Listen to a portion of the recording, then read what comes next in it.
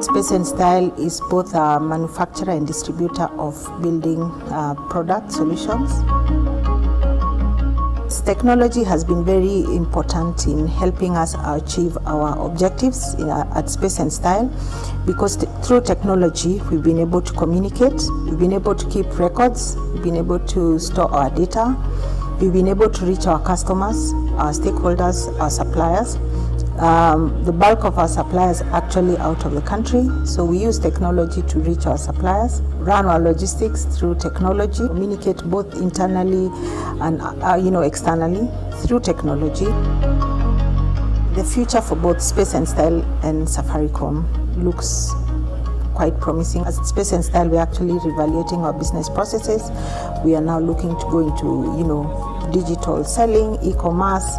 So I believe that more products will come that will be able to support companies like us to expand and improve our services without having to have brick and mortar shops.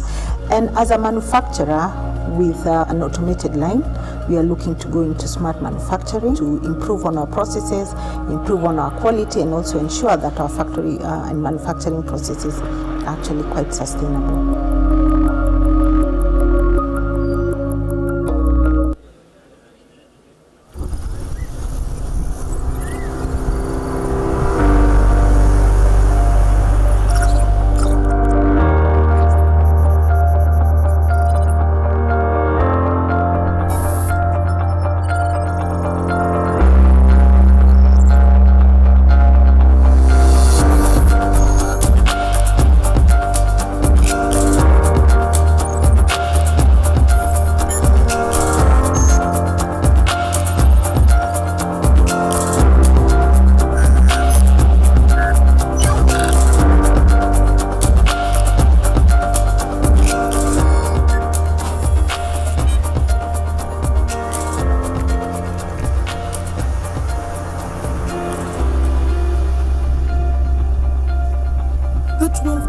Connected Summit 2023 Digital Economy.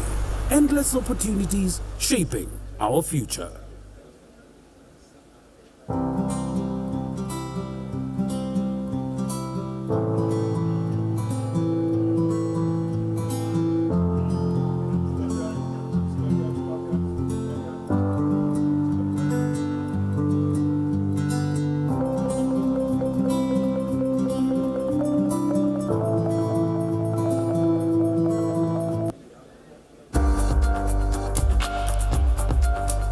I am John Tanui, BS ICT and Digital Economy.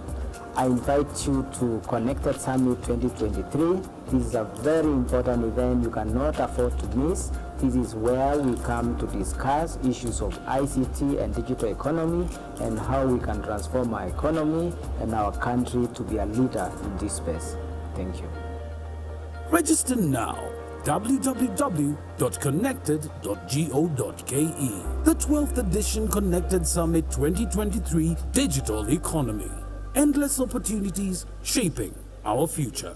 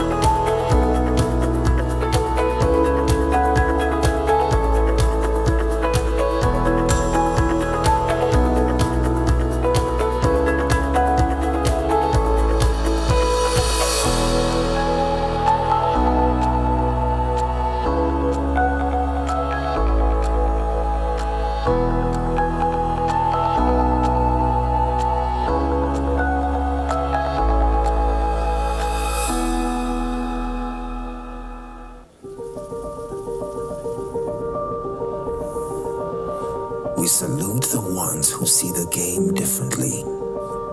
The creators, the innovators. We see the artists and the champions. Those who look beyond, who want to wake up every day and give everything they've got to make an impact on the world. The believers in change, the digital warriors, the you. Good morning, and welcome to the final day of Connected Summit. We are in the final stretch. Our chief guest is here, the Cabinet Secretary for Investments, Trade and Industry, Moses Kuria. Thank you so much for joining us, Waziri. Amazing how time flies, Vicky. Indeed. Lots of discussions have taken place, lots of connections have also happened, and at Connected, you like to finish strong. So even on this particular last day, in terms of the discussions we have, in terms of the relationships we forge, on this last day, as we said, we start as strong as we finish. That is correct. Of course, the track for today is Digital Enterprise Business and Innovation. We have a plenary and, of course, the Oracle Innovation Awards, the highlight of the final day. Even as you talk about that, by the way, the conversations also happen online. Yeah. The hashtags Connected Summit 2023. That's on hashtag. You can also use Digital Economy KE as you connect online and let all those people who didn't manage to get to Diani to understand, first of all, the amazing conversations that happened here. You can also let them know what you did on the beach, your round of golf, in case you're one of those winners. Please let them know, so next time, next year, they'll make sure to be a part of this. But as we talk about the conversations, because like yesterday, it was all about digital skills and how to make sure we grow that, and amazing what's happening in that particular space. We had in the audience 2 developers who are part of what's happening at Sharia House, making sure that they can now have virtual assistants in terms of registering your business. Yeah. It makes it a lot easier in terms of those entrepreneurs who are trying to get into that particular space.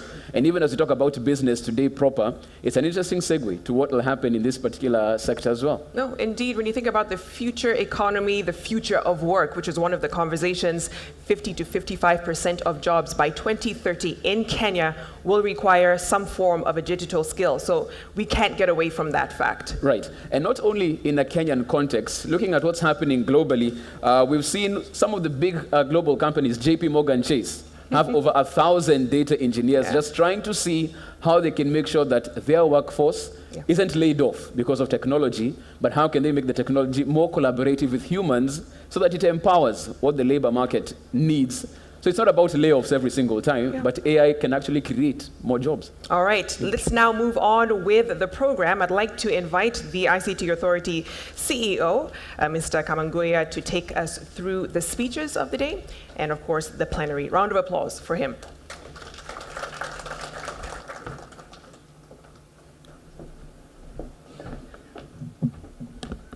Thank you very much, Victoria and Jeff.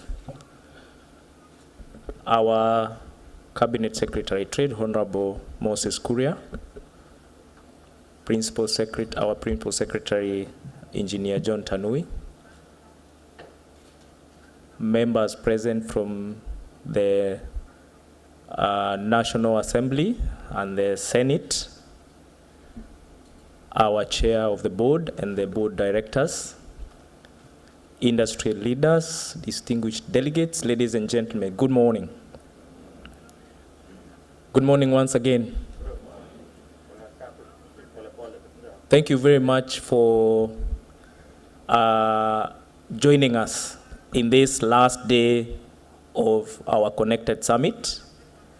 It is my hope that we have had fruitful engagements and also have had a bit of fun. I have seen that a number of us have very interesting move. I was watching keenly when we were having the beach activities. And we'll still give you an opportunity to showcase those skills later this evening. Honorable CS, we have been here for the last 3 days. We started on Sunday with a golf tournament. And the theme for this year's summit is digital economy, endless opportunity, shaping our future. And the discussions have been centered around how we can take advantage of the opportunities in the digital space to grow our economy and leapfrog our country going forward. We have therefore held a number of conversations, but most critically, the tone was set earlier on Monday by our leaders, led by the Prime Cabinet Secretary, our Cabinet Secretary in Ministry of Information, Communication and Digital Economy, and our two principal secretaries there. We have had a number of governors in different sessions. We have had Parliament very well represented, and also, of course, our partners and industry players. So we have deliberated on a number of issues. First, I think from a regional level, we have discussed how then Kenya can become a hub for trade enabled by ICT. We have also looked at the collaboration that we need to put in place between the two levels of government and other partners for us to be able to achieve the digital economy. And a number of critical issues came out during our county forum, including the issues of harmonizing our county laws to support laying of infrastructure, and also how we support the critical devolved functions like health. We've also discussed at in length the issues of data protection and cybersecurity, because as we increase access online and provide services, those issues of data privacy will become more pronounced, and we have discussed some of the interventions that we need to take from a policy, legal perspective, but also how we design and build technology. Waziri, we also had interesting engagements on one of the emerging areas on e-waste management, because we have an explosion now of gadgets and devices that are becoming a nuisance in our country and indeed in the region. We also have been engaging the private sector and our development partners on how we can work together to effectively utilize investments from the private sector and the government to reach more citizens from an impact perspective. And one thing that we have agreed, the government is going to provide the required platform from a legal and policy framework. And the government is also going to do the hard work of increasing reach and creating the infrastructure for the public, for the private sector to come and plug in. The issue of funding also have been discussed in these forums, where we have explored opportunities for us to work together so that every single shilling that is spent, regardless of whether it's coming from private sector or public sector, in any case, we agreed that this money is coming from the same citizens. We then use it towards achieving our goals and avoid duplications of effort. As we come to a close, we shall also be showcasing innovations. And we are very deliberate on the area of innovation, Waziri. So we have discussed how we support innovations at the county level all the way to the ward level. And indeed today we have a number of innovations which we'll be showcasing later. That is just but a brief highlight of the discussions that have happened here today, this week. And we really hope that we should be able to have actionable actionable items that will then, take forward in this space. With those few remarks, allow me to invite Engineer John Tanui, our Principal Secretary, to come and welcome our CS.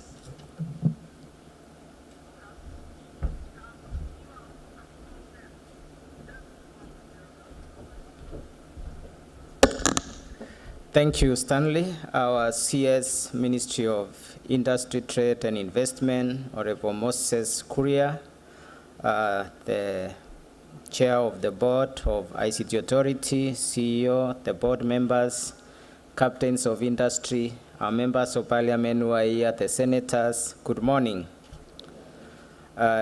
CS, we are quite excited to have you here. My colleague, CEO, has shared what has transpired over the week. It's been a very engaging moment for us to meet with the industry. This has been our most premier event in the sector for the last 12 years. I think we only missed twice because of COVID. So this has a long history. Some of the great things we have in the sector, including Huduma, the eCitizen, Presidential Digital Talent Program, and many others originated from conversations which were held here. We believed also the days we have spent here this week are going to be part of our history in the future. A number of things will come here, and we are very excited to have CS here because he's a great champion of this sector. I can personally testify of that from the days I joined Consa Technopolis. Is one of the people who would call me and discuss some key issues and challenge me why I'm not taking this option or this option, and he would go out of his way and recommend people I should meet or people I should hear and learn from them, and I want to thank you for that you supported. And over the years now, you've been very good champion for this sector, and now you are in charge of industry, trade, and investment. This sector needs you. Even probably you are in the right place to support our sector, CS, and we are ready to listen to you. Here we have technology partners, we have top tech companies who are here, they are CEOs. We have also our Kenyan entrepreneurs, which you have always challenged me to see which are these companies you can champion. You would wish when you travel yourself or with the president of the region, you'd want to see champions. Many of them are here and are potential. We also have professionals. Personally, I've benefited from these programs as an engineer in the sector, and as I rose in the management, this summit played a role. So we have many professionals here who are also looking at how to grow their careers, and in the public sector and also in the private sector. We also have our legislators who play a key role in this sector, and these are the team who are here. So we are very honored, Wasiri, to have you here this morning. So without much ado, it's my honor and pleasure to invite our CS. Let's welcome him.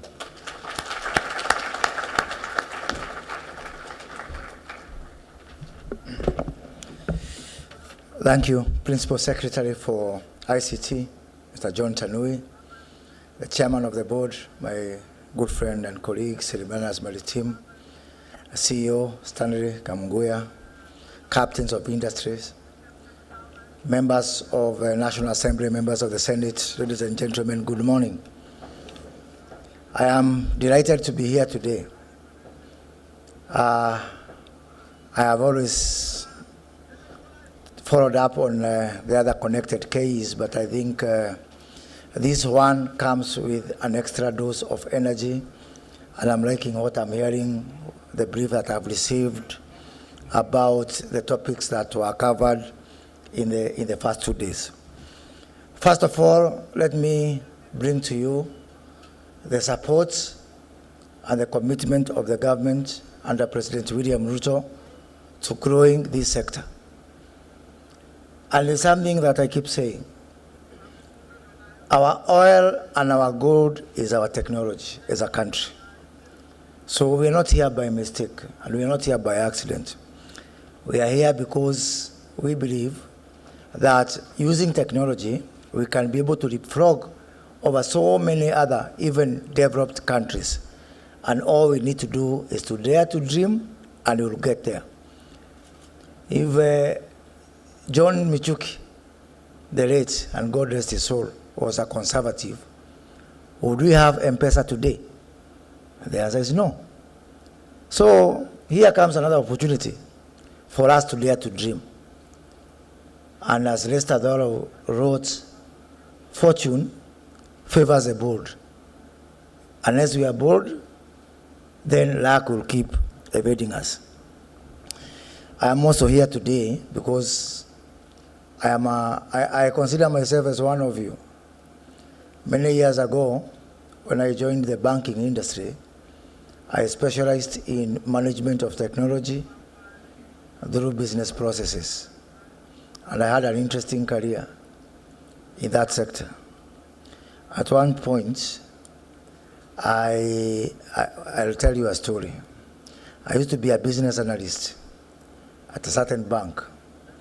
And I was so much interested in coding. I was not very good in coding, but I was always, amazed by coding. So like the way you would be left with your father's toys and you start playing around with them, one time my developer went home and left me with the system. And I actually tried to code.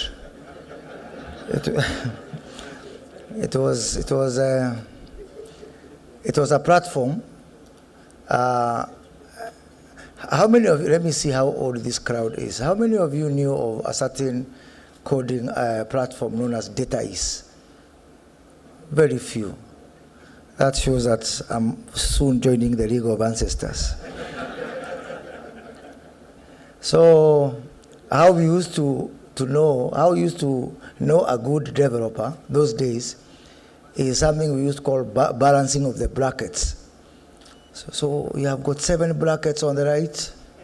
So if you have got 6 on the left, then there's a problem. So you have to keep seeing where you got it wrong. So anyway, it was a bank, and we were developing something for payments. And there's this thing that had really defeated us about how to treat cross-currency transactions.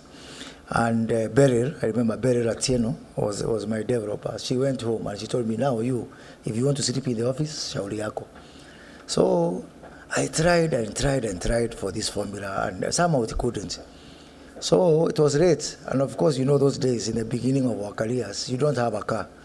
So I went and I took a matatu and I was going home. Before I got home, the formula came to my mind. And I alighted from the matatu and I went back to the office. And I got it right, I actually got it right, and Beryl was amazed the following day. Anyway, I am a tech enthusiast, and I went out of there to work in several countries. At one point, I was a head of technology projects for the biggest Islamic bank in the world, and the only non-Muslim who was allowed to present technology products before the Sharia Committee, which is the apex governing body for Islamic banking. The only non-Christian who was allowed to do that because nobody else could do it. But the epitome of what I consider my career in this US sector is after many years in banking, I joined the consulting world. And I was based in Dubai, and I was selling technology, for several companies, most of them European companies and American companies. And there is this company from Germany that my company was representing. It was for remote management of desktops. For those of you who assume things were the way they are today, we have come from far. So this company, it was called Matrix 42 from Frankfurt. So I was representing them in the Middle East and Africa. And I sold quite some installations, But the biggest win for me is when I managed to close a sale for a remote desktop management software to Wipro. I said, someone asked me, how can you sell milk to a cow? How do you manage to sell software to an Indian company? That one will still remain on my CV. Plus, of course, many other things that we did also in this market. I was among the first team that introduced utility payments via ATMs. ATM was the highest level of automation you could do, way before the mobile phone. I was in the team that brought the electronic fund transfer, MICL for check clearing, and also what now became RTGS as you know it today. So it's been interesting. I also didn't mention that in the 1990s, when I was in the beginning of my career in banking, all payroll, all government payroll, I don't know, John, if it has changed, but all government payroll used to be managed from a big mainframe system that was sitting somewhere in Herufi House. And actually, I remember because that machine, it used to heat up, and you have to open the doors and the windows for the air to come in, so that it can be able to process payroll. And that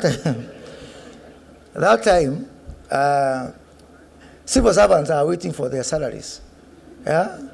And the most difficult civil servants were the teachers, because you are somewhere in Bugoma, and the teacher has gone to the bank, and the money is not there because the mainframe machine. I actually remember the mainframe machine was actually bought on the same year that I was born. Yeah, we were age mates with the machine. And here it has refused. So we have to give it time, everybody out, let there be air, the windows and doors open. And the bank manager is now calling me from Bugoma and telling me, what do I do? Teachers are here.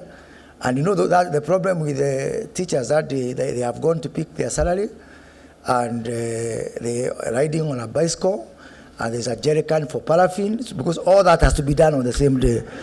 And here the system has refused to work. So, Ian Rodimer,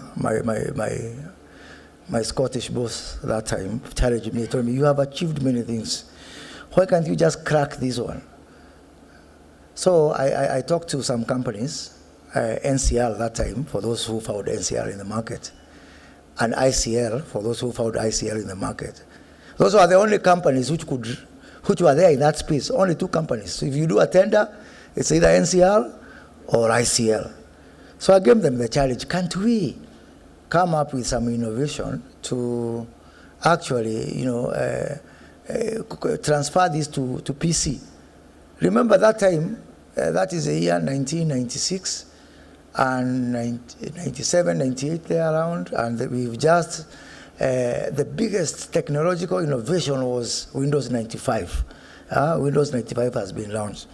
So anyway, to cut a long story short, so we tried, and finally, NCR promised to deliver a machine from the US, which can, you remember the payroll that time, that machine, the output was those reel-to-reel tapes. I don't know, many of you may never even have found them. You know, for those of us who are from my generation, we used to see them in the Kenya Film Corporation. I've seen the Kenya Film Corporation, I think they are somewhere here. So those, you know, those tapes of film, watoto ketini chini, that was the same output that government payroll was, and we managed to convert it to a very intelligent format called ASCII. And it was a big achievement for us to convert from reel to reel into ASCII. And therefore that became the beginning of when government payroll in Kenya moved to PC and system. And by the way,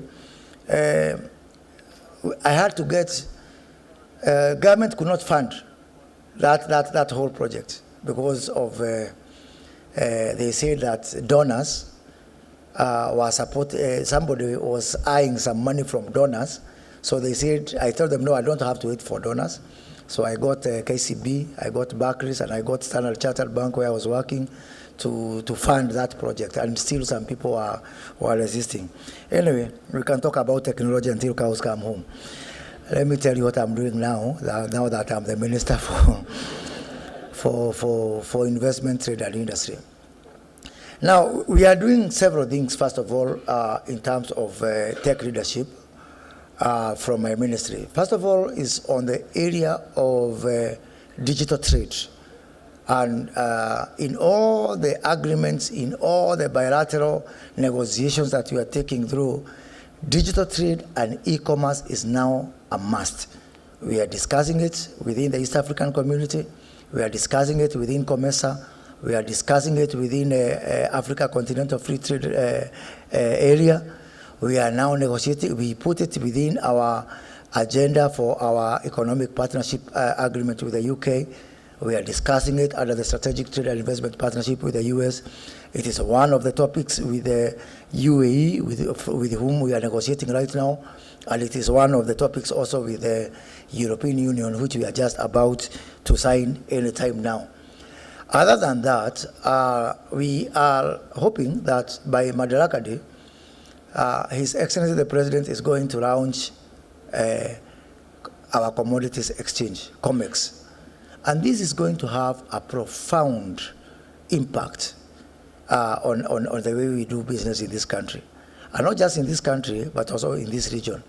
So you can imagine that now, in another 8 weeks or so, somebody from Mwea in Kirinyaga can be able to go to online and say, I have got so many tons of rice.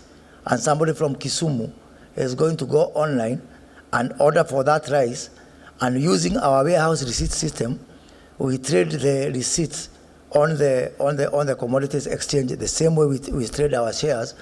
And then somebody, once they buy from the exchange, somebody else with their truck goes to Mwea, to the warehouse, picks the rice, delivers it to Kisumu, and business is going to be done within this country by people who have never known each other and who don't need to know each other.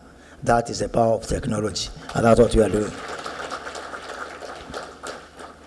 So that's a for us, very important way in which my ministry is adopting technology. Last week, for those who are in the AmCham meeting, we also announced the partnership we are doing with some companies.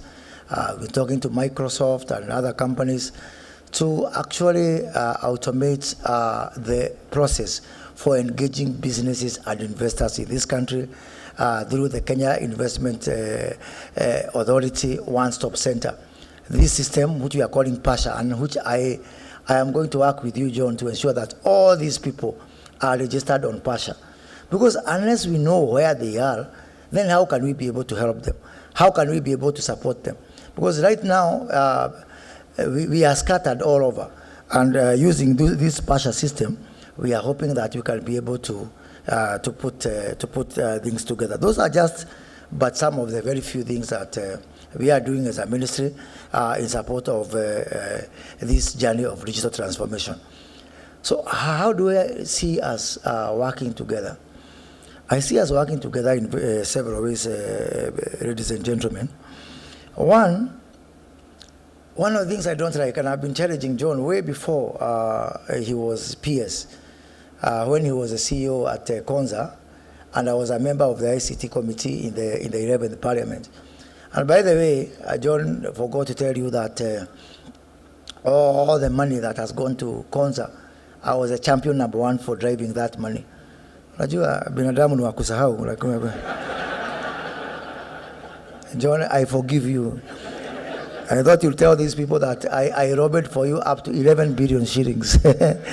Yeah, Stanley is aware here, you know, and Sylvanas, you know also the work we did also in the 12th Parliament. So when I was in my formative years, I spent a lot of time. I used to have an office, a business at Dubai Internet City. And that's where my support for Konza came from, because way back then, I was, from 2014, it was clear to me that we could take leadership in this tech space. And I worked with John and I worked with Bitange Demo to put the foundation for what is Konza today. But we need to do much more. If gold and oil for this country is technology, then we are not doing extremely well.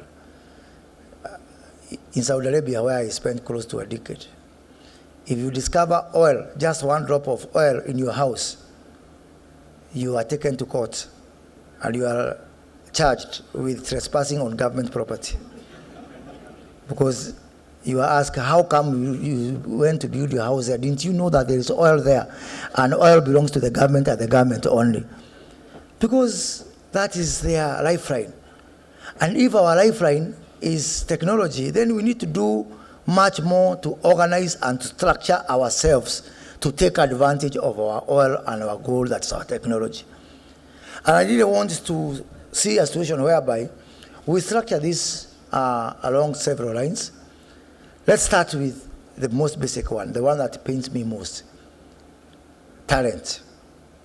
We need to do much better to manage our talent. Yesterday, I was in Embu County in an expo, and I found these wonderful kids. One of them has got some technology for predicting diseases for crops, something that we need. Another one had technology for testing or for analyzing soil acidity. Another one had this technology for managing gadgets, including putting on and off the lights remotely, blah, blah, blah.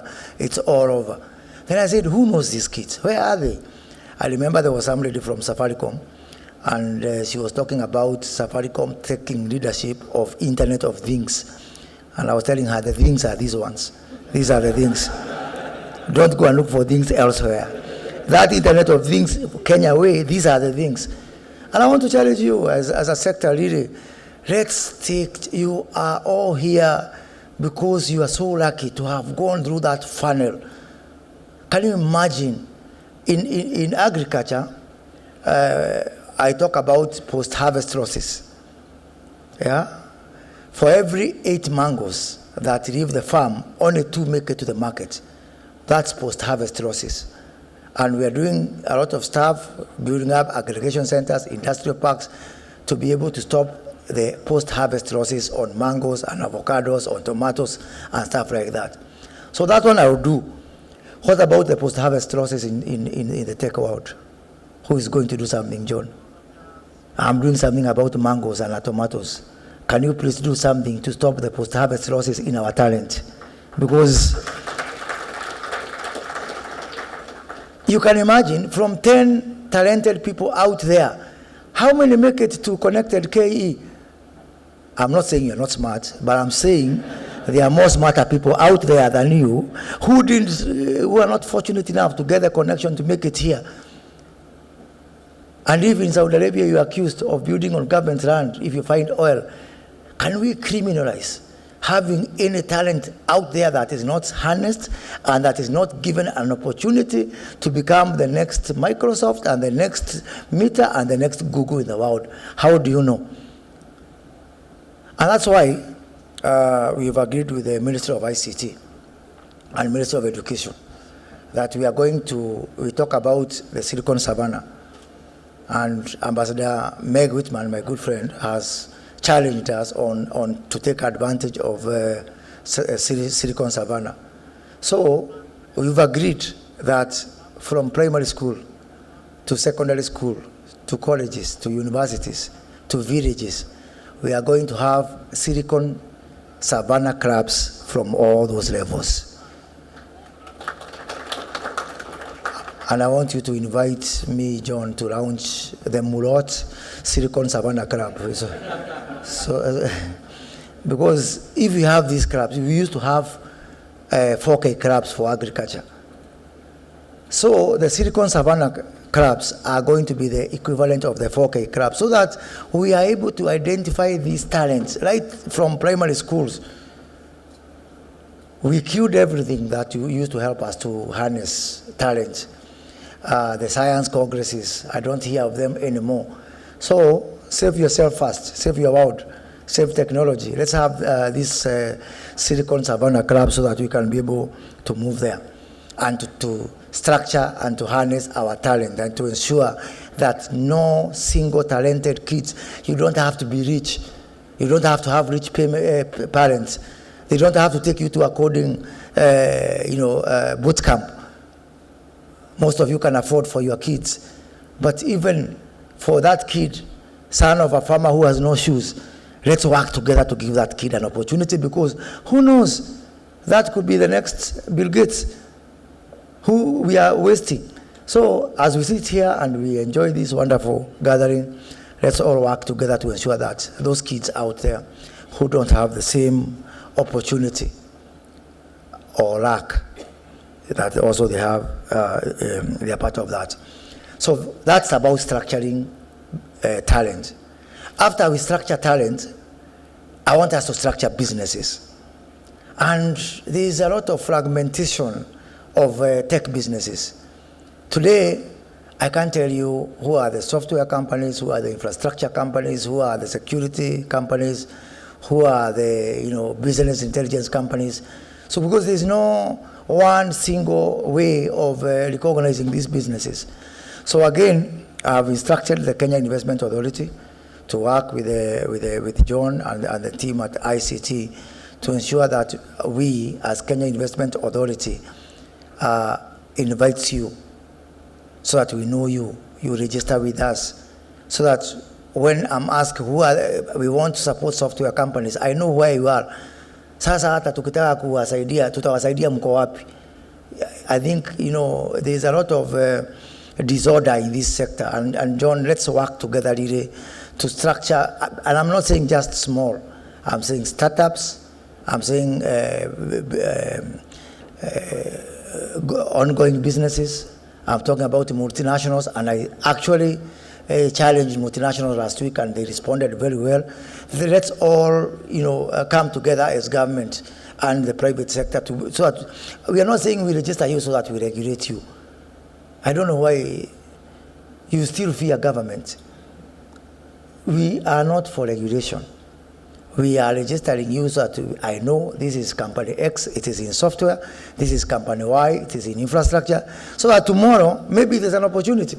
Maybe I need to have a discussion. Maybe I need to work with you. In the month of February, I visited 12 heads of state from Africa, East, Central and Southern Africa. And 6 or 7 countries, heads of state told me, we want you to bring your tech companies to help us in our digital takeoff.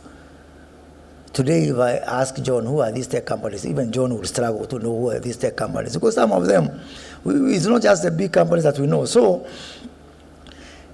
if you are a tech, you are in charge of data. I have data on agriculture, I have data on exporters, I have data on manufacturers, I don't have data on tech. Who are the owners of data? How ironical can that be? So let charity begins at home. Be structured. That data you're selling to others, I will tell them, before you buy any data or any technology from Kenyan companies, ask them how well structured they are themselves as an industry. Because you are applying data and structures everywhere. You help us to make our businesses efficient and cost effective. Why can charity begin at home? I don't know where to go to get software companies, to get hardware companies, to get infrastructure companies, to get BI and security companies. Let it start right here and let charity begins at home. So that's now on structuring businesses. After we structure talent and we structure businesses, let us now move to the issue of finance. And by the way, let me tell you something. There is no problem of finance in this country. We don't have a problem of money in this country. We don't have a problem of capital. Next time you go to conferences such as this, don't ever again say, tuko na shida ya capital. There is no problem. The problem is that lack of structure. Because there's a lot of people moving out there. They're telling me, now when I move to the world, I've been 5 months as minister. In those 5 months, I've been to 23 countries, talking to investors and looking for markets. The number one area of interest in Kenya, of course, is renewable energy. The number two is technology. There is a lot of interest there to invest in technology, to fund technology, to establish businesses here which are technology driven. So money is there. Money, you cannot say problem is money. So if we structure talent and we structure our businesses, we become more transparent and more visible and more formalized in the way we approach it. Money will come. And I'm working with one of my state corporations, the Kenya Development Corporation. You used to know it as ICDC before we merged it with the Tourism Finance Corporation and the Industrial Development Bank. And what we are doing at KDC is that we are setting up the first tech fund that is government run in this country. And that is happening imminently now. So if you get structured and you want equity investors, ask me. I have them through the fund. This is not just a government fund. By the way, government contribution in that fund is going to be 0.0001%. The rest of the money is crowdsourced. It is a platform for, we are working with World Bank to put together that platform for equity, for debt, even some component for grants for purposes of skills development. And so that now we form this partnership. So I have the money. You just innovate. You just create businesses. Look at the frontiers and ask me for the money. Are you ready? Mko tayari? Very good. I think I'm talking to Masonko hapa wahitaji pesa. But it's okay. So the other area is actually on structuring innovation. Because also innovation is all over. It is like abandoned children out there, who leave people to their own devices. I have been talking to universities, and I have lost count of the number of innovations which our kids develop. Then XYZ big companies, including, by the way, multinationals, they go and talk to these kids, and these kids just give their innovation, no patents, nothing. They just give it for a bowl of soup. And this is not acceptable to me.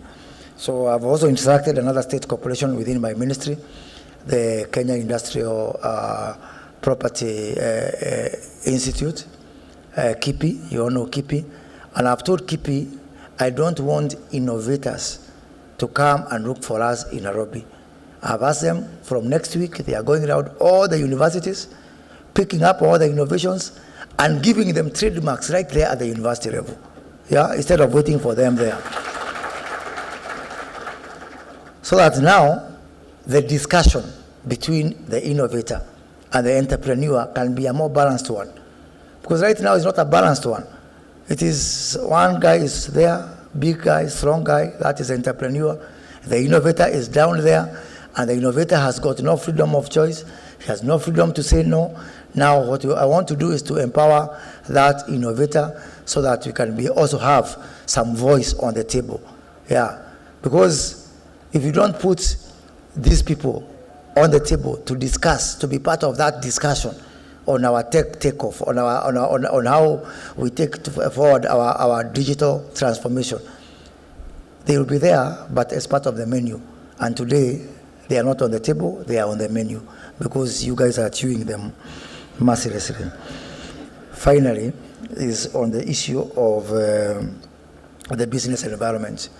And last week, the president made some, historical, earth-shaking, groundbreaking announcement.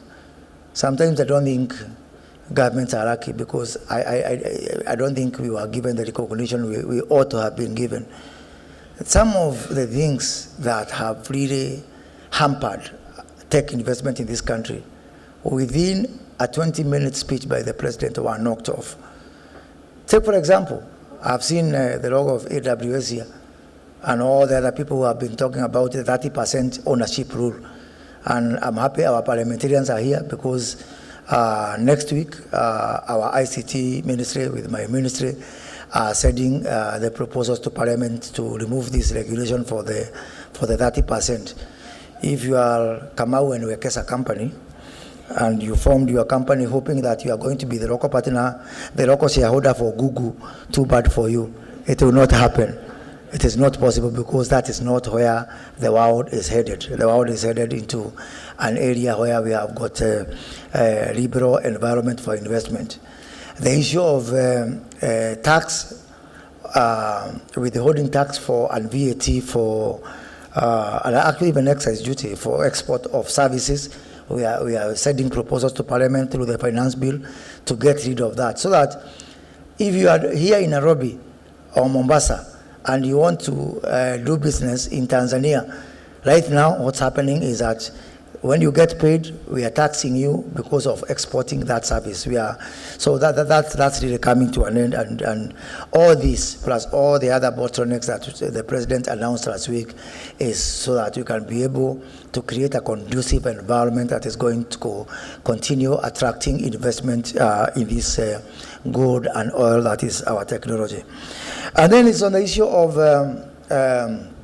our infrastructure.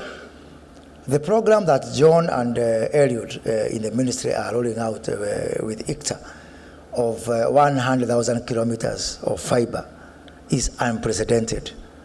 And you are in the industry, go to any country, probably South Korea or something like that. So it's going to place Kenya on the map, firmly on the map. But we are not going to depend on government financing to take off this huge connectivity project for two reasons. One, because it's not the right thing to do. This is one area where the private sector needs to take lead, and I'm going to ensure that we create a mechanism where the private sector can be able to undertake this project. Government's role should be regulatory, supervisory, enabling, and policy making. That is the role of government. The other reason is because we have no money. Yeah? Even if we wanted to, we don't have money, the kind of money to be able to take off this project. So I want to invite those of you who want to take part in this project. We have agreed that we are going to make money available on equity basis or debt basis, whether it is in manufacturing or fiber, whether it is in those people who are going to actually be doing the civil works. Once you go to John and John gives you the contract, John will send you to me, and I'll ensure that you have the money. You don't have to go and get frustrated by our banks. And you know what has been happening? I have talked to our partners, our development finance institutions, most of which are working with KDC to make this money available. And I want to challenge banks, the commercial banks. I want to work with all of you, and I will put you together so that we can be able to work together. But there's a conversation we have to change. Somebody, a bank goes out there and says, you know, I want to fund the tech startups in Kenya. I want to fund those people who are in the digital transformation, who are manufacturing fiber, who are doing the civil works. So give me money, I go and lend to them. So Mr. Velvet Hart of a development institution out there gives money at 1%, even 2%. Then the bank comes here and gives you that money at 18%. If it was money from, let's say, deposit mobilization for which they are paying, if it's expensive money, I can understand. But money that was given by DFIs and other partners, ostensibly to take off our digital transformation, then you come and you take the money 1%, you rent the money at 17%.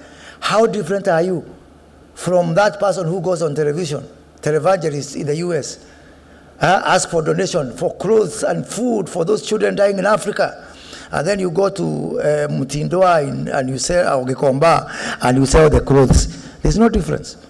There's no difference between you and somebody who is getting ARVs to give to people who are dying and you come and sell it.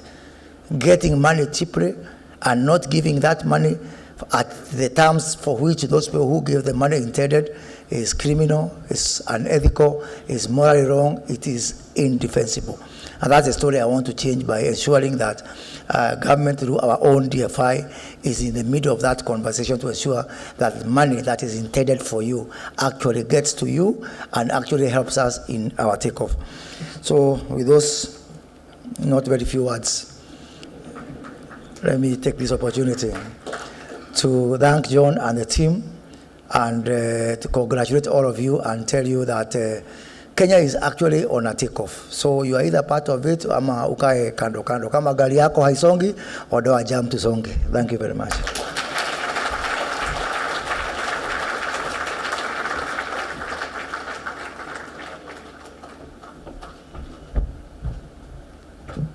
Thank you very much, Waziri.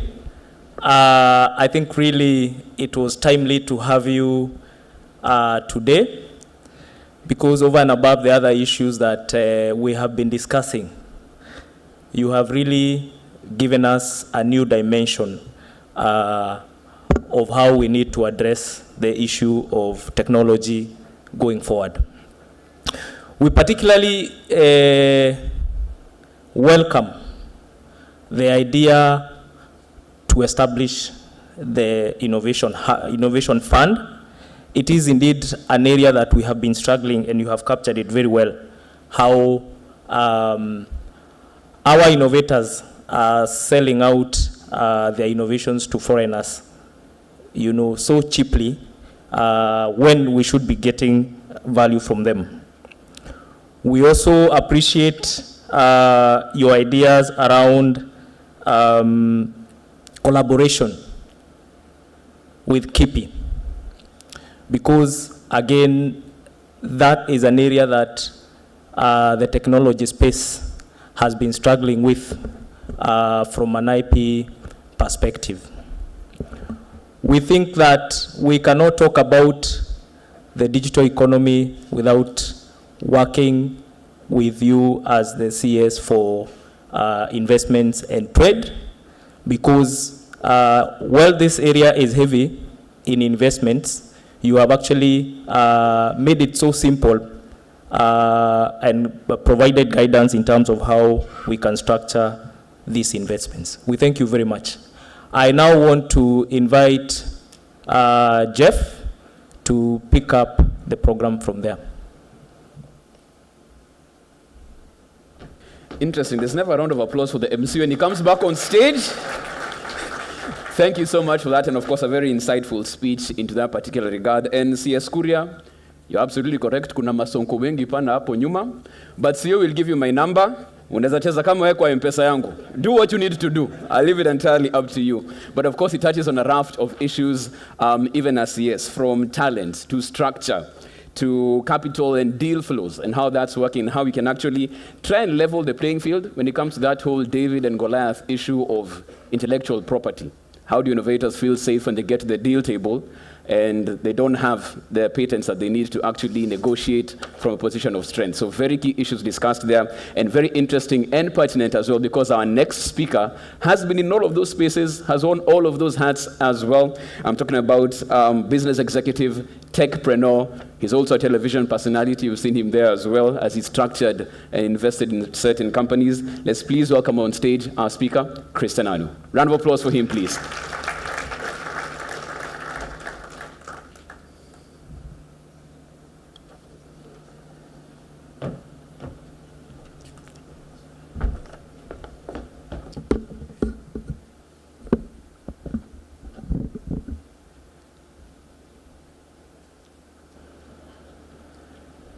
Honorable CS, Honorable PS, Board Chair, CEO, Senators present, MPs, fellow CEOs from the tech industry, ladies and gentlemen, good morning. Very honored to be here today to give this context-setting keynote for the session that's about to happen. I think Bwana CS has done such a great job also, just bringing to light some of the very bare knuckle truths of what's happening in the tech industry, especially for tech startups. And as the world moves digital and disrupts all our lives and what we do and how we do business, there's nothing more appropriate and timely than such conversations. We live in a time of digital disruption in which people, businesses, and industries are being transformed by this rapid technological advancements. From social media to what we are doing in artificial intelligence, this revolution is affecting every aspect of our lives, changing the way we work, the way we communicate, and the way we do business, most importantly.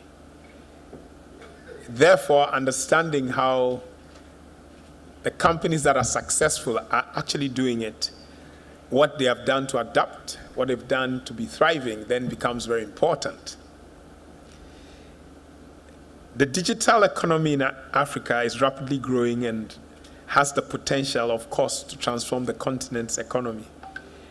And one statistic that is very important for all of us in this room today is that IFC's valued the digital economy at 180 billion, but more importantly, not the 180 that it is today, the trajectory or the projections are that by 2025, we're looking at around $800 billion.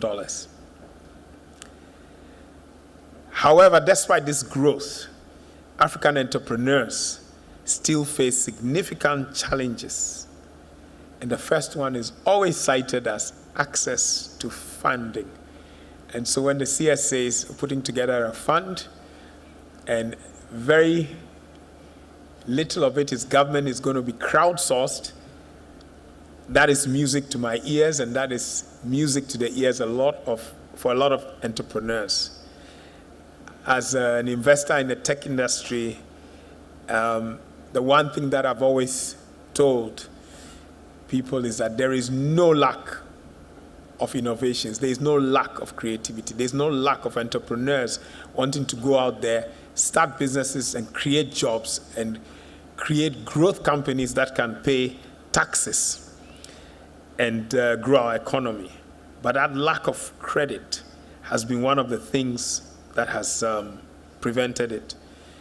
Obviously, sometimes we've lacked the infrastructure. Sometimes it's the poor regulatory environment. But the more critical factor is that only 20% of the businesses that start, the startups in general, have access to proper formal credit and the right licenses to operate. And this, of course, is changing very fast with the digital platforms and systems that we have for affording credit and for giving people licenses. In the past also, particularly our creative industry has been overlooked as a major contributor to the African economy. However, we've seen that creative industries are changing dramatically. Why? Because of the digital platforms and the digital technology. These technologies have enabled new forms of storytelling, content creation, and content consumption, because gone are the days when you waited for a program to come at a particular time that you have to consume from your TV in your living rooms. Last year alone, $177 billion was spent on film, on gaming, and animation production around the world. 177 billion. And I'm asking, or I'm saying, I believe 1% of this belongs to Kenya. 1% of this pie is $1.7 billion. I believe this belongs to Kenya. So the question becomes, what steps must we take in order to attract just 1% of $177 billion of this production? I know Netflix and a couple of content platforms have begun production here, but the question is, can we accelerate that? Because the creative industry has a lot of potential to bring us opportunities. And because of the digital platforms, we can do this.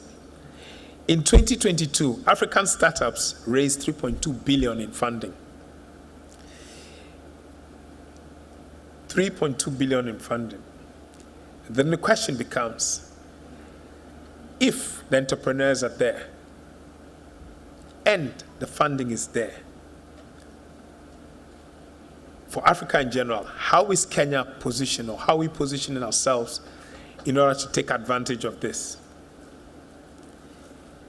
African enterprises are increasingly attracting significant investment to launch and scale their businesses using the digital tools and platforms, with startups in sectors, of course, such as fintech, edtech, health tech. And I am informed reliably by my significant other that there's also nail tech coming. And so the ladies are not being left out on the other side of the game in terms of the cosmetics and the beauty industry. Success in the digital era requires a thorough understanding of the African ecosystem's unique opportunities and challenges, as well as a commitment to innovation and collaboration. We can't do this by ourselves. We can't do it by being an island. We have to collaborate and partner. African businesses and creative industries must use digital technologies to drive growth, to create jobs, and improve our livelihoods around the continent. I believe it is our time. I believe data is what will drive us to the next level. We have a lot of information. We need to do the analysis that is necessary, but we are totally ready to take up this digital era and put Africa at the frontier of the world map. Thank you, and have a lovely day.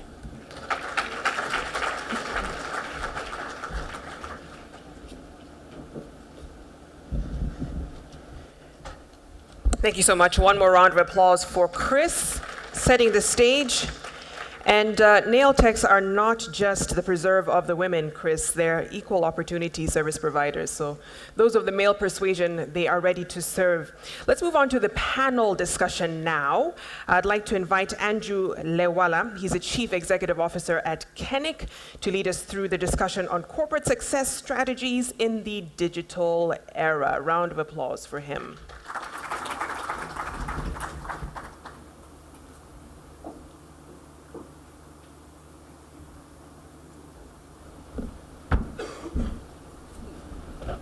Thank you, Victoria. 6 years ago to the day, it was a day like today, last day of the conference. We were preparing for the gala night. I was very excited. I chose to go dancing at the beach without my shoes. Unfortunately, after a few drinks, I must commit, I've stopped drinking now, I lost my shoes. And in the morning, I was meant to catch a flight back to Nairobi. I had only one pair. I wear size 12. I could not find a replacement in Diani. I took the bus to Mombasa. I flew back to Nairobi barefoot. So I'm celebrating that anniversary today, and that's why I'm barefoot.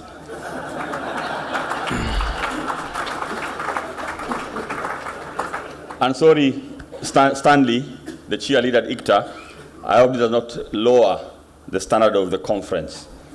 But also, 30 years ago, my mom prophesied, I will be an evangelist.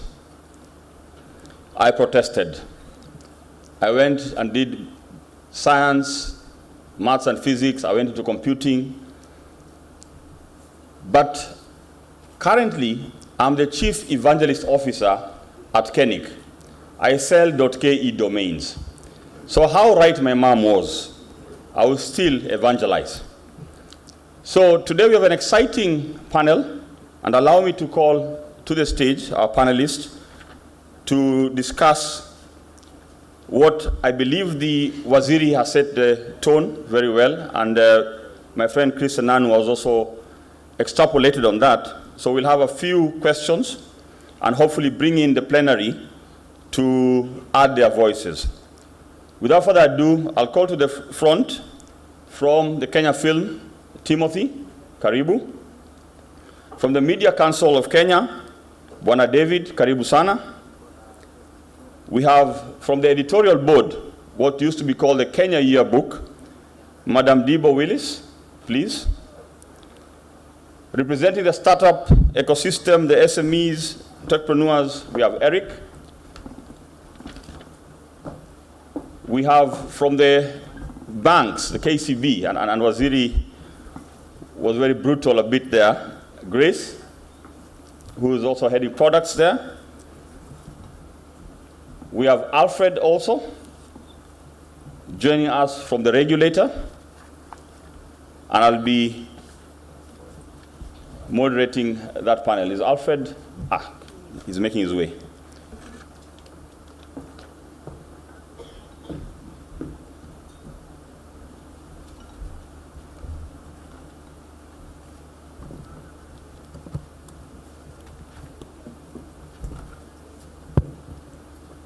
I hope you can hear us loud and clear. Excellent. So we'll get right to it. The panel was dubbed Corporate Success Strategies in the Digital Era. I believe we are all in agreement that the hypothesis question, which is digital transformation the key to business survival? There's a loud answer. Indeed, it is. Yes. And if it is yes, what should we pay attention to? So we'd like to sort of hear from the panelists, their voices along the sectors they represent, on the big question. We hope that in this panel we'll meet three objectives. The first one, stimulate a conversation around where the opportunities lie. And thank you, PS. Yesterday, I think you started enumerating some of the opportunities. And Waziri has also painted a good picture. Number two, what are some of those trends post-pandemic that we see the trajectory for the digital era present? And finally, we'd like to also hear your voices on how do we stay agile, adaptable, and innovative. It's good to say we want to do these things. Can we do it sustainably? It's a question that also the Prime Cabinet Secretary posed to us. So I'll allow my team to, within 60 seconds, introduce themselves, what sectors they represent, and then we'll go straight into a quick fire question and answer. I'll start to my extreme left, please. I hope the microphones are all in order. Yes, good morning. Yes, my name, as you heard, is Alfred Ambani from the Communications Authority of Kenya. I am working in the department that does the licensing and regulation of multimedia services, broadcasting as is commonly known. And the authority, of course, is the regulator for the ICT sector. It's more of a facilitator, and that is what we do as our vision of transforming a country into a digitally transformed nation. Thank you. Ladies and gentlemen, good morning. I am Eric Odipo from Silicon Overdrive, Business Development Lead. At Silicon Overdrive, we assist customers and organizations in their digital transformation strategies, in particular, cloud strategies. Our key partner in that is Amazon Web Services. Among the industries we work with are startups, SMEs, enterprise, and also the public sector. Thank you. Ladies and gentlemen, good morning. My name is Timothy Oase. I'm the Chief Storyteller at Kenya Film Commission, whose vision is to position Kenya as a global hub for film and TV production. Our mission is to market Kenya as a filming destination. And before I proceed, allow me to appreciate C.S. Kuria as being a great storyteller based on his presentation this morning. Tumpigie makofi. C.S. Kuria talked about nurturing talent, and that is at the heart of Kenya Film Commission. So in line with the theme for this year at the Connected Summit, digital economy, endless opportunities for shaping our future, I just want to say that we are connected to this theme 100% because our role at the Kenya Film Commission is to ignite the screen sector, which covers gaming, animation, and filming. This is because when you talk about technology, digital economy, you think about the creation of storytelling, management, think about distribution, and how we consume content. So we are going to discuss this as we progress. Thank you very much. Good morning. My name is David Omoyo, CEO of the Media Council of Kenya. We regulate the unregulatable, the people who, when you tell them tumetoka kwa barabara kidogo, wanakuita threat to press freedom. But we keep doing it because we have a duty to do that, and we appreciate the pressure that comes back and forth. Waziri, thanks for support during the last parliament. I like the stories you said. You forgot to say the day in 2018 tulikuwa Kisumu, ukaniambia tuende tupakue viatu rangi, nikajipata mahali nikatoroka nikakuacha. I will say something about it. Anyway, thanks very much, and we hope to share about tech and the media and how we have moved from circulation to eyeballs. The people who saw the stories, the money you get, not the number of stories you write or papers you print. Thanks. Hamjambo nyote. My name is Debo Willis. I am a Mandela Washington Fellow, currently serving as the digital lead at the editorial board of the Ministry of Information, Communication, and the Digital Economy. What we do at the board, I think we have a visual representation of it. Everyone has this broadsheet. This is one of our publications. I'm excited being in this panel, seeing that we had to adapt as well, and also focus on both legacy and new media in regards to publication. We inform the public of how government agenda affects them. So thank you for having me. Good morning, everyone. My name is Grace Wanjambogwa, KCB Bank Group. I'm the executive lead for products and solutions. As you know, from a KCB Bank perspective, we cover the retail side, so from consumers to corporates to government, and working towards our refined vision of for people for better. We are on a journey, and ours is to make sure that wherever we come from, whether it is a fellow staff member, a stakeholder, a customer, they come out better. So for people for better. Waziri, thank you for, I must appreciate Waziri. He constantly challenges us. And I have a lot of respect for you, Waziri, in terms of your passion for solutions. I think that have enabled a lot happen in this country in a very short time. So, in fact, I thought you'd be harsher, but thank you. Thank you. Right to it then. Grace, unfortunately you're next to me, and you said Waziri has been kind to you. So my first question to KCB, you develop products. What philosophy then do you use to support this sector? And I think Waziri challenged us. Then how will you improve the business environment and the customer journey in terms of understanding digital and supporting digital? Thank you, Andrew. That's a bit of a tough one, I must confess, especially because, as most of you know, we are what most people would consider a traditional business, right? So we have always known that we keep money, we give loans, we do your payments, and that's our going concern. But as time has moved on, we found ourselves in a different space. We have had to think very, very differently, very, very quickly.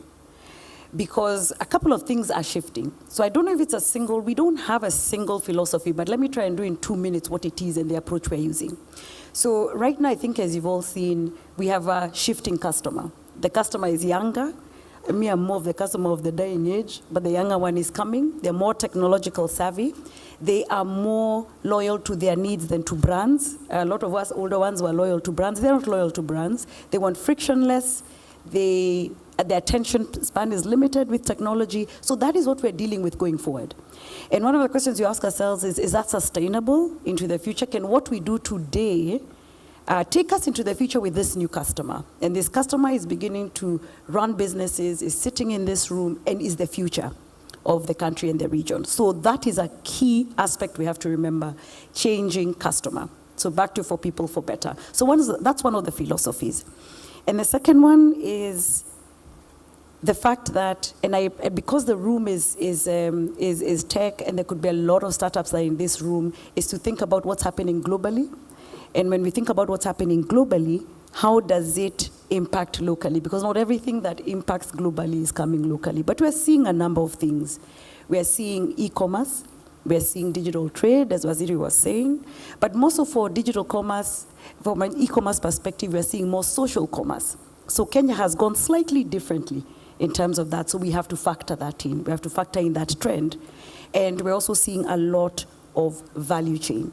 So for us, the question is, our customer, I've told you, younger, what problem are we solving for them from a business, personal perspective? If you're not solving a problem, we don't need to be doing it. Right now, we already do what we do, which is keep money, give out money. So we need to think very differently how we garner the attention of the new customer. And we'll have to do that in a number of ways, and value chain is one of them. And I'll give some examples. And as we are doing that, as we need to make sure that our brand continues to be strong. So we still need to be a key lender. We need a place where you keep your money safe. We need to keep the lights on. We need to have people writing emails, but at the same time, we have to innovate. So what we've also done is create a digital financial services hub, from which sprung our platform, Vuma. That was a key game changer in how we wanted to be able to operate. So you have a bank that operates BAU and then the platform. And as Waziri noted, we've been challenged a lot. Some of the stuff we've done, Hustler Fund, we were able to partner with the government and another bank and did it in 2 weeks and launched by December. And the other one is the work we do with counties, where we've been able to innovate for counties, to be able to ring fence their collections, revenue streams, make sure money is coming in, pilferage. So those are the sort of things that we continue to innovate around while keeping the bank going. So I think, Andrew, it's not really a philosophy. First, I would say it's following our customer, what we are seeing, and how do we solve their problems while keeping our lights on. Thank you for painting that picture. I'll move quickly to Willis. Government entity, so I think the flavor will be a bit different. Twofold for you. So how are you able to stay innovative and adaptable in the environment you are in, being public sector, in the face of constant change? And is the policy posture currently supportive, or there's something we can do about it going forward? In the board, and I believe in the Ministry of Information, Communication and Digital Economy, one of the things we've taken up is fully embracing the changes, the technological changes that we see. I know for us specifically, we've started the discussion on how to leverage on AIs. I know we had that discussion yesterday. And at the board, we've already started the discussion on how to leverage on AI to communicate better, how to talk to ministries, departments, and agencies on their own ways of communicating better with Mwananchi. So I believe that some of the things we can take up to remain innovative is also create an environment that supports creativity. And yesterday I was happy to hear from His Excellency, the Governor of Elgeyo Marakwet, who pitched and said counties are in need of collaborations and partnerships with the private sector. And I think this also refers back to the national government. There is a need for collaboration to develop, to create rather, environments that support creativity and innovation. When it comes to policy, I don't think Kenya has a policy issue. I think what we have is accelerating implementation. Some of the policies that I know affect creatives in this sector include the upcoming startup bill. We have the science, technology, and innovation bill.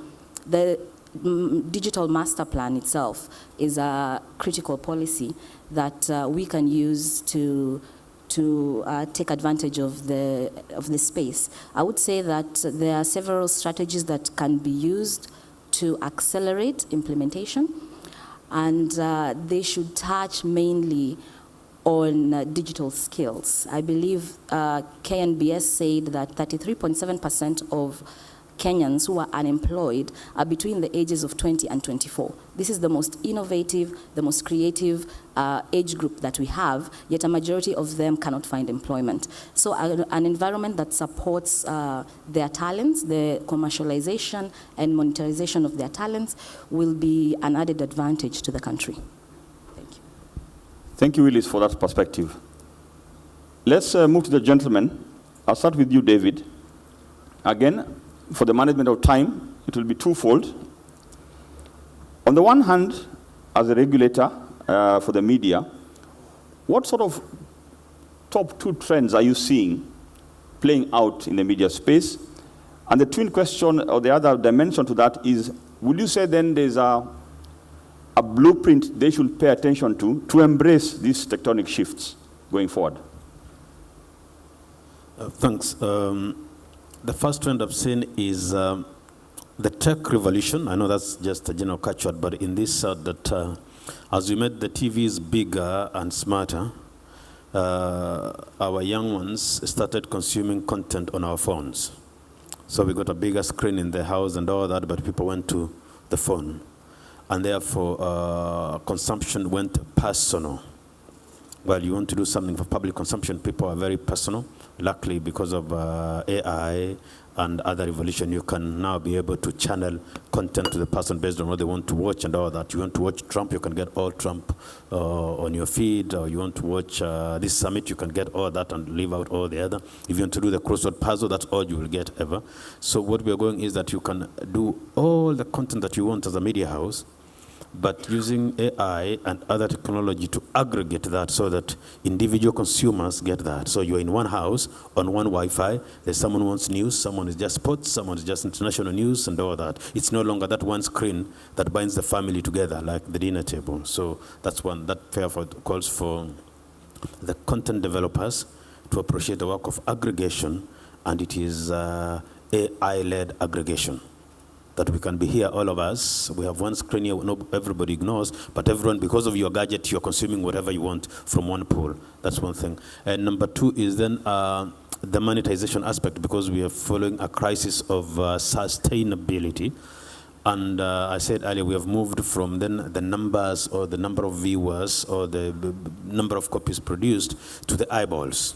How many people watched which story, and at what point will you be paid by cents, whether it's Kenyan cents or dollar cents and all that, so that then the monetization, all of us can be here, watch different things. What has gotten more viewers, the content developer gets a little more shillings than the one who has lesser viewers and all that, and we're not forcing everyone to watch one common screen and all that. So that entire aggregation, AI-led and really private, is what we haven't really realized, so that then we put less and less investment in a public consumed space into a more personal space. I read somewhere this morning that in the coming days, when you go to airports, you walk to the screen, you'll only be seeing your flight and your detail alone.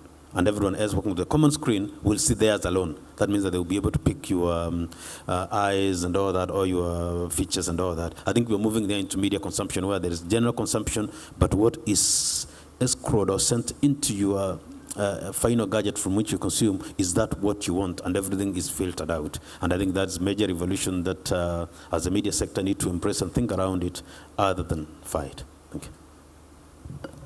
Asante. We'll sort of make some minor deviation as I pull Eric in. I think on the back of what Chris was sharing, let's think about the startups for a bit and the SMEs. You mentioned that you're helping them on this journey. So how exactly are you doing that? Could you give some examples, Eric, in terms of how you're helping them navigate this digital era? I think, thank you, moderator. One of the joys of working with startups and SMEs is just being able to see the transformation that comes upon them, or the experience when they begin to embrace digital transformation. At first, the term sounds big and obscure, which is a fault in the tech space we have to correct. But when they get to see what it really does and what it means to them, and you see the transformation, it's very rewarding and it's very refreshing. I want to give a small story of a young entrepreneur that I met and had an opportunity to mentor, and the transformation that they experienced, and this story can scale up to any organization. So this young lady has a company, a small creative company. She's a startup trying to make ends meet. And then she's wondering, how come my business can't grow? How come there's a level I can't reach? Because I know I can help enterprises, but I'm not able to. And so when we had a conversation, we realized you don't need to do any complicated system right now. What you need is, let's look at what digital transformation would mean for you. Number one, can we move away from your private email to a corporate email? We did that.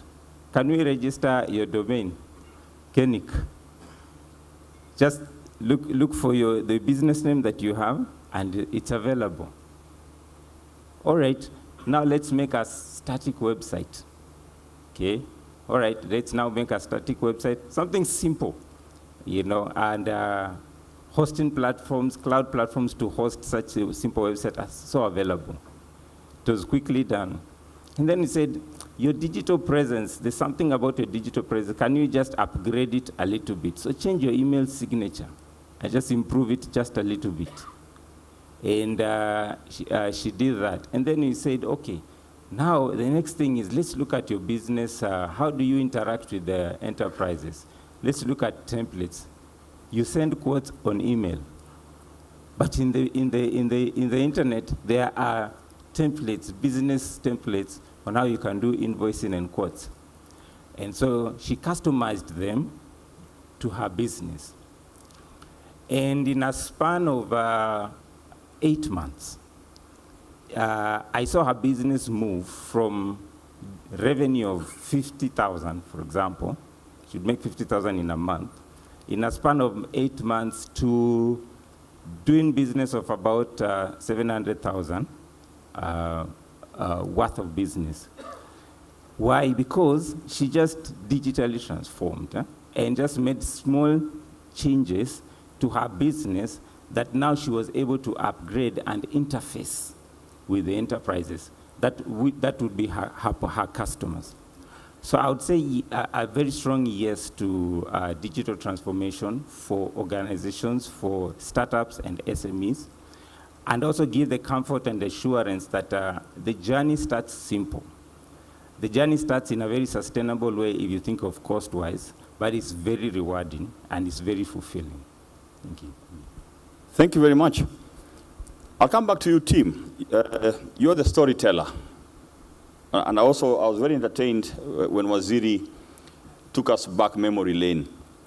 So, because you deal with the creative sector, draw for us some linkages you see between the storytelling and what we are calling the digital economy. And as you unpack that, are you seeing any disruptions to the creative industries? Is it going to continue, or we will see a lull before another hype? Thank you very much. To start with, digital transformation has actually created room for more people or storytellers to air out their stories, and also to be able to look at most innovative ways on how to be able to tell their stories. There are 4 critical areas of focus. 1, creation, which involves innovation. The next one is on management of the entire value chain from creation to consumption. Then there is the distribution component, where we talk of today, each one of us in this room has a smartphone and can be able to access any kind of content.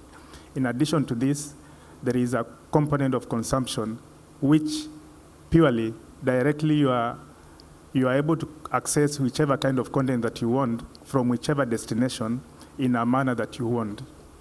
What is more important is the fact that there is more localization of content than ever before.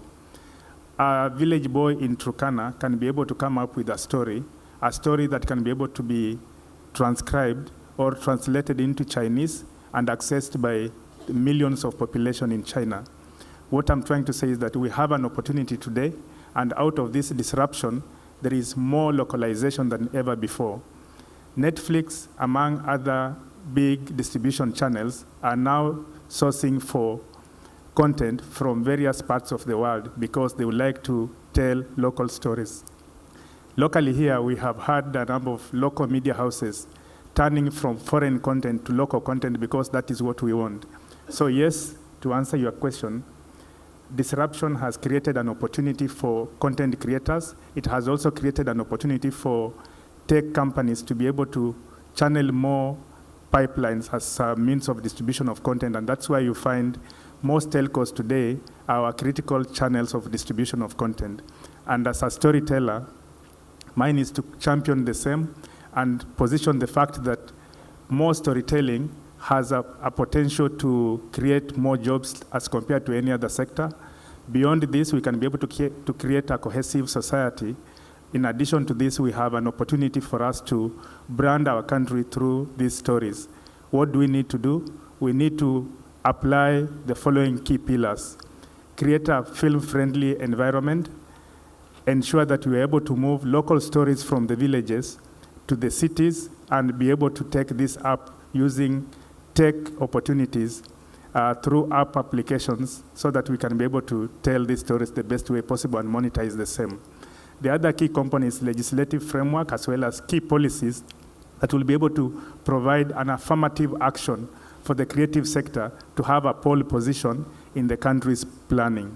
With this, I believe we can be able to position the country, put ourselves in a position where we are able to create wealth, jobs for our people, and also create an understanding among ourselves. Thank you. Thank you, Tim. As I move to Alfred, I'd like the plenary to start maybe preparing some questions. So participants, I think you can start lining those up. I'm not sure how we'll do that, but we'll be coming to you shortly. So, Alfred, Tim has created a segue to you, with the last part being sort of regulator. And you are part of the team that looks at multimedia at CA. So definitely I did not leave you last, because that can be very painful for me. But we want to save the best for last. So in this transformation, especially for the people you interact with, your licensees, what are you seeing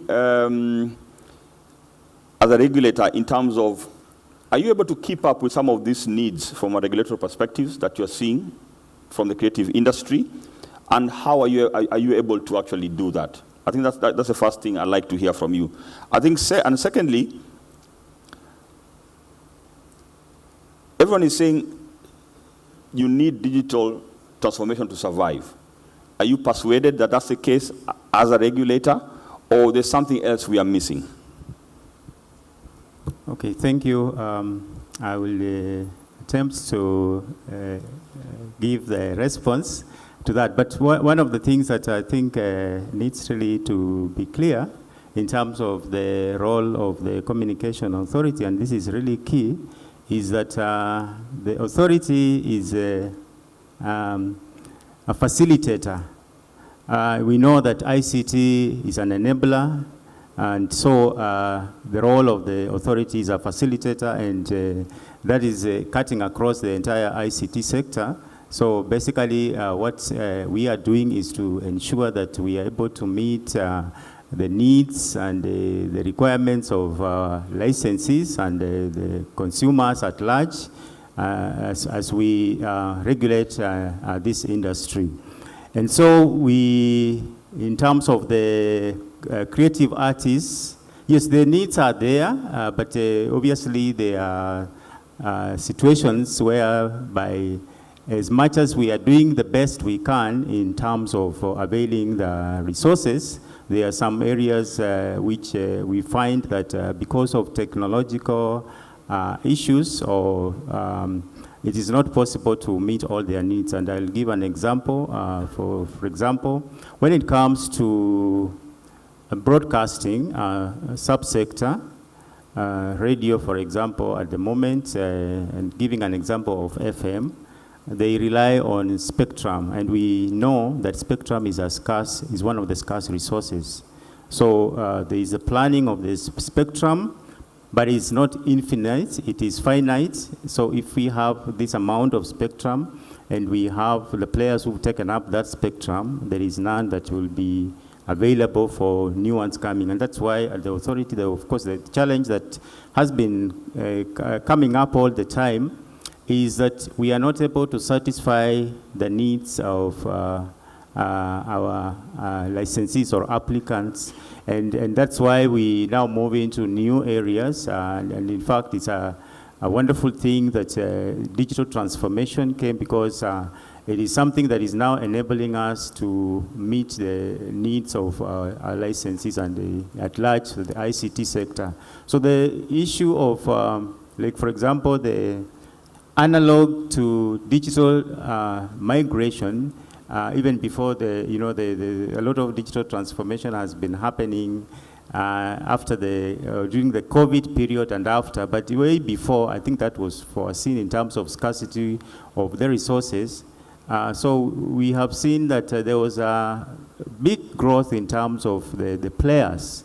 At the time we began the process of migration, we only had 14 TV stations, and because of the limitation of the spectrum in terms of one station per frequency. But when we embrace the digital technology, we are able to compress up to 20 channels in one frequency, and so there has been a ripple effect. And from that time up to the last quarter, we basically, that is December 31st, we have slightly over 300, for example, TV broadcasters who have been licensed. And why I'm saying this is because the creative artists, a lot of their productions, as my colleague from KFC is saying, is that there's a lot of stories out there, there's a lot of content out there, and they need to find channels where these stories can reach the public. And one of the channels, obviously, is through the digital channels that are on the broadcasting platforms that we regulate. The other issue is when it comes to consumption trends of our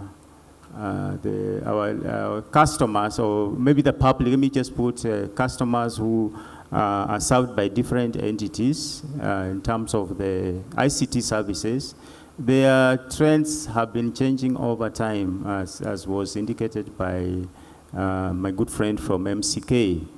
So it puts a challenge also on our media houses, for example, or distributors, to be able to package the contents to suit the consumer in terms of their needs. The old timers or the older generation want to sit before a television to watch news. The young generation consume the news on the go. They want to receive the news all the time, so there is no time at 7 o'clock news or 10 o'clock news for them to be able to consume news. So they consume the news or they consume the entertainment on the go. And then also the mode of reception is different. And that is why at the authority, we are doing everything possible, including even when it comes to the international forums, where we are on the table negotiating for spectrum. Because when we have spectrum, even for telecommunication services, then we are able to introduce, our licensees are able to introduce newer technologies. You see, we've been moving from 2G, 3G, 4G, 5G now, and there is already this year's conference, which is coming up in November, is going to discuss spectrum for 6G for the future.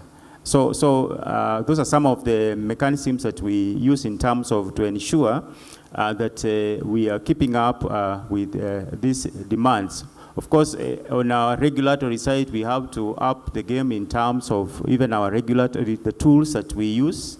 to ensure that we are able to monitor the services and be able to ensure that they meet the quality of service expectations that we have put in place and other compliance issues. So in terms of the transformation, it is necessary. It's something that we must. The digital transformation is a must for us to survive in this competitive environment, and for that requires all of us to move into that space because of the various aspects that I have outlined. And lastly, it's just the aspect of convergence. It's here with us. Before you could differentiate, this is a device for broadcasting, this is a device for telecommunication. Now we are using more or less the same device. The services are running on the same, more or less same platforms. And so we have to keep on encouraging the transformation because at the end of the day, you will not be able to differentiate these different services. One of the measures that the authority has been taking is the introduction of the unified licensing regime, whereby we are sort of technology neutral because of the emerging issues or emerging technologies. There are other areas that we may not have the answers now, but as a regulator, these are areas that we are setting up for study so that we are able to come up with the appropriate regulatory frameworks that will be able to manage those areas that are emerging all the time in this space. The technologies are very dynamic and there are many emerging issues, so we keep on looking at them, and where there is need for a study, the studies are to be conducted, and then we put up an appropriate regulatory framework for the same. Thank you, Alfred. Very elaborate. And because you mentioned emerging issues, I'd like my panelists to think about a wrapping up question as we do the wrap up. Are we paying attention in our different organizations, the dimension of the ethical dimension, the people dimension, the environment? Think about that, because I'll give you 60 seconds to wrap up around that. As I welcome the plenary, any burning questions? I'll take 3 in quick succession. One on that side, one in the middle, and one is here. Do we have microphones, please? So let's start with the gentleman there, then we'll come to you, Mheshimiwa. Thank you very much. Yeah. Good morning, everyone. My name is Michael Loititu from Jomo Kenyatta University Industrial Park.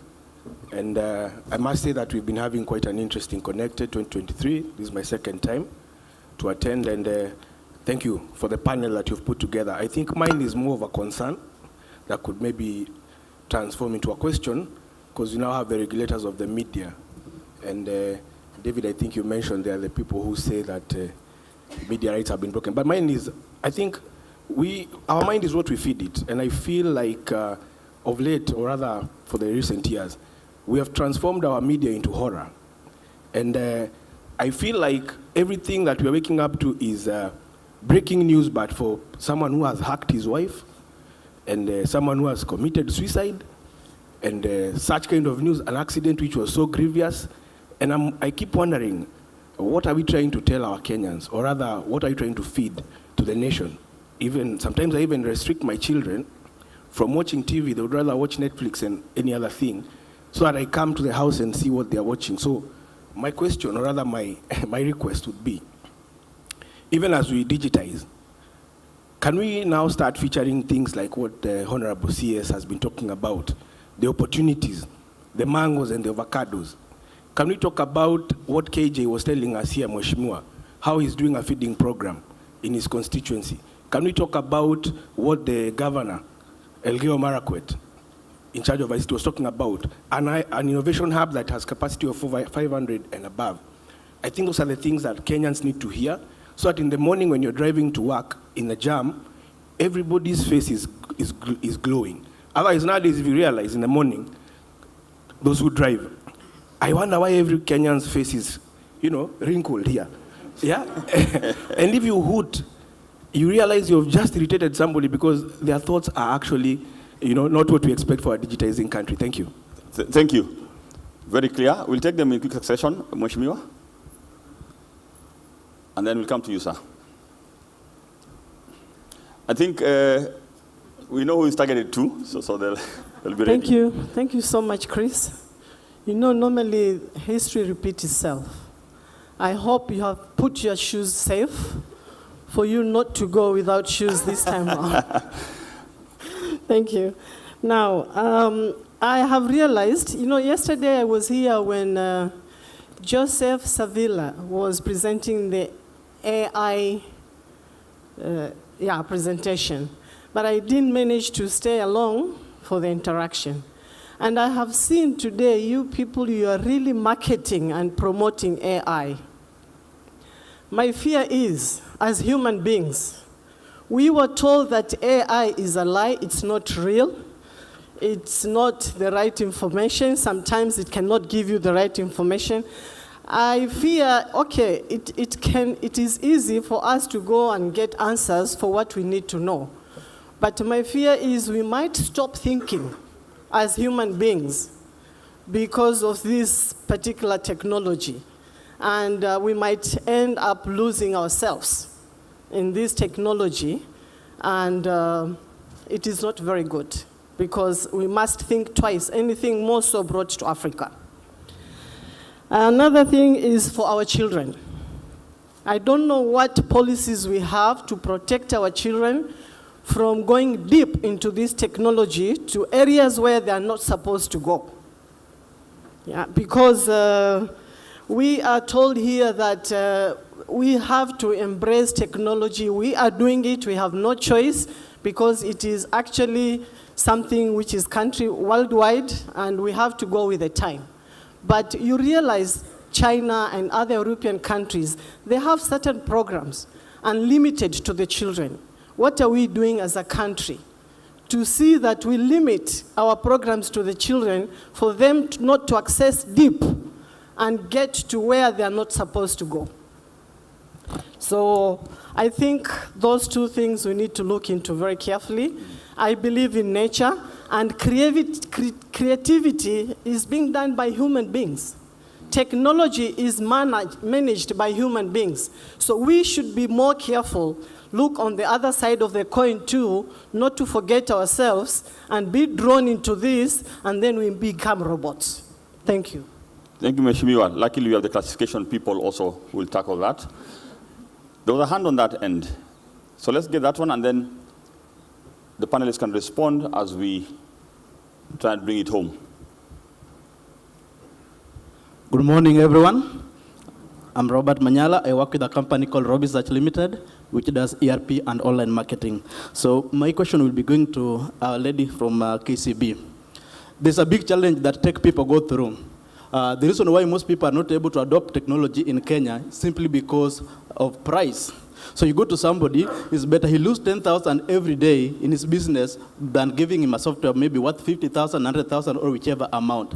Is there anything that KCB is doing, or any other bank or government, that can help tech company, where I assume I'm the customer, I can come to you and you can guarantee me, and I can give software to X person automatically, then maybe you pay.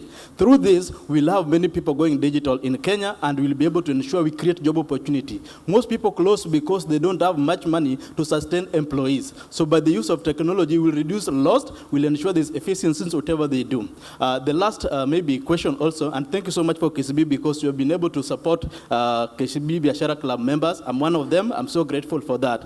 This last question. There are so many good things that government does, but most people do not know them. So you go to so many places, there are so many new ICT software that have been developed, and thanks to ICT Authority of Kenya. Is there a way that one day we are looking at a scenario where we have what is called ICT Day in Kenya, where people can just log in somewhere online. They can be able to see all the services, how you can get them.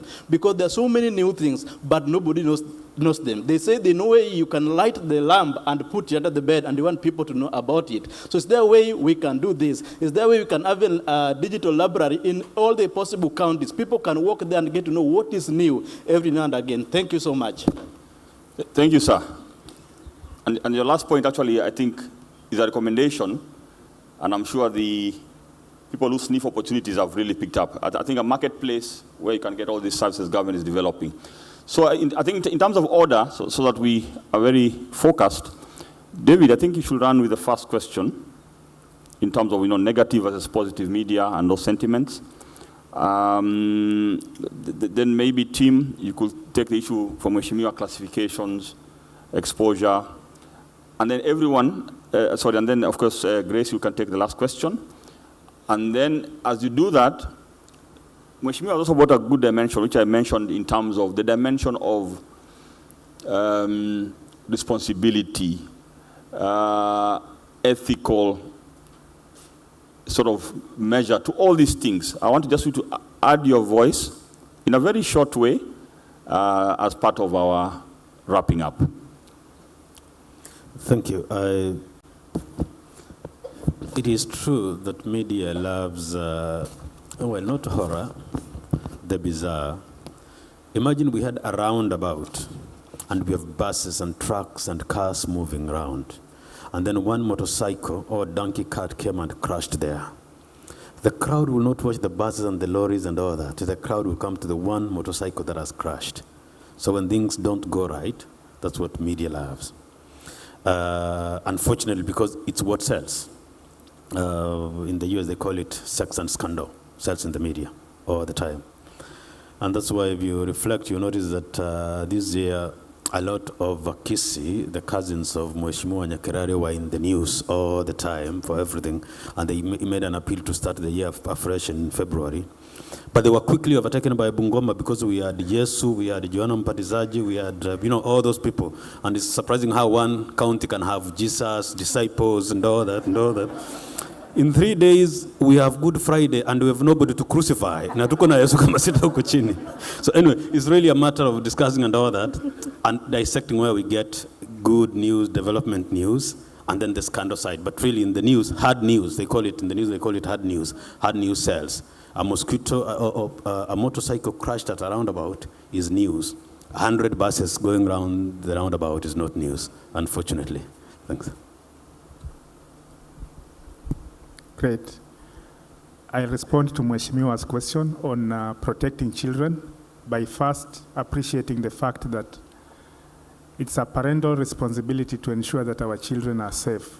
But at the same time, as techpreneurs, we need to up our game and be ahead as we are today, because new technologies are coming up very fast as compared to how fast we come up with the new laws or regulations to manage this particular space. There is a component of self-regulation that we are encouraging because it's currently the global trend. We can be able to apply self-regulation to manage the issue of protecting our children and the kind of content that goes out there. The global giants like Amazon, Hulu, Netflix, among others, are embracing this, and I believe we as a country, we should not be left behind. I want just to encourage us that we actually go the self-regulation way, where content creators are sensitized to be the ones to manage the kind of content that goes out in the market. But of course, that is not to mean that new regulation should not be put into force so that we are able to manage this particular space better. The other component is as we get into the future, we have more opportunities for techpreneurs to be able to develop new softwares, new opportunities that will be able to help parents to manage this component of parental control. Because that parental control is a component that will be able to help any parent to manage this specific state of affairs. As far as the internet is concerned, I believe CA, through its cyber component, is capable of managing what sites can be accessed by who, at what time, and of what age. With these measures put in place, I believe we can be able to control that. So, Mheshimiwa, it's a collective responsibility. Government has a responsibility, and we as parents also have a responsibility but the future is self-regulation. Thank you. Thank you. Grace, over to you.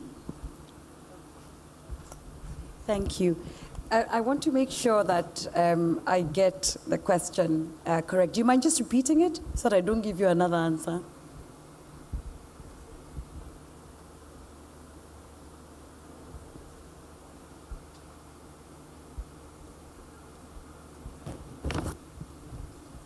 Powerful lungs. Do you have a mic near you? Try and shout.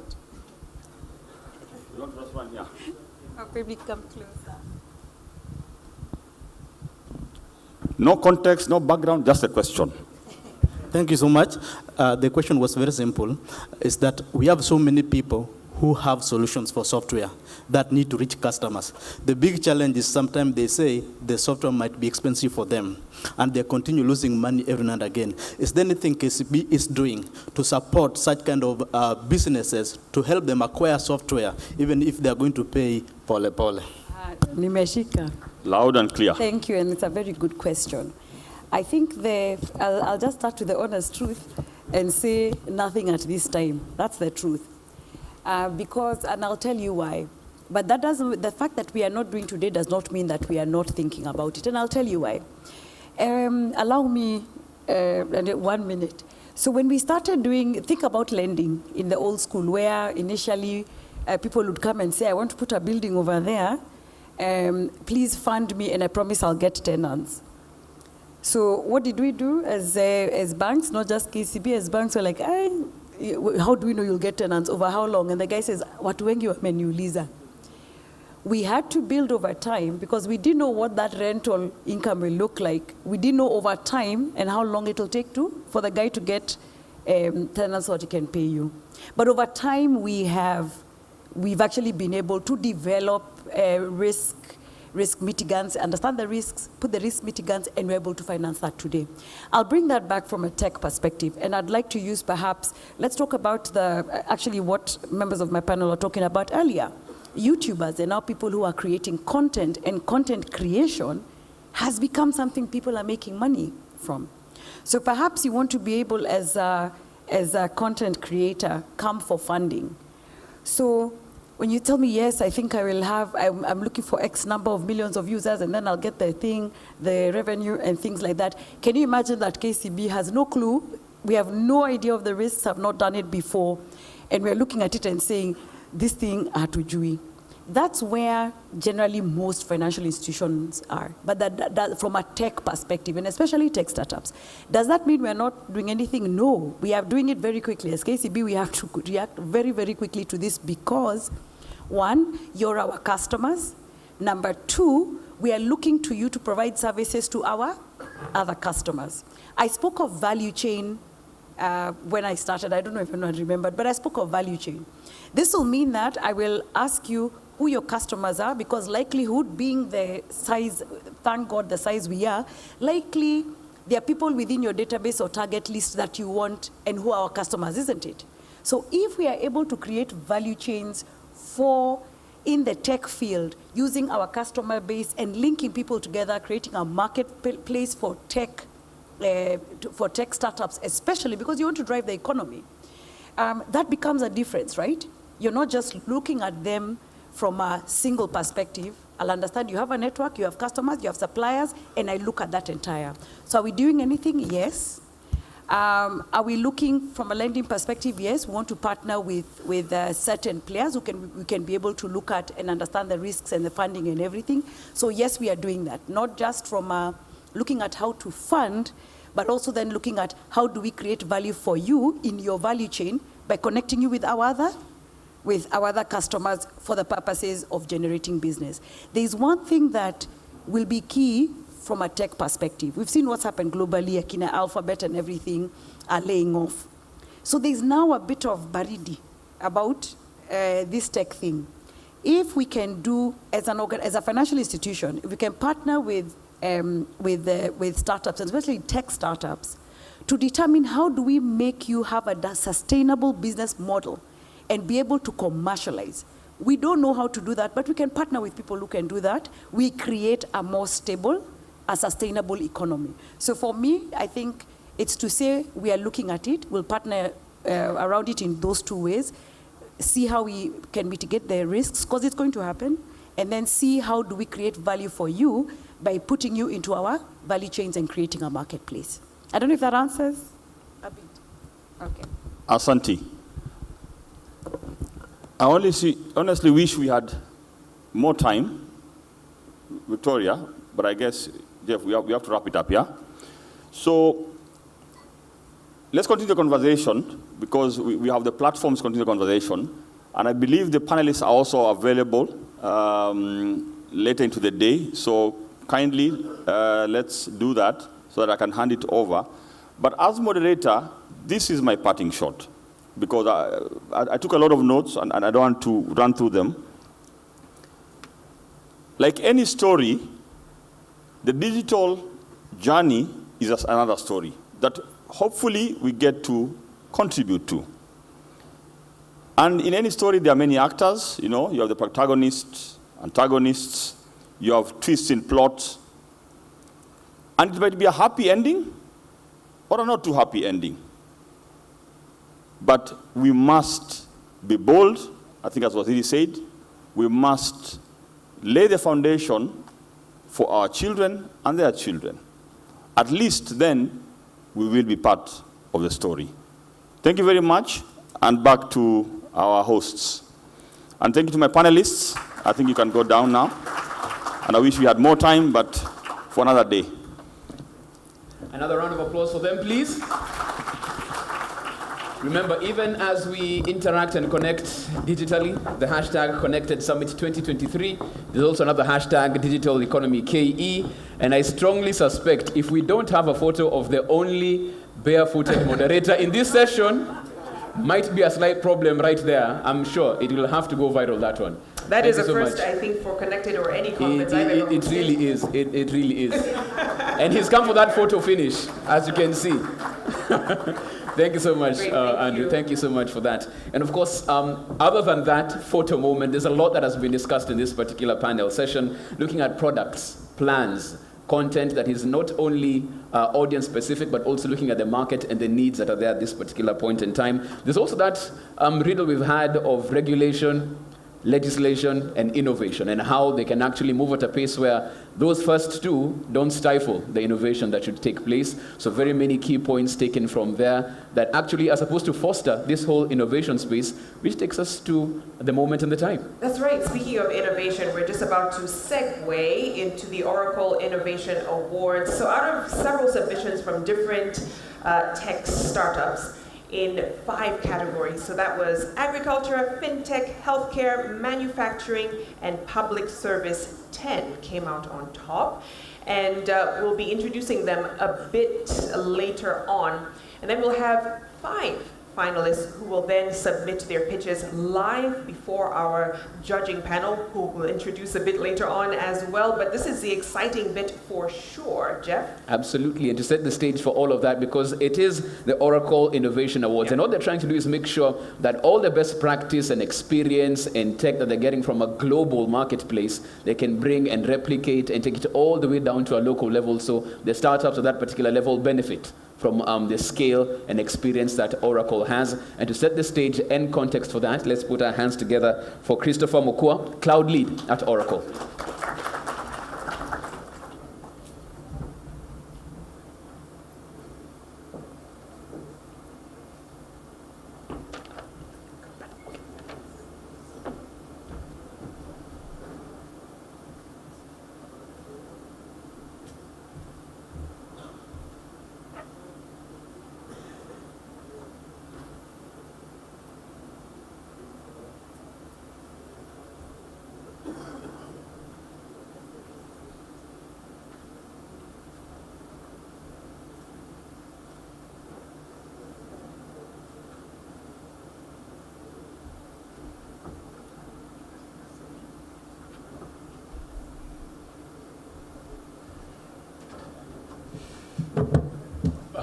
Good morning, ladies and gentlemen. Just to start off, I would like to acknowledge and recognize the very colorful keynote the Honorable Moses Kuria started us off with earlier this morning. describing what the ministry is doing in collaboration with the Ministry of ICT. So I do believe I'm speaking for a lot of us in the industry who are excited about what the Honorable Minister and the Ministry of ICT are driving for our country and for our industry in particular. We are also very pleased about the work we are doing with the Ministry of ICT led by Engineer John Tanui and the Kenya ICT Board, particularly in points where the Minister for Industry challenged us around talent development. Some of the things we are doing with the Ministry of ICT is really around talent development through the Presidential Digital Talent Program. Some graduates who actually end up working with Oracle and some who we end up connecting and placing in the industry. With that, recognizing honorable members of parliament, senators present, government officials present and represented here, CEOs, colleagues in the industry, distinguished guests, ladies and gentlemen. It gives me great pleasure to speak with you this morning briefly about digital economy, the endless opportunities shaping our future.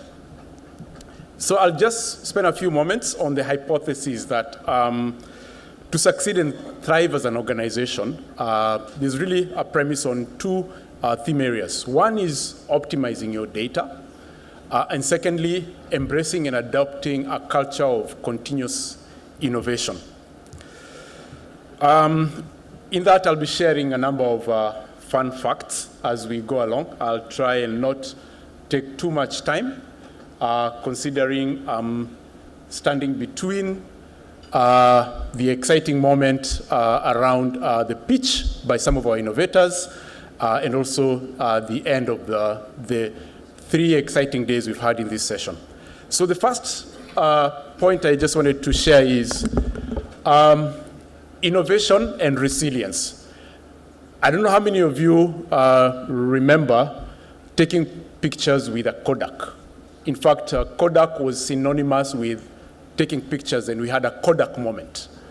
Kodak and Polaroid are brands that probably don't exist in the fashion that they used to, and they've been taken over by the mobile phone. So we now have the selfie moment. You can easily pick your phone and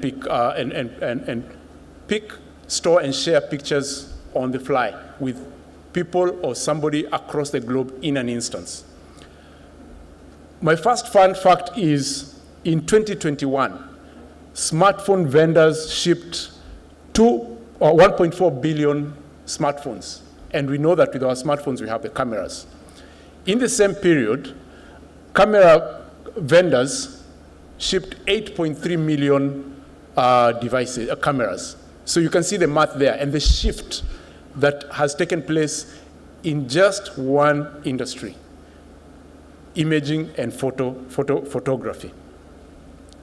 So this speaks to the point around resilience and continuity and continuous innovation. Did Kodak and Polaroid innovate? They probably did. Did they innovate in the right direction? That would be debatable. But the point is, they've been overtaken by trends that have shaped the industry, and their opportunity is gone.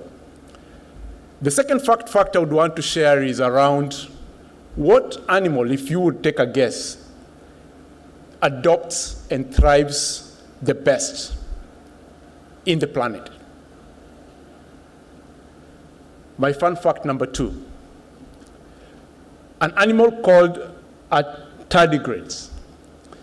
You may want to Google that or check through your dictionary. For those who are not in the research field, this would probably be news. But this is an animal that has been acknowledged to be the most resilient and adaptable through unimaginable conditions, even in space. So the hypothesis around resilience and adaptability and continuous innovation is captured there. This is a slide that was shared about 8 years ago in some of our predictions as we speak to our customers. Then 88% of organizations were undergoing some type of transformation. 52% of Fortune 500 organizations at that time had either gone bankrupt, been acquired, ceased to exist, or dropped off the list altogether. And then lastly, digital businesses' requirements would require 50% fewer process workers, and 500% more digital business jobs compared with lives in a small house with 14 children as well. Especially point number 2, companies that have dropped off, been acquired, ceased to exist, we can think of a number. I just shared the point around the imaging. Transparency is very important. And we have seen that digital disruption happen at a faster pace in the last 2 years. When you're doing international organizations business, that intended to adopt in the food sector in a 3-year time frame that then helps had to quickly adopt in less than 6 months. So what have studies shown? That companies that invest in innovation outperform the market by up to 30%. Then we embrace more of Nancy. When the disruption hits. And this is what keeps CEOs awake and leaders of organizations. How will my organization survive?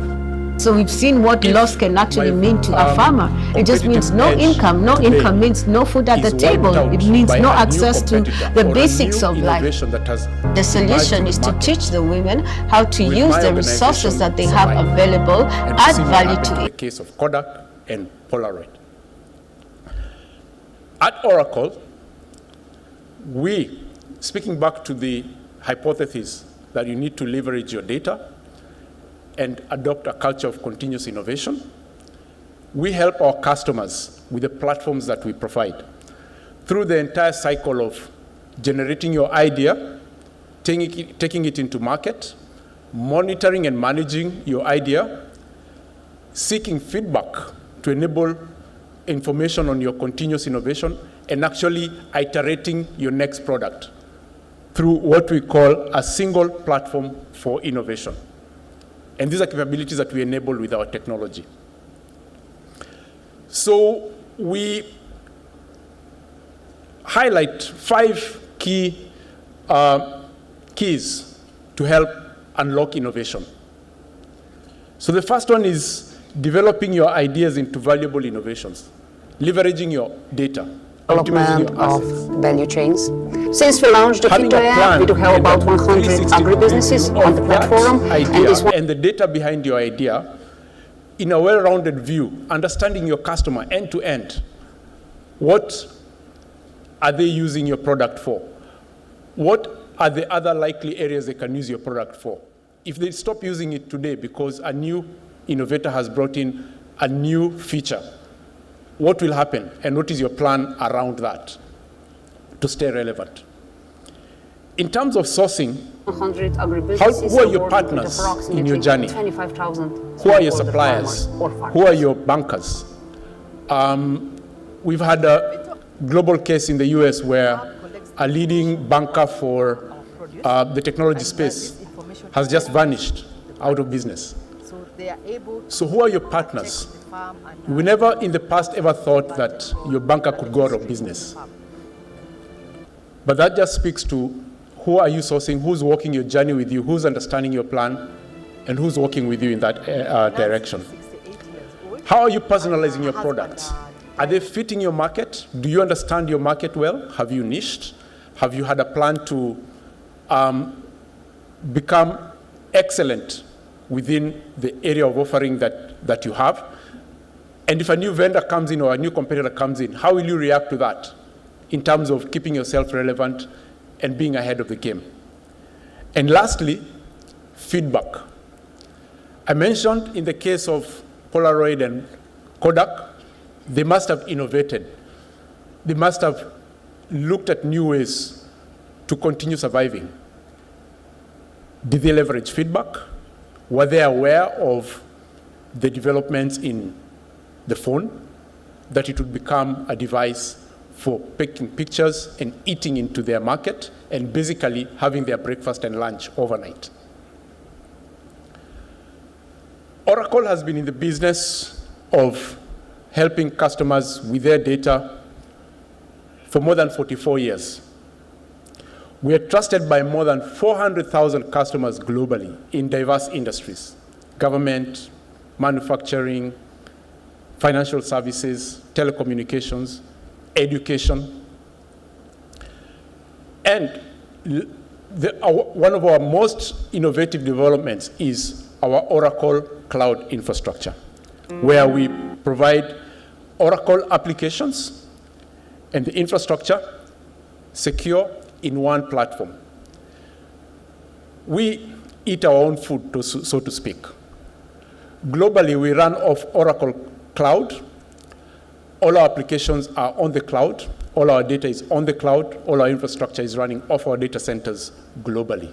And this is what we are positioning into the market. I spoke about the unified data platform that helps you have the insights and manage your data through the entire cycle of your idea, taking it to market, monitoring your performance, and getting continuous feedback to help you with continuous innovation. That's what we do. We are available globally where you need us, with 41 regions globally and data centers in 22 countries. We have more than 60 what we call clouded customer solutions. This is where, I'll speak to that in a moment. For whatever reason, if you do not need your services, applications, or data on the public cloud, you can have it within your data center, managed by yourself in terms of the data and information, and on the back end, Oracle keeps it going with SLAs, continuous updates, and continuous management. That just gives you a pictorial view of the global data centers, but to bring it closer home, we have at least 5 data centers in the Middle East and Africa region, with 3 new ones coming in. And on the continent, we already have a data center in South Africa and an interconnect to a Microsoft Azure data center. We're in a world where partnerships and collaboration are true. We are strong in certain areas, and we partner with other hyperscale vendors in areas where they are strong at. The interconnect in South Africa is one of the few that we have globally, and there are more coming in. And there are discussions and plans to invest even further in terms of localizing data centers closer to where we are. And these announcements will be coming in due time. As I mentioned, not every workload is geared and designed for the cloud, for the public cloud, for data privacy reasons, data regulatory reasons, controlling your data. Traditionally, we have organizations that would prefer to maintain control as far as updates, patches, and just ensuring that the service level agreements you have as an organization or to your customers are within your control. And lastly, latency. There are concerns if you have a public cloud workload in the South Africa data center and you have a disaster recovery workload in the Middle East, for example, there's a latency concern. To address that, as I said, we have an offering that enables the same cloud services that are available on our public cloud, platform as a service, applications as a service, in your own data center, as a subscription, no friction. The same service and availability and security levels that we have on the public cloud run within your own data center and managed by yourself on the same subscription model. And you can move workloads back and forth seamlessly. These are things we've already rolled out locally and globally, and will continue to provide in the market. Among the hyperscalers, I would like to say we are well positioned and uniquely positioned to provide choice to you as a customer and to your customers as well. Whether you want your workloads and services fully public cloud, on the edge, within your data center, managed fully by one vendor, we provide you that choice. I just want to share a few more fun facts at the global level. Who have we successfully done this with? And connect it with how we're making it happen locally. A good number of you would already be familiar with Zoom, a global leader in messaging and collaboration, is a partner with us. They selected Oracle to deploy and enable meeting participants within weeks when we got up onto this use case. So today they average more than 300 million active users, and they've grown exponentially in the last 2 years. The next fun fact, my clicker is not, has gone haywire. I want to talk about Uber. Uber is a global transport company that, again, selected Oracle as a partner to provide the cloud services, on the cloud infrastructure services. I need some help with the clicker. I think it's gone off. Apologies for that. And lastly, as I get help with the clicker, there we go. Uber carried 131 million people in 2022. Kenya is 56 million people, so you could just do the math. But Uber has recently trusted Oracle to provide the cloud services and the infrastructure to enable the service levels that they've come to be known for. In minutes, you have your Uber, they have your details. In seconds, you make your payment. At the back end, there's somebody enabling that. And we're proud to work with Uber. I may not be able to conclude talking about digital innovation and platform as a service without mentioning TikTok. This is more recognized by the younger audience. But the parent company did $80 billion of revenue in 2022. They officially have over 1 billion monthly users. I just tried to check last night, what is their global population today? We are about 7.98 billion. So again, that gives you the number. But this just goes to, give testimony to the digital economy today. We are seeing players who are leveraging platform as a service, and we dare say it's really data. You could argue, is Uber our transport company, are they a platform company, or are they a data company? They're fantastic at leveraging data. They pick, trends. They know where you've been traveling to. They know, I don't know how many of you get notifications every month. Oh, congratulations, you've done 1,000 kilometers this month. You're rated 4.3 stars.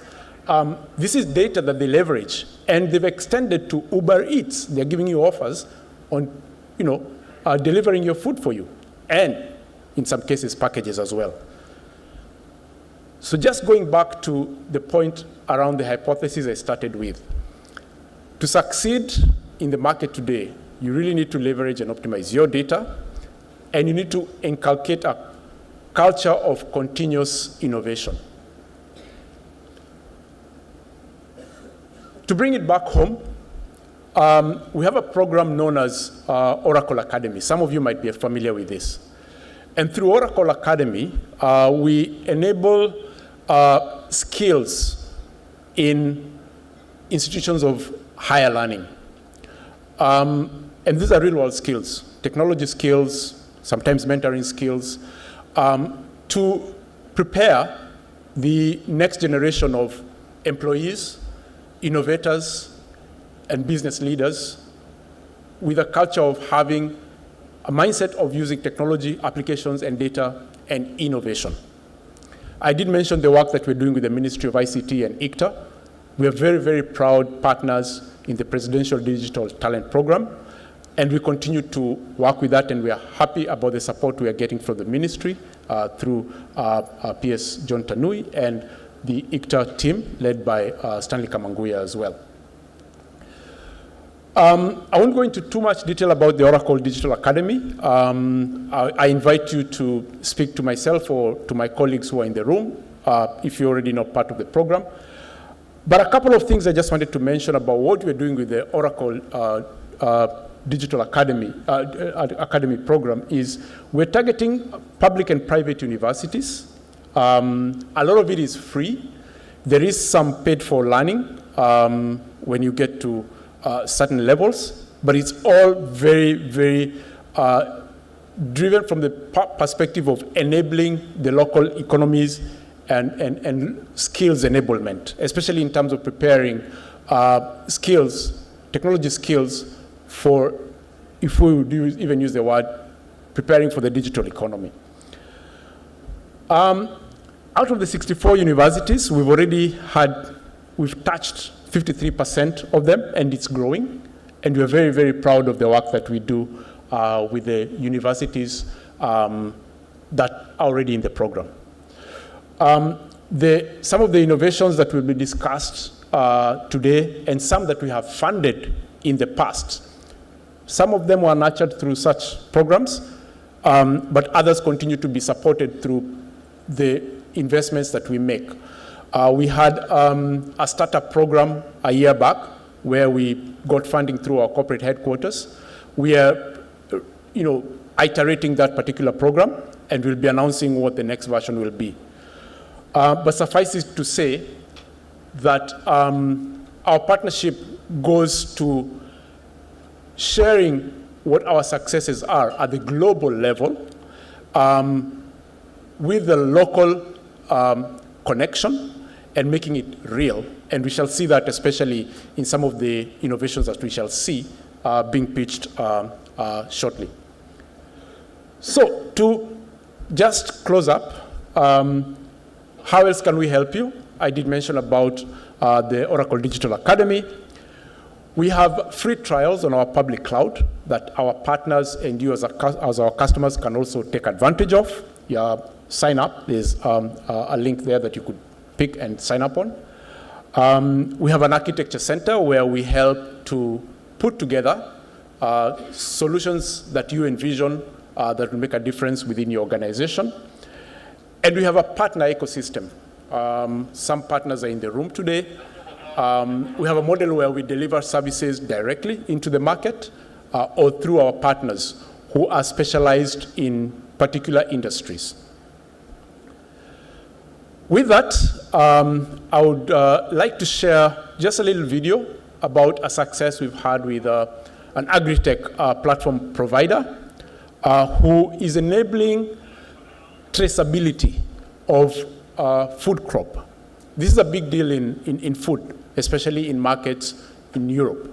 They want to know where was the product harvested, what were the elements around the harvesting. Was it done under conditions that are, there's no child labor involved? Do you use safe pesticides? But essentially, enabling the producers of crops have a fair return and a fair access to the market. There are additional areas we're discussing with this particular partner in terms of leveraging AI and blockchain in the next version of what we can do with the partner. But this just gives just a taste of some of the successes we are already having globally and locally. So if you could have the video on Anteja, please.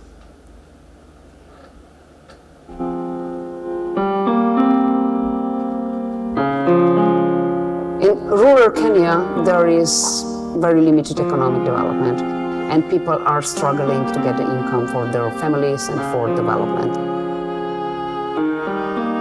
We believe technology is key for the development of rural Kenya. And this is why we developed Fito app. Fito app is an application which helps smallholder farmers, it helps agri-businesses to make them visible on the market. It helps them to communicate who they are, what they are working, what is their impact on the environment, what is their impact on the society, and of course what kind of beautiful product they can put on the market.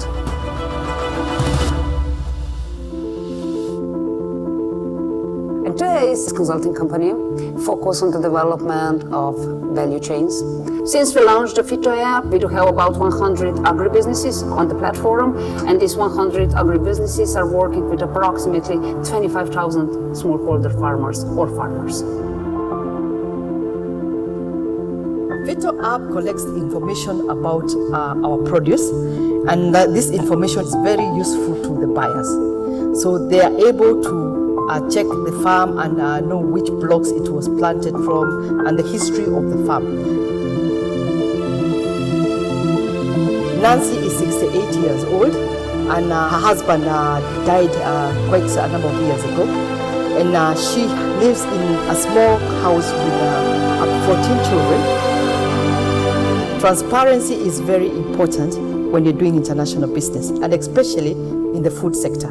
So that then helps Nancy, because then we have the trickle-down effect. As we grow, then we embrace more of Nancy. So we've seen what loss can actually mean to a farmer. It just means no income. No income means no food at the table. It means no access to the basics of life. The solution is to teach the women how to use the resources that they have available, add value to it, because the resources they have actually have value in the international market. Mionga works with about 2,400 farmers who we buy the product from. We use the app to enter the data, the location of the farmer, the farmer's story, why they're actually involved in farming. Paitu app is a big example of how technology can be used to bridge the gap between producers in Africa and buyers in Europe. Sustainability is very, very important for Frontier. And this is why we choose to work with Oracle Cloud, which is sustainable, measuring on the renewable energy that they're using. Oracle is our partner to carry out our mission in Kenya, and this is how to empower smallholder farmers. If we focus on agribusinesses and help that agribusinesses sell and produce the good market, this means that farmers has a market. They get steady income, which can then reinvest in their farm, can help their families, their kids, and their community to get better life in Kenya. Thank you very much. Jeff, back to you. Great. A round of applause for him, please. Thank you so much, Chris. Thank you so much, Oracle, for what they're doing in that particular space. And of course, not only talking us through it, but giving us a compelling video as to an actual case study and how that is working as well. And even as we talk about that, just a quick reminder that in the afternoon session, we will be having roundtable discussions and networking as well. Whoever who you want to meet, whether it was on stage, one of the speakers, they're organizing that between public and private sector. You can register at the ICTA booth right outside, so you can go and see who exactly it is that you want to make that connection with, and you'll make it happen right here as well. Also, as we go through our discussions, like you said, we're making sure it's very interactive. For those at the front, there are the tent cards in front of you with a QR code. Our technical team will also be putting up that QR code right there. Thank you very much. So you can scan it, and once you do that, there'll be some questions that will be sent to you in terms of interaction, feedback, what you thought about their respective sessions, so that you can actually interact also on that particular platform as well. I can see a couple of phones already going up in our audience. Thank you so much. And we move from that to the moment where we find out who's going to put their best foot forward. Absolutely. So we're going to take a look at who the top finalists are. 10 of them, 5 categories that I told you earlier: agriculture, fintech, manufacturing, healthcare, public service. So let me call them up on stage one by one, and you'll just kind of line up right here in the front as we recognize you. And out of those 10, 5 finalists will pitch to our panel of judges, and later on in the evening, during the Gala Awards night, we'll be awarding the winner. So first up, in the agriculture category, Arini Food Technologies Limited, kindly make your way up. Let's give them a round of applause. Joining them is Thorium Organic Foods, also in the agriculture sector. We have Hella Money and Chirpy Kenya Limited, both in fintech. If you're in the room, kindly make your way up. This is your moment at least to get that shine before we get into the pitching section. Angaza Elimu, as well as Neural Labs Africa. Kindly make your way up. We also have Doctors Explain Digital Health in the healthcare space. T-Bin Limited, I beg your pardon, in manufacturing. Make your way up. We also have Electronic Voting Information System, or EVIS, from Kabarak University in the public service space. Fantastic. And last but not least, Residence Technologies, also in the public service space. Kindly make your way up. Is that everyone? And even as they come up, we'd also like to ask Chris to come up with the rest of the team from Oracle as well, because it is indeed the Oracle Innovation Awards. So as we have the nominees who go to that particular last round before you get to the finalists, Chris and team, you can also come up on stage for that particular photo opportunity as well. Wonderful. And out of these 10 finalists, we'll be having 5 who will make their pitch and their submissions to our judging panel, who we'll introduce in just a moment. Photographers, are we set up, ready to go? Are we happy with the picture? Can we be all smiles? Chris, if you can get center stage as well. Yep, fantastic. With the rest of the team there. Great. There you go. Photographers, are we good? Okay. All smiles in 5, 4, 3, 2, 1. The finalists of the Oracle Innovation Awards. Let's give them a round of applause. Congratulations to all of you for making it this far. Fantastic. Okay, great. And you may take your seats, Okay. gentlemen. Thank you very much. Thank you. So from all the entries, it was whittled down to this, Yeah. and they take it down even further as 5 of them get to pitch 5-minute pitches and put, as we said, their best foot forward in terms of getting to that particular final line. We're getting into the pitching session now. Let me introduce the judging panel. John Mercy, solution engineer from Oracle. Kindly join us on stage. Thank you. Mr. Mike Rabar, founder and chief executive officer of Homeboys. Let's give them a round of applause. Thank you. And last but not least, Mr. Chris Senanu, business executive and techpreneur. Thank you, gentlemen. You may take your seats. As they do that, they will come on stage, take their seats. Brief introduction for those who weren't here. Chris had his introduction done as well, but in this particular scenario, he wears a different hat as they have their seats right there. There you have it. I believe there's a mic on either of your sides. Yeah. Are we good? Okay, fantastic. I think we can start from John and work our way down in terms of the intros, and go right ahead. All right. Good morning, all. My name is John Merese from Oracle. I lead solution engineering across Kenya and Nigeria. I think I just want to make one comment regarding innovation. And I think quite often in technology space, startup space, we conflate innovation with invention. Invention, of course, being having that bright idea, creating what is commonly known as an MVP.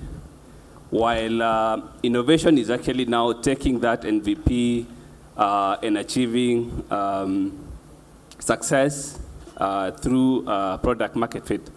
So I think today I really want to see innovation, which is really that big process where you take a product and make it profitable. There is a famous saying by Thomas Edison regarding this, and it goes: genius is 1% inspiration and 99% perspiration. So when it comes to innovation versus invention, that 99% perspiration is what we call innovation, and I really want to see that come through. Thank you. Thank you so much. Thank you. I think we can hear from Mike now. Yeah, thank you so much, John, for that really vivid description of what innovation is. As I sit here as an entrepreneur, I'm looking really forward to seeing what these innovators have put in place. I have no doubt they've been through a very rigorous process via the Oracle vehicle. And I also want to just commend Oracle for putting up a platform like this, because this is what these innovators actually need, a space where they can come, express themselves, and can be guided to actually build their businesses. Thank you. Right. So today I'll be looking, as usual, to see whether the numbers make sense. We always say in the entrepreneurial ecosystem, it's always good to have a great idea, but ultimately it's about the ability to execute successfully. It's the ability to create a sustainable enterprise that can leverage technology if needed, or can ensure that the impact of this enterprise gets somewhere. In my hat today, I see I was listed as business executive. It's actually chairman of BlackRock Capital. We deal with structured private equity and private debt. Thank you. Thank you so much for that, Chris. And for those who will be making their 5-minute pitches, I think you've heard a bit of perspiration, actually a lot of it, in terms of it being 99% impact, and your numbers need to make sense as you get to that particular bottom line of your pitch. It is 5 minutes. What you'll do is ask the technical team at the back to put that timer on to 5 minutes, so that as they do their presentations right at the front, they can look at the timer and know when they are done in terms of their speaking. And for our first first finalists, they're a Nairobi-based tech company. Innovation that they're bringing is transitioning smallholder chicken farmers from charcoal-based heating of chicks to green energy. So they're really in the space of doing good business with a sustainability dividend at the end of it all. As we have that timer up, let's please welcome on stage for that particular pitch, George Chege of Arinifu Technologies Limited. A round of applause for him as he comes on.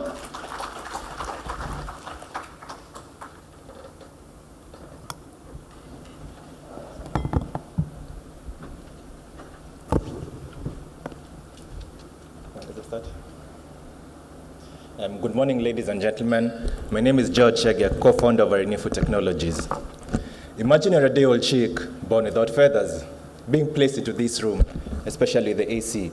You'll definitely freeze to death. Most sub-Saharan chicken farmers understand this constant need for heating, but most use archaic charcoal-based heating methods. The issue with charcoal is twofold. The heat dissipates over time, requiring constant visual monitoring. Fail to wake up to go add on to the charcoals at 3, 4 a.m., you'll find 10, 15 huddled in some corner dead. Overcome all these production challenges as a smallholder farmer or medium-scale farmer, and you'll meet the unscrupulous broker waiting to drive the prices down, or worse yet, fleece you off all your hard-earned money. Our solution to this is Smart Pruder, the patented digital mother hen that uses IoT-based sensors to monitor and automate cleaner, more efficient heat sources.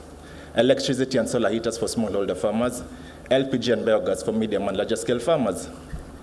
We provide real-time SMS alerts, providing with peace of mind, and our patented system uses an algorithm that takes into account the different breeds, the different growth patterns, and puts all this and automates and make it really easy for the farmers. We are also working on a software platform, helping farmers to keep records while providing them insights to optimize their production. We in turn use this data to provide traceability for their produce, as well as scheduling, so that you know what will be ready at what time. With partnerships with government-approved chicken processors, as well as cold storage providers, we work to link chicken produce to markets, and we are able to get the highest quality, meeting all standards, whether it's KEBS and halal. Remember, there are over 1.6 million chicken farmers in Kenya. Of this, we are targeting the commercial chicken farms. Commercial farmers are the ones doing this as a business. We are a for-profit social enterprise, and we have been able to generate $32,000 in our last financial year, mainly from hardware sales only.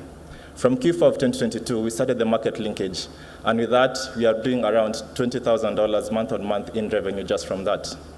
Going forward, we are looking at scaling up our business to reach and to impact more farmers, allowing more farmers to retain more money into their pockets and reducing the greenhouse gas footprint from agriculture. Remember, most chicken farmers actually happen to be women. And as much as you'll come and negotiate with the guy, the person will actually use is the other women and the youth, and you're playing a role in decent work as well as providing an avenue for good, healthy practices in farming. We have received recognition for our work, not only from Oracle for Startups with their wonderful program, but as well as White Box Connected. We have received winners at Nairobi Innovation Week, Best Innovation, CTA Pitch AgriHack, Best Mature Stage category in Africa, SME, American Society of Mechanical Engineers Innovation Showcase, Best Hardware, Socially Led Innovation. Going forward, we are looking for partnerships. Partnerships not only in government, but also in private development sectors. So if anyone here knows of anywhere where they're giving out chicks, and because there's been this big issue where farmers are given chicks, then 2 years down the line you find that the farmers have not really been helped, all of them died, and they don't have an avenue to actually sell those chickens. So if you have any links to such people, we welcome you to reach out to us. Just add arinifu.com and you'll find us. And we're also looking to increase our reach to different parts, and are looking for talented UX designers. So if you have any experience with that, also reach out. And also, as a startup, you're always looking for money, so you can always reach out. So ladies and gentlemen, just to gauge how much you've understood, I pose a question to you. Why do you think the chicken crossed the road? Anyone? So at Arinif, we believe she crossed it to come to us to get one of our smart brooders to assist her with the chicken. Thank you.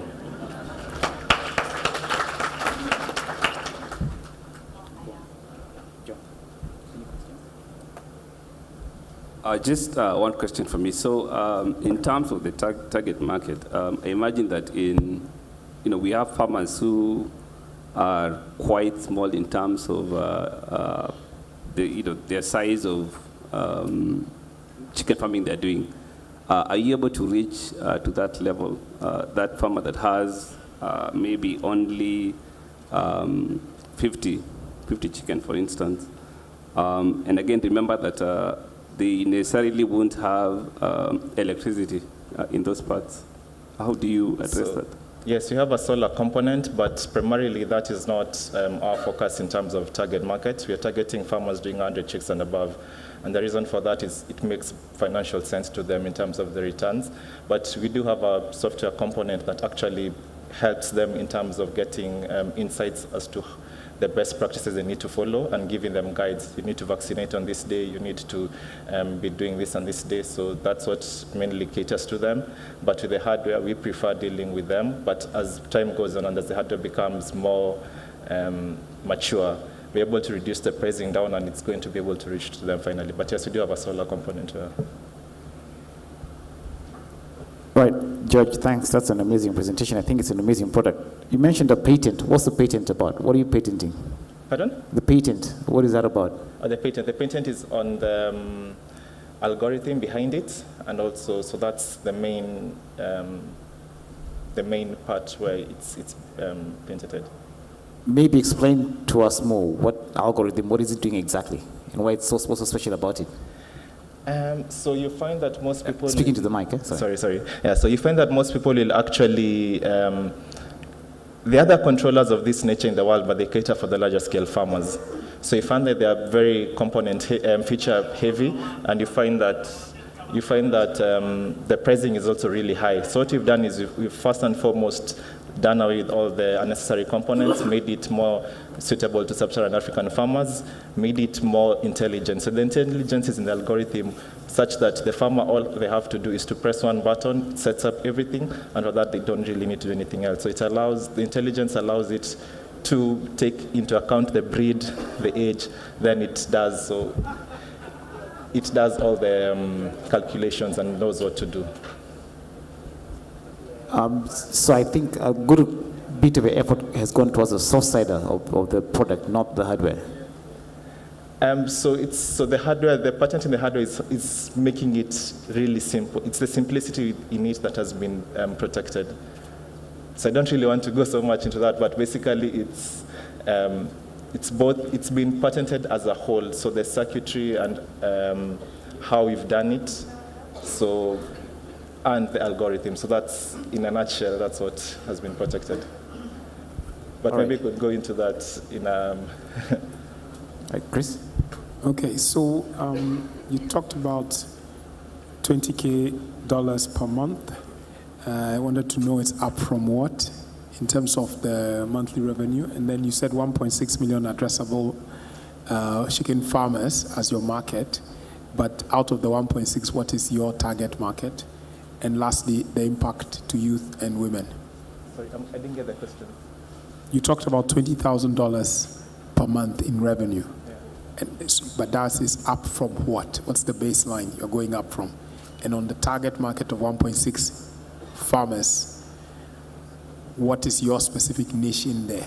Because you're not targeting all the 1.6. That's addressable, but what is your target? Yep. Okay, so the 20K is mainly from market linkage. So what we are doing is that we are working with government-approved processors so that they can actually use good manufacturing practices to actually, whether it's slaughter the chicken or get package everything. Because what you find that most farmers will do this at source on the farm. But there's no proper government regulation that doesn't really disapprove that. But if you really want to talk to the higher end customers, they don't really want that. They want the good manufacturing practices put in place. They have a whole raft of measures, and just to get something as simple as KEBS, or even just halal, it goes through quite a lot. But the smallholder farmer can't do this by themselves. So the ones who are just basically putting some organization into this industry and doing that for them and providing it as a service. Then for the 1.6 million, so that's the total addressable market. So the 126K farms are the commercial farms. So the commercial farms, as explained, is the ones doing more than 100 birds. So those are the farmers that we are looking at, and you find that these are people doing this as an enterprise. So in as much as they are really small commercial enterprises, they are actually businesses in a way. Sorry, one other question, George. So how old is the business? How long have you been running this business? Is it 1 year, 2 years? So it's from 2018, so it took quite some time to actually get the hardware right. So it's been a few iterations of that. And so once we got that right is when we started doing generating revenues from around 2020 COVID time. And then the market linkage came as an add-on late last year. So what would you say is your biggest hurdle? What are you looking for right now? So the main thing is, yes, the cash should really help because we are cash strapped. Sometimes you find that Nangalia Bank only have 3,000 bob at the end of the day, so that would really help. But we also need a lot of capacity and handholding to build a business in the right way because we are a small team. We also want to actually diversify the team, bring in better people, and yeah, so that's the main thing. And with our application, you need a lot of UX support to help make it simpler to the farmers because you're finding a small challenge with that. All right, thanks, Judge. Thank you so much. Thank you. One more round of applause for Tom from Arinifu. And all the best. Moving on to the fintech category. We'll be hearing from Kebaya Mwamba, and he's from Hella Money. Hella Money is a cutting-edge fintech company that leverages on the use of blockchain to enhance trade between African countries. You have 5 minutes. Thank you so much for the introductions. The group is a bit phlegmatic. I want to excite everyone. When I say hella, I want you to shout back to me money 3 times. Hella, money. Hella, money. Hella, money. Thank you so much. Hella Money, we are a fintech based in Nairobi, Kenya. Our main vision is to build a blockchain that facilitates intra-Africa trade and finance. Let me first state the problem. What is the main problem Africa has? Of all the continents, Africa trades the least with each other compared to other continents. And main part of the problem has been payments due to the different currencies, logistical issues. And to solve this problem, we found out that blockchain can actually connect African countries and connect African businesses. So what we have done as a company is to develop a unified wallet that any merchant in Africa can use to receive payments for their goods and services. This cost-cutting measure helps businesses save on transfer fees and other logistical issues. Thank you. In terms of market traction, we have over 3,000 users in our platform from 6 African countries. We recently onboarded our first major client, the Esports Federation of Kenya. They have 1.5 million gamers, and we are providing them with a blockchain payment gateway. And we are so proud of this achievement. Thank you so much. All right, thank you so much.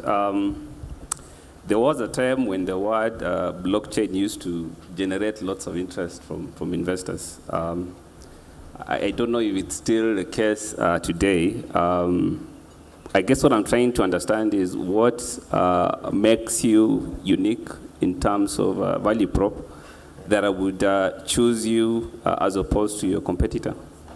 Thank you so much.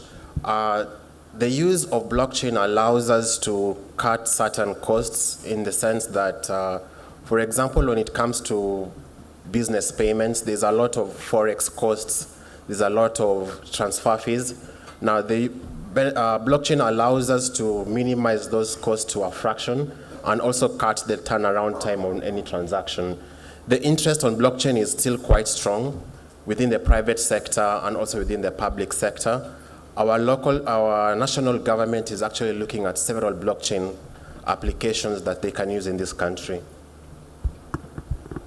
So just clarify for me just that part on your unique value prop, because I think that's also important. Thank you. So our unique value proposition is the turnaround time on transactions.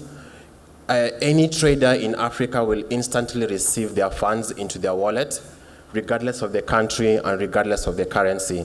Our internal blockchain engine does the real-time matching of all transactions.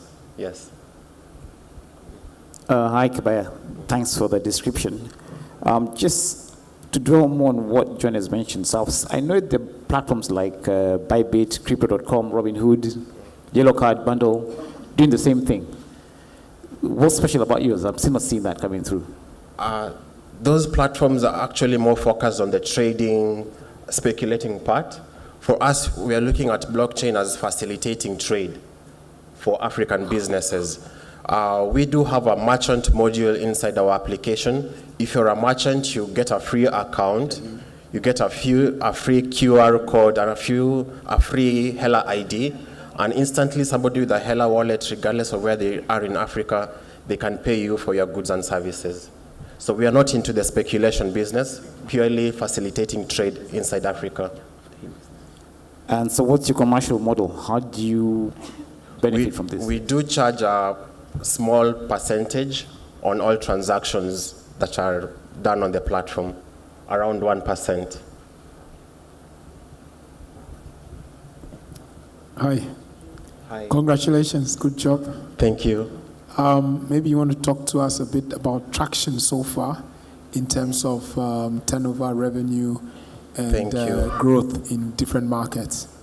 Thank you. As I said, we do have a client wait list of over 3,000 users from 6 African countries, from Seychelles to DRC to Ethiopia to Kenya, Uganda, and Tanzania.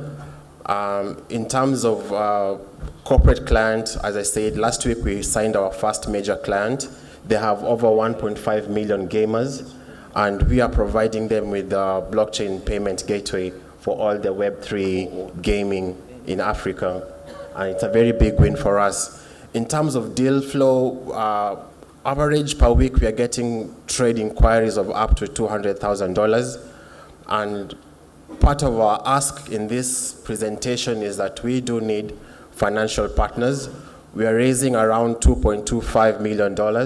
And here I welcome the likes of KCB, Citibank, and Deloitte can maybe partner with us to raise these funds for this business. Thank you. So, Kebaya, so just in terms of the fundraising required, where exactly will you put this money? What are your biggest challenges with the business? We want to scale up our business into the major market like Nigeria and South Africa. So it means scaling up our HR, scaling up our tech team. Much of the funding will go into that field. And our main vision, the way we've exported M-Pesa to the world, we want to export Hela as a brand, as a Kenyan brand to the world. We want to have Hela in Nigeria, Hela in South Africa, Hela basically anywhere in Africa. And this is our vision of promoting African trade. Okay, one last question. You said you got about 3,000 users, right? Yes. How many of these are local Kenyan users? Around 60% are Kenyan users. If I may say, out of all these 3,000, 90% has been organic growth. We hadn't done any digital marketing. And as soon as we scale up our digital marketing, we see these numbers going quite high by the end of the year. All right, thank you. Thank you so much. And one more time, Hela. Thank you so much and have a nice time. Thank you so much for that. We move it right along from fintech to healthcare. And the next company to come and do their pitch is, there's another question? Sorry. Oh, sorry, we have a question from the audience. Could you please have a microphone brought to the front?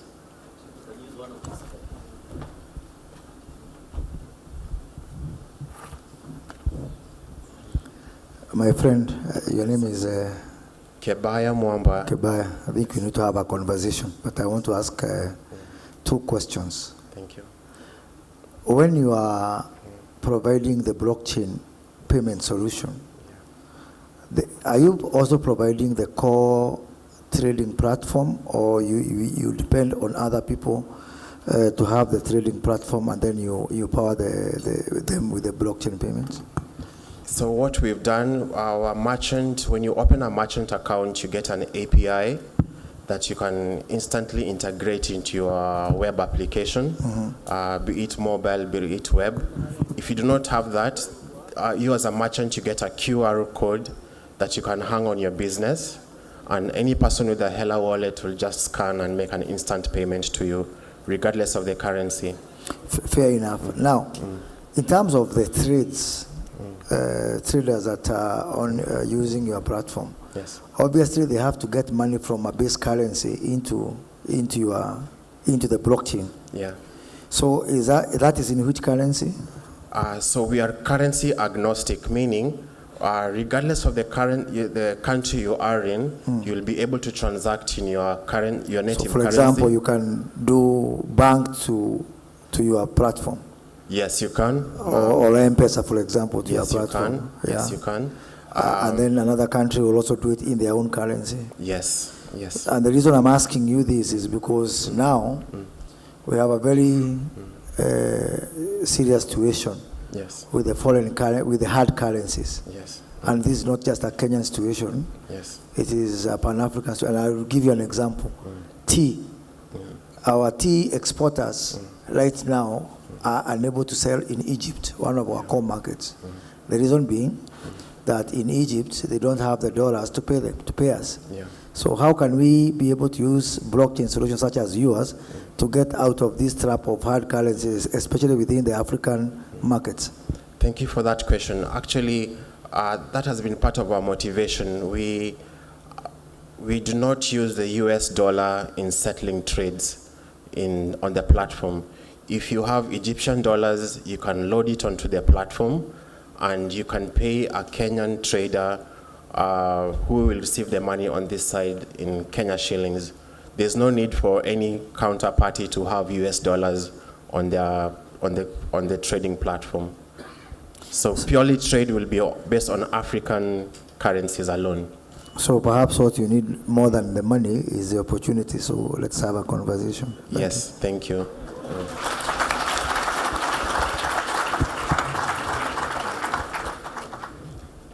Thank you so much for that, Keba. I think that's the only question we shall take from the audience right now. And I think it is quite a big one for him because from a pitch in Diani and now he has a potential of a whole continent as his marketplace. Not too bad a pitch in 5 minutes. Another round of applause for him. Thank you so much. We'll move from fintech now to healthcare. And the next company to come and pitch is a medical technology company, screening medical images for radiologists and hospitals in real time to identify common indicators of tuberculosis, pneumonia, as well as lung, breast, and prostate cancer. Please welcome on stage Tom Kinyanjui Njoroge. He's a co-founder and CEO of Neurolabs Africa. A round of applause for him, please. Thank you. Hi, everyone. My name is Tom Kinyanjui.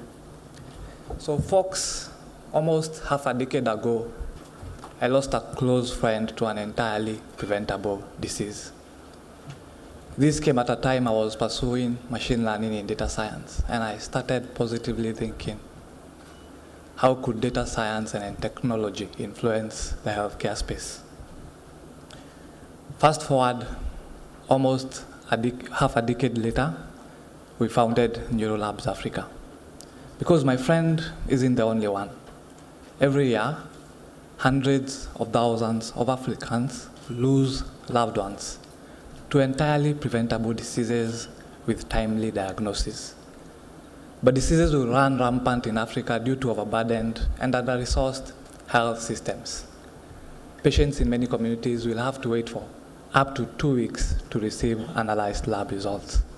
But when aggressive diseases like pneumonia, especially in children, can kill in less than 72 hours, longer wait time is definitely a death sentence. That's why we founded Neurolabs Africa. Our technology leverages on deep learning and computer vision to screen medical images for radiologists and hospitals in real time to identify common indicators. We are working with about 13 pathologies. These are, for instance, pleural effusion. Finally, the pleural effusion, we can also identify tumors such as malignant and benign tumors in real time. So radiologists get to upload images on our platform to get real-time results. Today, we are working with UNICEF Innovation Fund to run clinical trials of our solution in Kenya, Senegal, and Rwanda. As a company, we have come a long way, but this is just but the beginning. We welcome you to join us on our challenge to improve healthcare for all in Africa using AI. Thank you.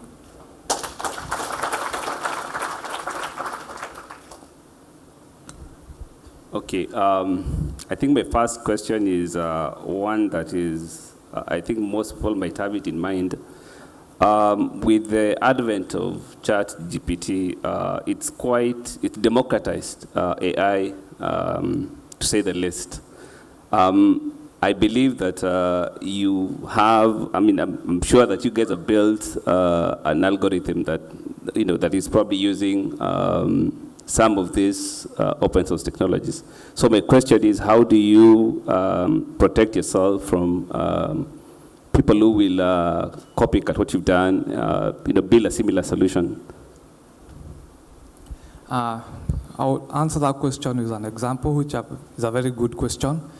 For instance, if you write a poem, there are a lot of people who can write poems, but you copyright your poem, you copyright your music, and that's exactly what happens in the tech space. You copyright your process. Okay. Maybe then a second question, and this is just looking at the area that you're addressing. It's a very sensitive area, obviously, and I'm pretty sure that you must go through some rigorous testing to ensure that your algorithm doesn't give false negatives or false positives. Is that something you've put in place to ensure that, because you must have a high degree of correctness? Yes, that's a good question as well. And that's exactly what we are doing with UNICEF Innovation Fund. We are assessing sensitivity, we are assessing specificity, precision score, our accuracy, also seeing in terms of adoptability, how could our technology be adopted within the medical imaging space, within hospitals, within Africa. So that is what we are hoping and we are working towards achieving on our MOU with UNICEF Innovation Fund. Okay, thank you. So I take it that you're not already in the market yet? Yes, we are working with pre-selected hospitals to run clinical trials within the 3 countries. Okay. Thank you, Tom. So I just want to get clarity on what you do. So you're a software solution company. Yes. So what you do is get all these images and create a story from them. And I come for a scan, it's referenced against the database and gives me almost 80% accuracy of what the ailment is? Not directly, no. So what we do is, for instance, if you go to your hospital, let me answer this with a scenario, and you see your doctor, and you tell him or her, probably 30 years, I've been having chest pains, then he writes and records all that. When did you start coughing, for instance? Then probably needs more information, sends you for, let's say, a chest x-ray, right?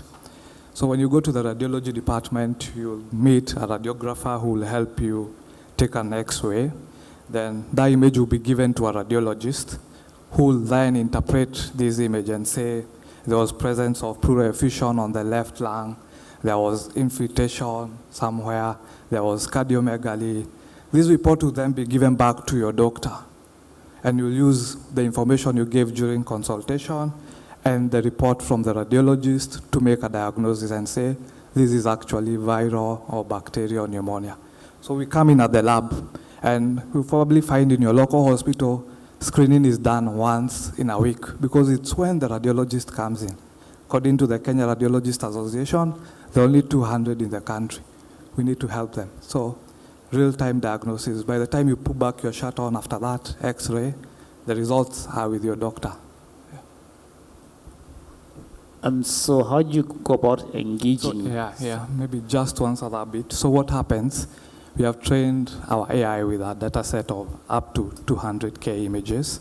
For instance, we're able to label, I will show you a picture, an example, able to label infiltration on your chest x-ray, pleural effusion, or aortic enlargement, and there are about a list of 13 pathologies. So in your view, what is the threshold of success? How many images do you need to have in your database to consider yourself successful, to be able to maybe diagnose as many as 40% of the ailments, for instance? Yeah, those are some of the questions we have been also looking at in terms of statistically, as well as involving our end users, who are the radiologists and the hospitals. So we came up with a scenario. How many data points does a radiologist with 20 years of experience probably seen? If you have 20 years of experience, how many images have you analyzed?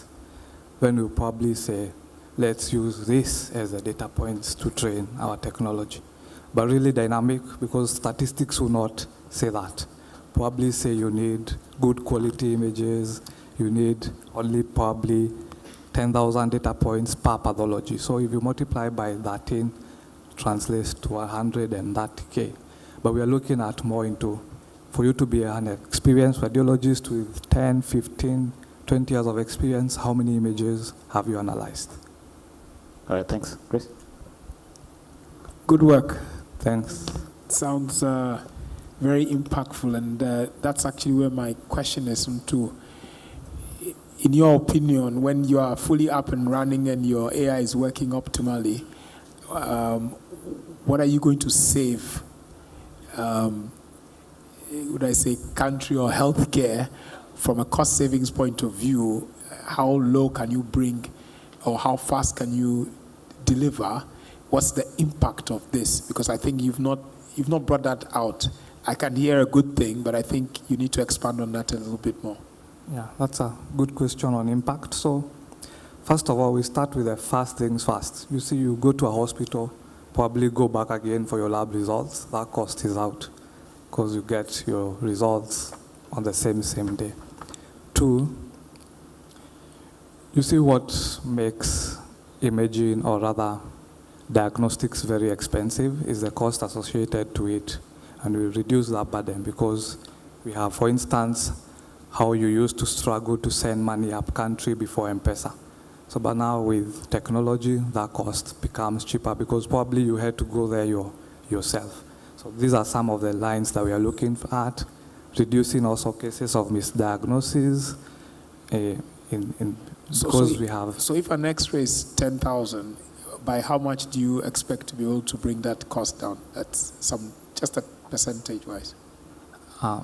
Also, that would be difficult to answer because also it depends on the players, because the more the money, the better for the hospital. And on the other side, the burden to the patient. So really dynamic, and hopefully we could work with them to solve that problem. Lastly, what do you need to scale? Say that again? What do you need to scale the operation? Yeah, for sure. Well, for us now, what we are looking at is customer service. We have several hospitals approaching us. We have radiologists approaching us. We need to use your technology. We are working with Vilgro Africa Startup Initiative, some of our also partners in Health Tech Hub. So what we really need is, we're looking to collect more data, and which is quite a challenge. Not only in the probably X-rays, we are working to breast cancer, prostate cancer. Good quality data is a problem because, again, we don't want the hard copies, because by the time we have a soft copy of that, we have reduced the quality. So working with hospitals with good quality data will be a good start. Thank you. Any more questions, please? Thanks a lot. Thank you. Thank you, Tom. One more round of applause for him. And Neural Labs, here at Connected Summit, we practice mic equity. We want to move on to the manufacturing category. I want to call on Kiko Muo, CEO of Angaza Elimu.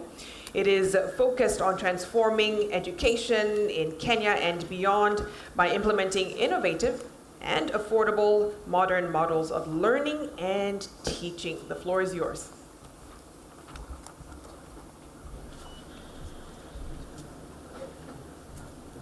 Good afternoon, everyone. All protocols observed. My name is Kiko Muo. I'm the CEO and founder of Angaza Elimu, an education technology company with a focus of working with schools, especially primary, secondary, and recently tertiary. We all know, despite the extraordinary gains in access of education, Kenya is still struggling to provide quality and relevant education for its youth to be impactful. And this is not just Kenya.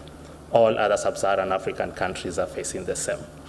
It's estimated that by 2035, Africa will be producing the largest workforce. But it's a huge challenge because the type of product that we're giving into the market doesn't really match the skills that the industry needs. And this is where we come in as Angaza Elimu.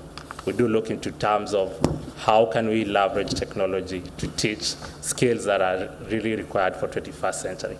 And we looked into spinning out STEM education, and with a huge focus on Internet of Things. And the reason why we look at Internet of Things as a skill training area is the potential that it's given. And we're looking how do we really focus on hardware training for these students and both software training. So the product that we've come in for our IoT school is really build up local solutions that are contextualized to really accelerate the Millennium Goals. So we've really started on how can we leverage IoT both for training and use in agriculture. We built a smart farming precision kit that is really installed in the schools, where the students really learn on using that device, for one, to understand the technology and deploy that in the school farms, where they can use that to become sustainable in the production of food. We're also looking into other things of smart homes and healthcare. Our kits really cost about like $120, and the training is about like $150. So far, we do have a traction of about 40 schools in our second year of operation that we are working with 40 secondary schools together with some of our partners like Young Scientists Kenya and Liquid Intelligent Technologies. What we're really looking forward is how can we scale these, especially really building around maker spaces in the schools, where these students don't just think about all these ideas on paper, but then they can convert these ideas into actual products that can be able to contribute to the growth of our economy. The goal is to tap in at a very early stage. We don't have to wait to these students to get into higher learning so that we can keep telling them what to pursue. The talent is out there in secondary schools and even in primary schools. I'm glad that we've seen CBC taking over, and this is the goal of transforming education in Kenya. What we're really looking forward as a company is to grow this, and what we're saying is how can we really link academia to the industry? We want the industry to step into the academia in support of these maker spaces, where they can be able to provide support of building of these devices and these technologies. Glad we've seen that some coming up. One of our partners who helps in development of these kits is Gearbox Zero Placer, together with Raspberry Pi, who have set up shop in Kenya, and we're looking forward to progressing and making the production of these kits cheaper so that they can grow. But then we're calling up other more industry players to support. We're looking at cloud partners who can support these students who are deploying the IoT solutions on the cloud, and many more people who will look into the transforming of how really we teach skills in our schools, not just more the theoretical but practical area. We're also currently fundraising for a seed round, and we're looking for $1.25 million, especially for the production of the kits. As I mentioned, our traction currently is 40 schools. This year, we almost clock in 160 schools that have been signed up for the current program coming in second term. And this will help us clock over 1.75 in revenue. Our current traction for revenue last year was $360,000 in revenue for the IoT school. Thank you so much, and I welcome questions. Thank you. Thanks, Kiko. I'll be very brief. I surmise that you competing with the likes of Udemy and Coursera and so forth, right? So it's a highly competitive market. How do you intend to compete against the giants in that sector? Great. So what we've really looked into is not just say that skills training is got to be online training. So what we looked into, how can we incorporate hybrid model trainings, and especially looking at the edge that we're targeting.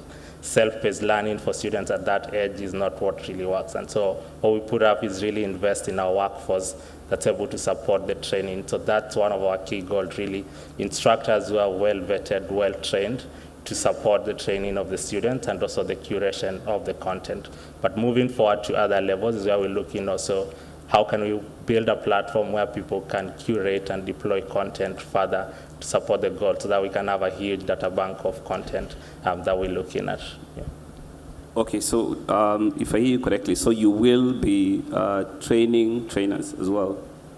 Or do you only want to provide a platform where I, as a trainer, independent trainer, can sign up, create content, and sell through your platform? Right. So currently what is happening is we have our in-house trainers who are training the students, but we've opened up the e-learning platform where trainers can build and curate the content and create a marketplace for them to also sell that content so that we can have much reach. We're not just looking for IoT because skills training is massive, and that's why we do believe through the e-learning platform that we've created can have a huge much reach for more people who have content and can be deployed there in the market. As I mentioned, we're not just looking at the focus of the sale for the kits. Actually, our revenue is divided into the sale of the kits and the subscription cost for the students who are on the platform. And what we really see as a huge scaling point is how can we scale this e-learning platform to reach more students and beyond. Yeah. Thanks for that description, Kiko. So tell me a bit more about this kit. What comprises a kit exactly? Great. So I do speak about the smart farming kit that we mentioned. So basically, it's a bit of hardware sensors that we look into. When you talk about smart farming, how can you monitor things like irrigation? How can you monitor temperature, humidity? So there are all these sensors there, and we have like a microcontroller that we put, and what we part of the first beneficiaries of the locally made Raspberry Pis in Kenya, whom we use in their microcontrollers in that kit.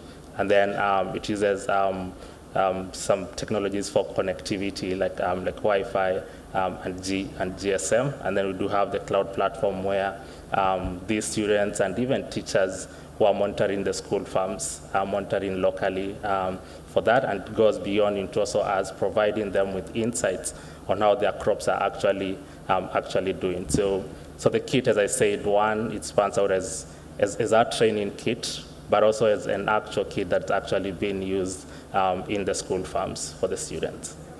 All right, thanks. Thank you. No question from me, just a comment. Good work. I can see some great traction. BlackRock will always be happy to help you with fundraising. So we can talk some more later. Thank you.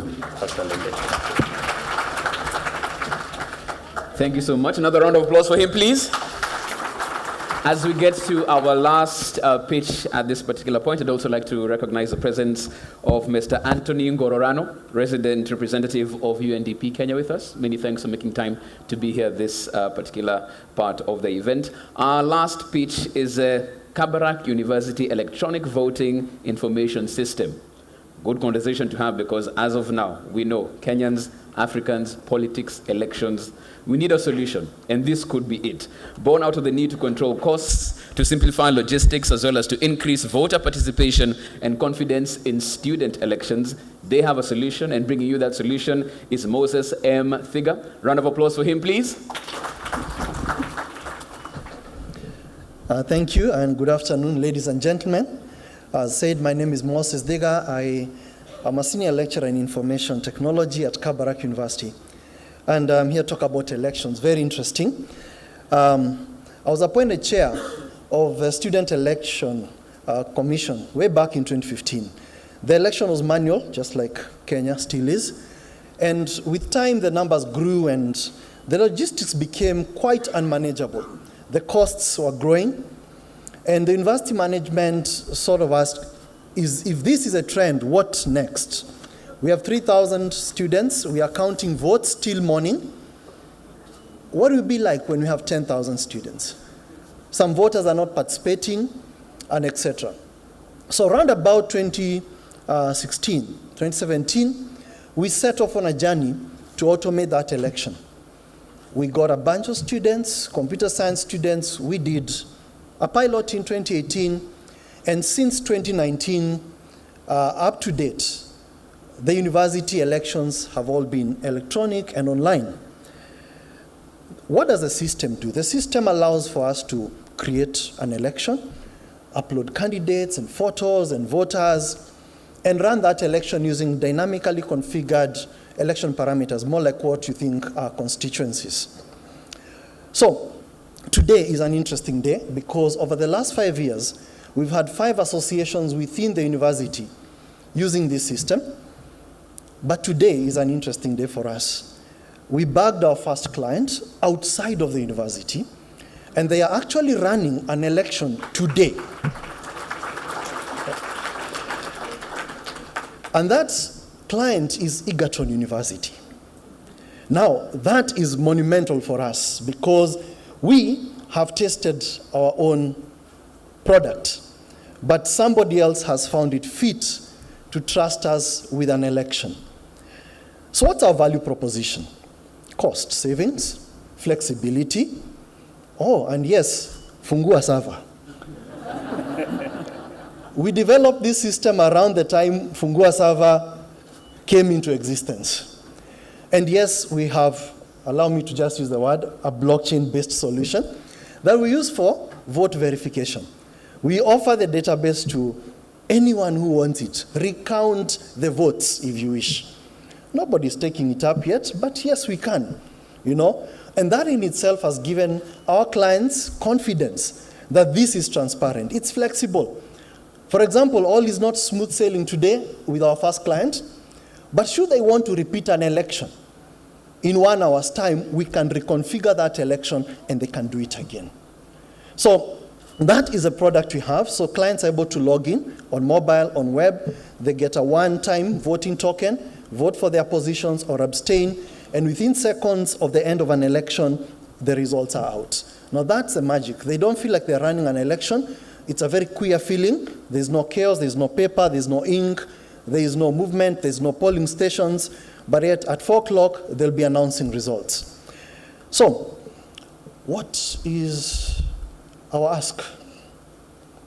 We would like you to connect us to a church, to an association, to a TVET, to a university, to anybody doing elections. That is all we need from you. Thank you very much, ladies and gentlemen.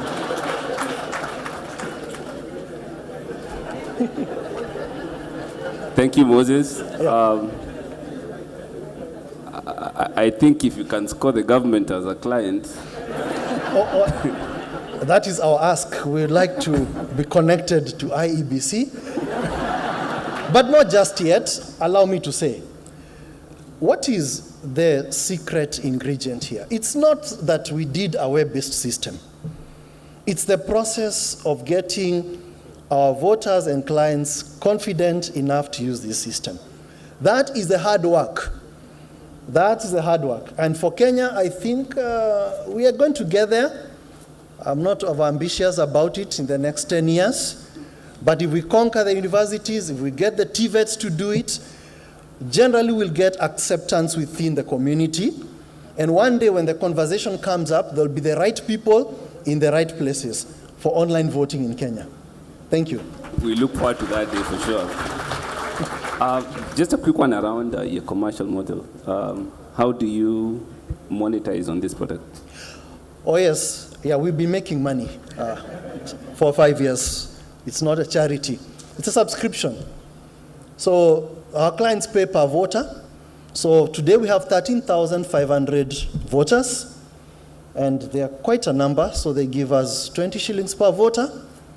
Yeah, but the lower numbers up to around 50 shillings per. So it's cost effective. In fact, they were surprised. Their budget was previously 1.5 million, headed 2 million. And today they pay around 300,000 only. But of course they have other costs. So cost reductions, subscription. Okay, that's clear. So I'm a citizen, right? So I can vote in national elections. I might also be a member of a university, Egerton, for example, and I might vote in other elections as well. So if I'm a user, do I register twice for these two elections, or do I register once and I can participate in as many elections as possible? Every election is a unique event in its own. In the national elections, your unique identifier will be a national ID, probably. You come to university as a student registration number. In some cases, they lose your different number. So that's why every election is unique in its own. So the organizer will have to upload a voter's register. You verify, of course, your details are correct, and etc. So every election is distinct for now. Thank you, Moses, for that distinctive description. I'm just struggling to see what's special about your product, because we have similar products in the market which we use ourselves. Vvox, VoxVote, VoteMe. What's special about your product? What's special is that it actually gets used by a constituency that is very, very, I would say, emotive about elections. You know, student elections, as probably our seniors have known them, are not, well, as emotive as national, but they are emotive events. For them to actually accept to use that, That for us is key. Then, of course, there's cost for us and for the clients. It's very easy to just set up that election. So what our clients gain, what we gain, is just that simplicity, convenience, and the assurance that it's actually robust, even in its simplicity. So it's not exactly rocket science. It's not an invention. The interesting part is that they actually use it. Over the 5 years, they've been using it. That's the interesting bit about us. I think so. All right, Okay. Chris. Good job so far. Elections are emotive, as you said, and hope to see you doing elections for KTDA, the big tea farms, and the SACCOs as we go on. Maybe talk to us a little bit about data security, because that's always a concern, more so the security of the people who, log in and put in their credentials. Please. Thank you. Many have claimed to hack it so far, but none has provided proof. We are waiting. We don't mind. We would love them to test it, and we take up your offer. Thank you, sir. All right? Welcome. All right. Thank you very much. I have a question. I have some questions, my friend. One,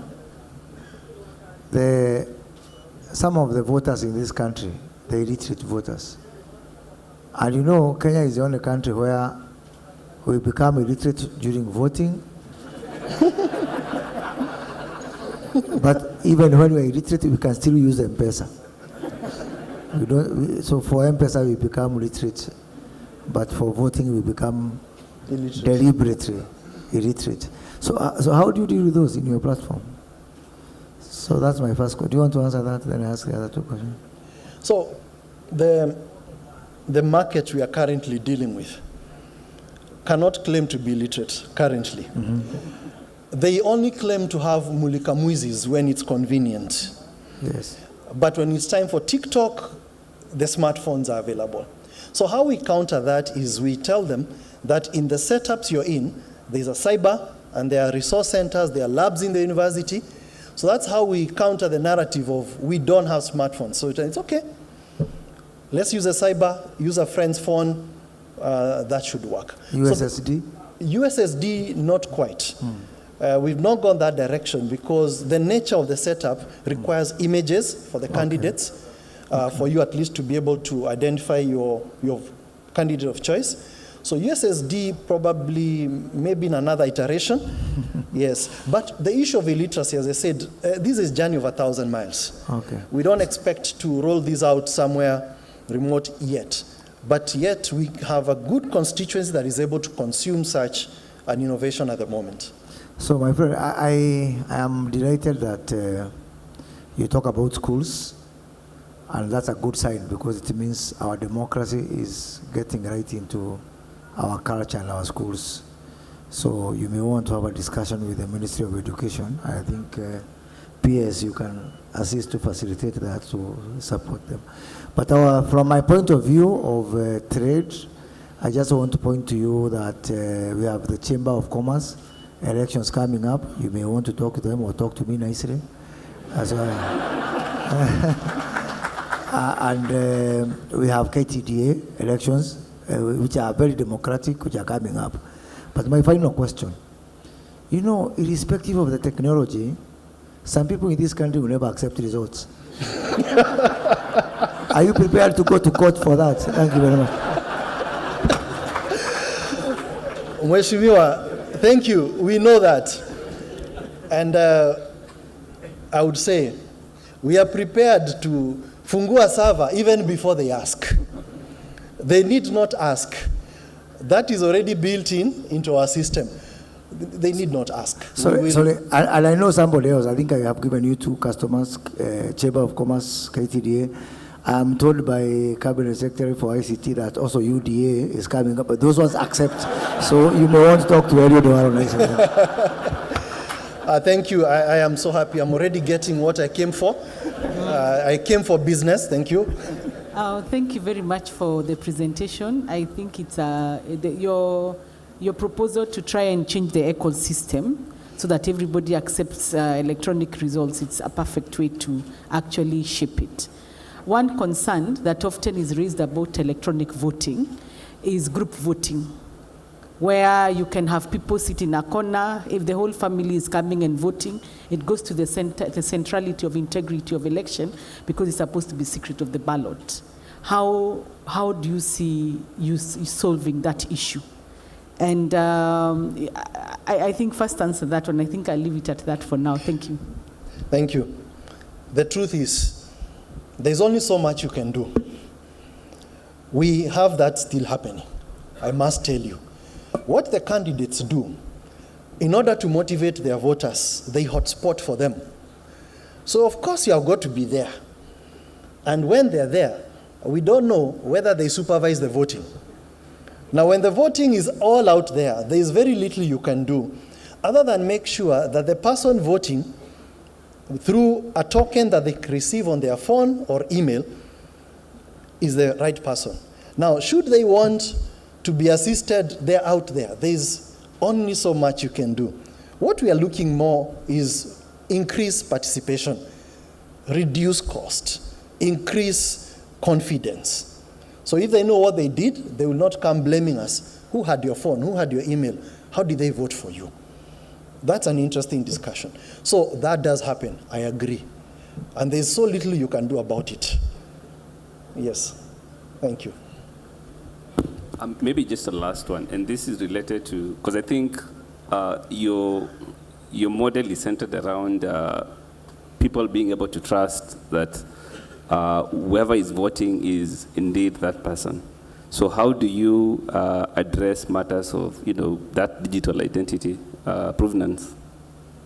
So that, of course, is a very, very major issue.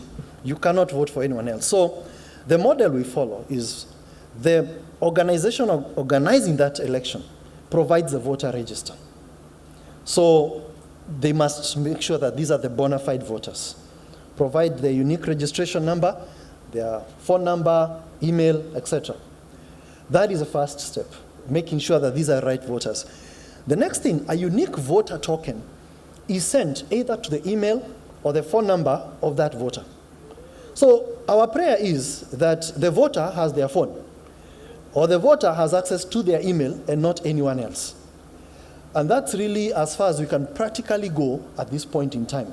Once they use that token once, their account is locked, they can't log in again, they can't vote again. It will be interesting to try biometrics. That will be facial recognition of voice. That's probably in the next iteration, once we get funding from our customers. Yeah, our customers, please note. Yeah, then we probably upscale it to biometrics, but that's something we've thought about. Yes. Thank you very much. Thank you. A big round of applause for Lecturer Nthiga. Definitely a very compelling and engaging pitch as well. Thank you so much. And of course, I think he's also walked away with a lot of contacts and what he had made for an ask. Pretty interesting also that even as PS Tanui, CS Owalo, CS Kuria offered their connections, I noticed that the first ask Lecturer Nthiga had made was to a church. I don't know, I didn't hear you saying you'll give the number to your pastors. That one, we shall talk about it another day. But I'd also like to recognize the presence of the CEO of the Export Processing Zone, Hussein Aidan Mohammed, who's also here with us this particular afternoon as we get into this particular last stage of the conversation. Thank you so much for making time to be here, Bwana CEO. And as we get into this particular part of the program, I'd like to call upon Fiona Asonga, CEO of TESPOC, for the ICT Authority Summit Communique. Fiona, if you could please make your way on stage. Is Fiona here? Here she is. Thank you so much. And of course, as our panel deliberates on those 5 pitches, we'll find out who definitely is the award winner at the gala dinner this particular evening. They'll sit down, share notes, and as we meet at the gala dinner, we shall know who walks away a winner right there. Fiona, stage is yours. Thank you, Jeff. Allow me to just quickly introduce TESPOC and call TESPOC members to join me here. TESPOC is the Industry Association for ICT, and I'll be asking my members who are present in this forum to come so that we present this communique together. I will call them according to their different categories. So to get us started, I'll start with hardware and software developers. Representation from DTE Innovation Technologies, Huawei, Silicon Overdrive Convergence Solution, AWS, Logitech. Next technologies, kindly join me up here. ISPs, carriers, MNOs, Safaricom, Airtel, Dimension Data, Baran Telecom Networks, Liquid Technologies, Frontier Optical Networks, VGG Connect, Afrique Networks, Vilcom, BCS, Poor Internet, Infrastructure Owners, American Towers, Soluton Telecom, Kenya Pipeline Company, Kenya Power, African Data Center, Konza, Quavatel, Adrian Technologies, Fintechs, KCB, JumboPay. So those are the range of members who are present at this forum. We have a wide range of other members, the community networks who are not here, and other app developers who are not here, but this is a representation of the 145 technology companies that set up TESPOC, run TESPOC. They run it because they form the board of directors. They determine what I do. They have the power to fire me and to engage me differently. And they make the decisions on how the association moves and what it can do, the budgets and everything. So we do have a place where you can find technology companies. If you're looking for them, if there's an investor who would like to meet with them. And with them, we are going to present the communique. I'll try and make it brief. I'm seeing it's lunchtime, so if you just give me a few minutes, I don't like to read things for long, so I'll be very brief. The Connected Kenya 2022 Summit communique read in the presence of, first of all, industry players, then Honorable Moses Kuria, Cabinet Secretary, Ministry of Investment, Trade and Industry, Honorable Eliud Owalo, Cabinet Secretary, Information, Communication, and the Digital Economy, PS Engineer John Tanui, State Department, ICT and Digital Economy. During the official closing ceremony of the Connected 23 Summit on Wednesday, 5th April, at the Diamond Leisure Lodge Resort, Diani, Kwale. We, the ICT thought leaders from public, private sector, academia, policymakers, ICT champions and executives, financiers, digital innovators, and entrepreneurs in the ICT economy hereby present this thematic area structured communique as follows. We would like to first appreciate the effort of the ICT Authority in bringing us here. Thank you, Mr. Stanley Kimanguya and your team for making sure that we are all present. We all participated and all sectors of stakeholders were involved. We therefore would like to just take note of the effort that was done in partnership with the stakeholders and the communications regulator, who's I think has left, but is represented. And we continue to invite more partners to come on board to join the ICT Authority in forming this robust platform where we discuss issues that affect the ICT sector as a whole. This is the 12th summit, and as we continue to discuss issues, we continue to tackle agendas that shape the integration of ICT in the country and impact on national development. On the role of counties in the digital economy, we do note that counties play a pivotal role. We do recognize and appreciate the commitment made by Elgeyo Marakwet County in promoting ICT and also accelerating digital uptake of technology in public service delivery through partnerships with the private sector. We would like to note also the county government of Kwale for commitment to transform the counties digitally and to make sure that the county councils had good budgetary allocation to implement ICT solutions and revenue collection systems. We are, however, concerned with the challenges of counties related to siloed approach to ICT deployment and the need to close gaps in terms of capacity building and knowledge transfer in as far as ICT is concerned. And this is across all the 47 counties.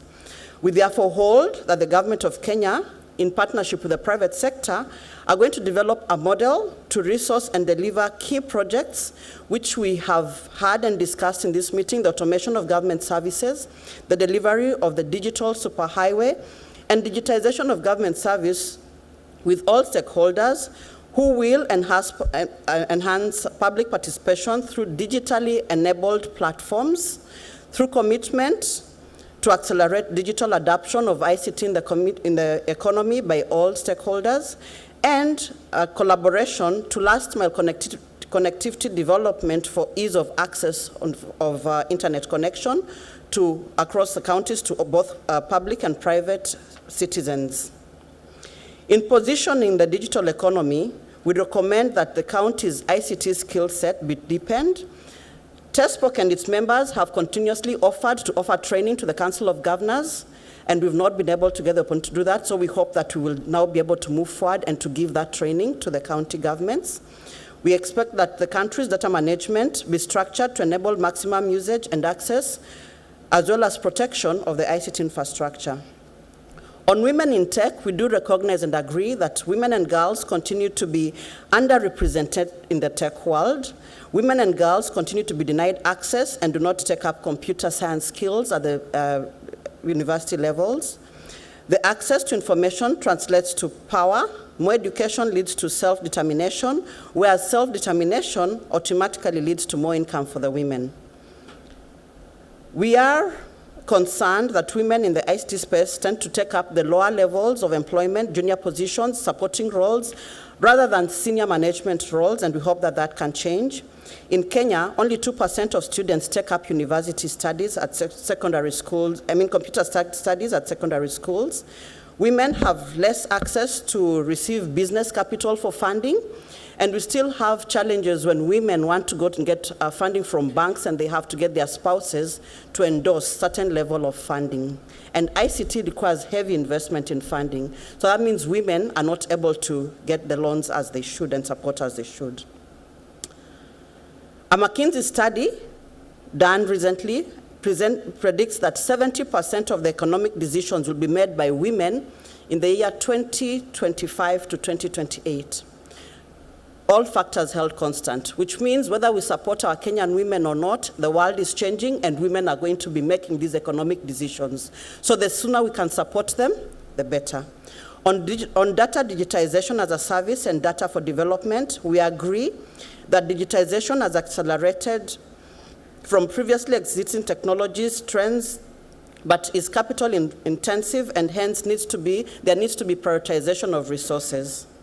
On emerging technologies such as artificial intelligence, we are concerned that there is lack of proper regulatory framework to guide the usage of emerging tech.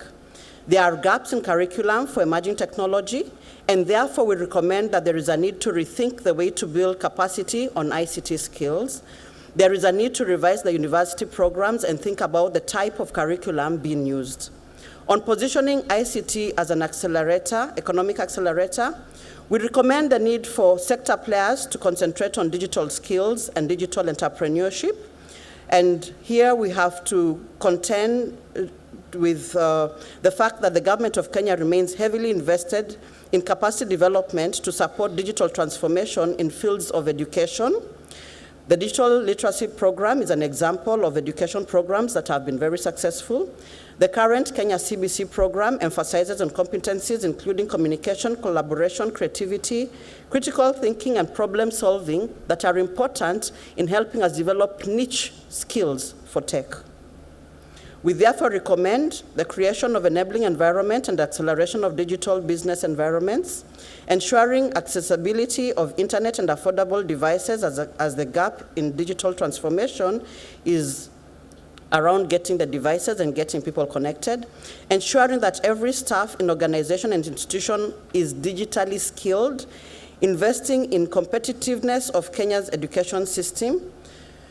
Stakeholders are to focus more on digital skills training and development of infrastructure, creation of more partnerships to support the financing of digital transformation projects, investing in data-driven policy analysis, the need to design and enable devices that are affordable for students, inclusion of ICT during the drafting of CIDPs that will contribute to to concrete efforts in taking digital content to the counties, and stock taking of the impact of ICT that has been there over the last 10 years. On cybersecurity, we note that regulations for digital currency should create trust amongst clients and service providers, that e-commerce has the interoperability of multiple payment systems, such as that one that can buy anything from at any given time, that money laundering is a problem because it's hard to see where the crypto is being used on the dark web. We therefore recommend the full implementation of the cybersecurity regulations, dissemination of the digital currency information to all people at all levels, sectors of the public and private, and the world is moving forward, so we need to be able to align to the main currencies of trade. That the central bank should resolve some of the challenges posed by the cryptocurrencies or non-regulated currencies, that the bankers or the providers of digital currencies can have financial service traceability. On digital skills and emerging workforce, we acknowledge that there are institutions trying to eliminate the unemployment levels in the country by training high school students who did not further their education for whatever reason on becoming software developers through a 5-year-month program. The fourth industrial revolution has presented an opportunity for reorientation and transformation in terms of leveraging digitization and technology. On open data and data protection, we appreciate the fact that government ensures ICT is integrated in the delivery of basic services such as water, electricity, registrations of persons, and the like. On digital services for government transformation, we do recommend the need for harmonization of approaches used by various agencies to contribute towards Kenya's development, employing artificial intelligence in Konza as well as Nairobi Expressway, the need for more partners to support enrollment and training of persons with disability on specialized ICT skills, the need to work on systems that will enable the automation of medical supplies, ensuring integrity of data is upheld in data integration across government institutions. On catalyzing e-commerce for employment and wealth creation, we contend that the Postal Services Corporation must be at the core of e-commerce, and that the National Addressing System will be a seamless and deliberate system that will catalyze e-commerce. We therefore recommend the need to develop infrastructure destined to export Kenyan goods, stakeholders to focus on supporting SMEs to access funding, the creation of an enabling environment for investment, the need for capacity building on professional skills as well as digital skills, the setting up of a quadruple helix for e-commerce. On data and cloud storage, we know that everybody in the digital transformation space employs cloud, making it an important tool. That everyone's priority is to increase coverage across various areas in the country. We therefore recommend that all actors to create an enabling environment that will steer data storage and cloud in the right direction, that roadmap development should be handled as a matter of urgency, ensuring seamlessness in hybrid clouds, that data storage and cloud security should have an inbuilt security system, that data storage and cloud should have advanced analytics and metrics, predictions, and features. In positioning digital services for government transformation,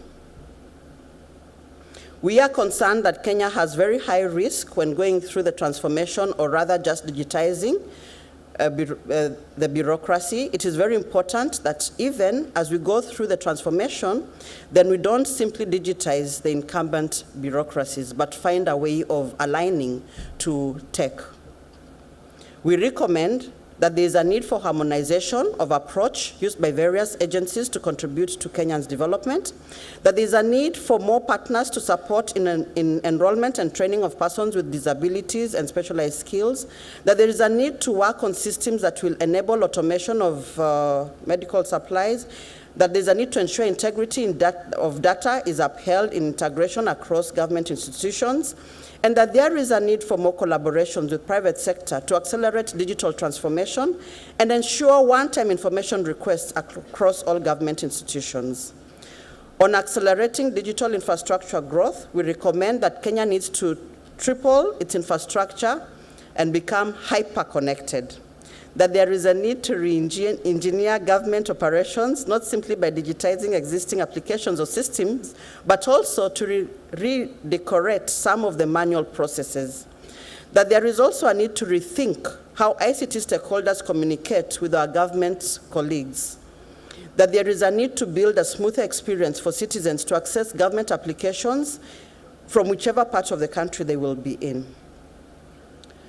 On digital business innovation and enterprise, we note that the citizenry, who is the main driver, the new audience, the main customer, is the main consumer, also has needs. And there is the issue of data privacy and security that needs to be addressed. Some of these changes will require us to see changes in the ongoing supply chain disruptions, changes in new technology adoptions, digitization, regulations of standards, health and safety issues as we move along. On sustainable entrepreneurship for job creation, we do recognize the efforts of the judiciary to continue to digitize in opening up the court sessions.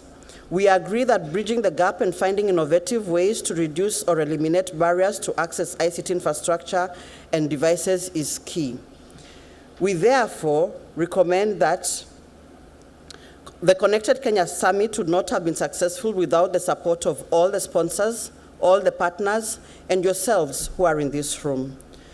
We continue to invite more partners to establish a platform for collaboration, capacity building, knowledge sharing between government and the ICT sector, and this will hasten the implementation of government projects. It will also enable us to be able to find the low-hanging fruits that are quick wins that society can see and understand why ICT is then an enabler of economic growth. It is therefore our vision that the Connected Summit will adopt permanent structures and become a vibrant showcase not only for Kenya, but also become an African spectacle with lasting impact beyond our borders. We must all work together in interconnectedness, interoperability, and ensuring collaborative governance to ensure that the journey that Connected started today will be a journey that will be completed soon, so that we can move to other areas of tech. And with that, I come to the end of the communique. Thank you. And thank you, members, for making these commitments. Thank you.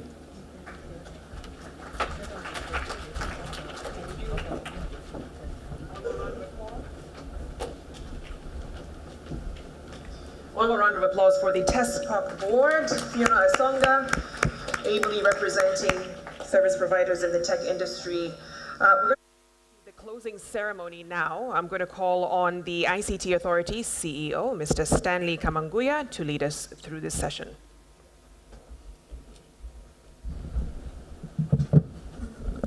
Thank you very much, Fiona, and our colleagues in the private sector for that communique and the commitment that has come from yourselves. Our CS, Eliud Owalo, CS Moses Kuria, our PS, John Tanui,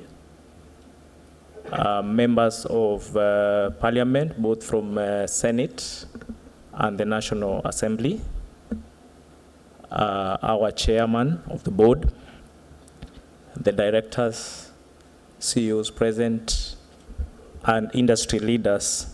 Good afternoon. As we come to the end of the Connected Summit 2023, which was the 12th Connected Summit for our country, I am indeed filled with a lot of inspiration and motivation to continue with the efforts that our predecessors have put in place towards striving to a digital Kenya. I want to thank everybody for the support that you have extended to us, but even more importantly, for sharing your invaluable ideas during these past 3 days. From the deliberations that we have had here in this summit, it is now clear that we need to look at new ways of using technology, new ways of deploying technology, so that we can be able to leapfrog the economy.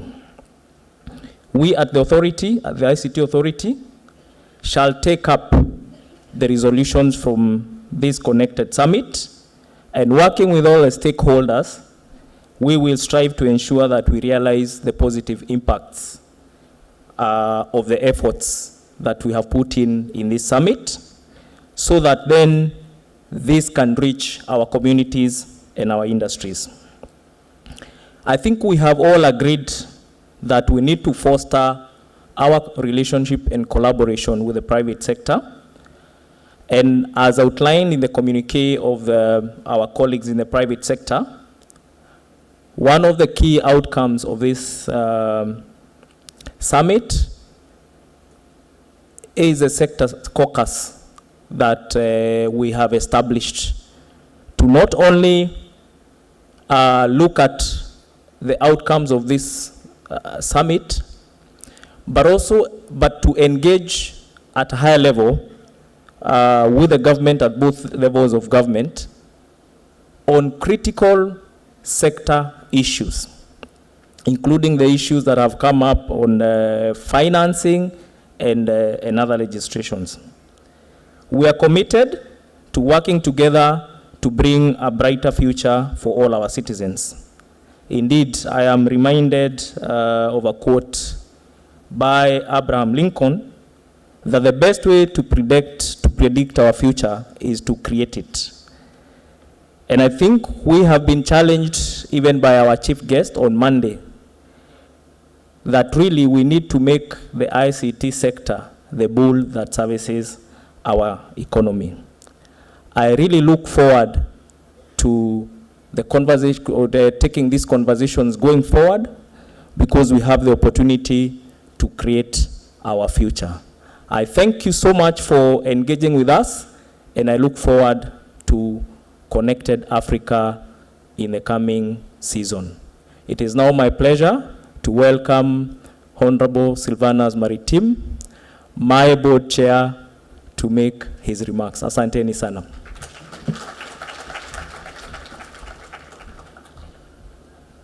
Thank you, Bwana CEO. Honorable Eliud Owalo, our CS, ICT and Digital Economy. Honorable Moses Kuria, CS, MITI, Ministry of Investment, Trade and Industry. Engineer John Tanui, PS, ICT and Digital Economy. Members of Parliament from Senate and National Assembly. Distinguished guests, ladies and gentlemen, good afternoon. Allow me in a minute to introduce my board members. I will ask them to stand. I'll mention your name quickly, where you are. We have our senior KK, Ken Kaunda. We have Annette Mutuku.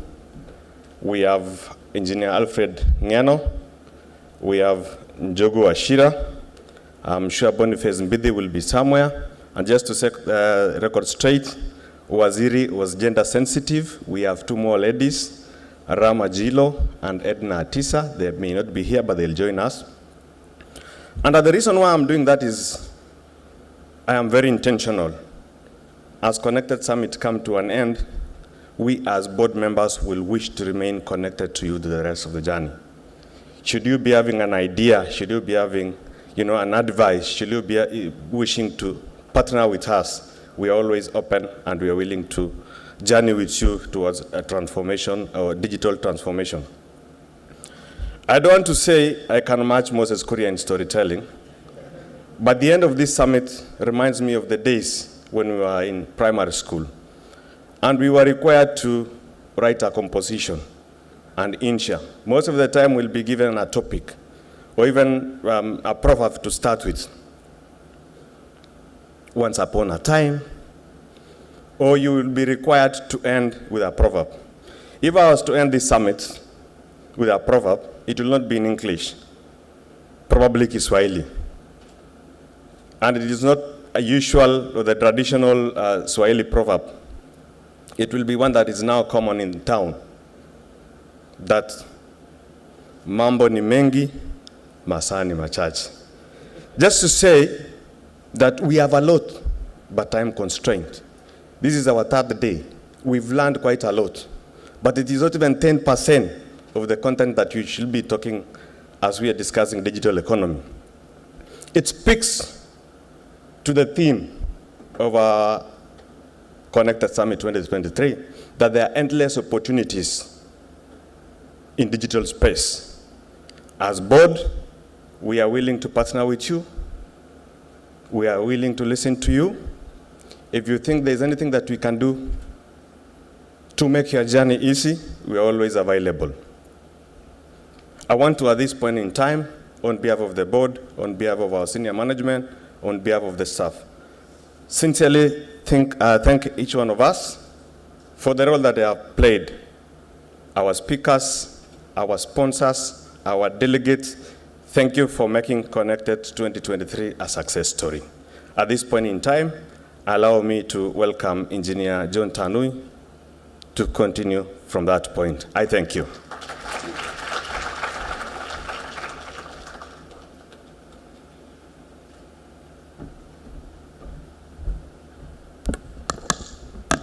Our CS Eliud Owalo, CS Moses Kuria, Chairman Sylvanas Maritime, CEO Stanley, board members, captains of industry, colleagues, good afternoon. CS, this is our first Connected on its 12th circle. I'm very happy when I saw the industry making commitment on behalf of all of us in respect to our sector, and we are very excited, looking forward how we will shape now the future. We appreciate and acknowledge those who have worked hard to bring this sector to the level we are in.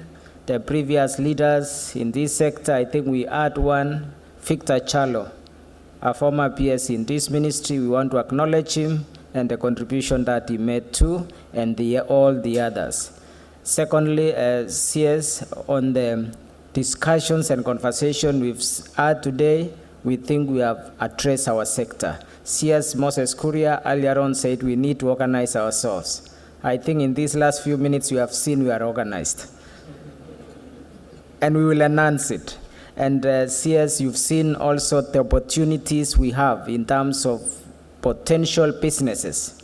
And today you have assured us, CS Moses Kuria, that money should not be a problem.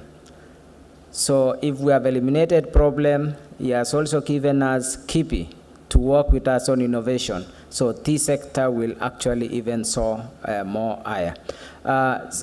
CS, in conclusion, I really want to thank all the colleagues, the partners who have worked with us. It's been really a wonderful session, interacting, engaging all of you. We are committed to ensure we support you to fulfill those promises you've given us. We also have the UNDP country representative, Anthony Ngorarano, whom we've had several discussions with us at the ministry, and we want at the third level to be able to access any global best practices, any global best resources that we need in our sector, or even lessons that we need to learn from any jurisdiction. So we are entering into an arrangement with UNDP on 5 areas. The first one being in the area of, we have the area of data, and CS, you mentioned that now our country, talent and data will be key in our future, the new oil. So management of our data, elimination of silos will be a key thing. E-government agenda that we have of digitizing. We also looking at making the e-commerce ecosystem safe through the digital identity and similar advisory digital skills. That's another very key area that we want to ensure we work with them to ensure that we address the employment issues and tap into all the global experiences that could be.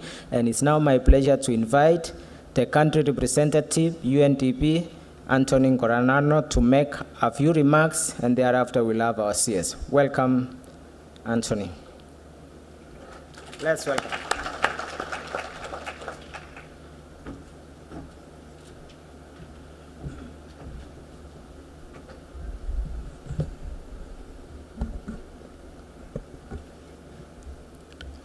Honorable CS Owalo, Honorable CS Kuria, PS Tanui, Chairman, ICT Authority, colleagues, friends, it's a great pleasure for me to be here. My name is Anthony Ngoranano. I'm the UNDP resident representative to Kenya.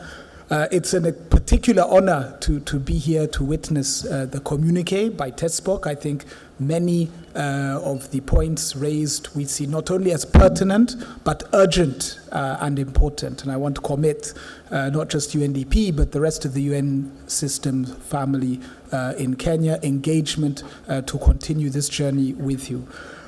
Maybe just a few words on my side. As announced by PS Tanui, we're really excited to be entering into a new arrangement or partnership with the ministry. This will be one of a number. As I think you all know, one of the main elements that gets us fired up is around the Sustainable Development Goals. And the Sustainable Development Goals, if we're to look at it through the prism of Kenya today, speaks directly to the economic model that we're all convening around to build, not to build back better, but to leave no one behind, right? To leave no one behind.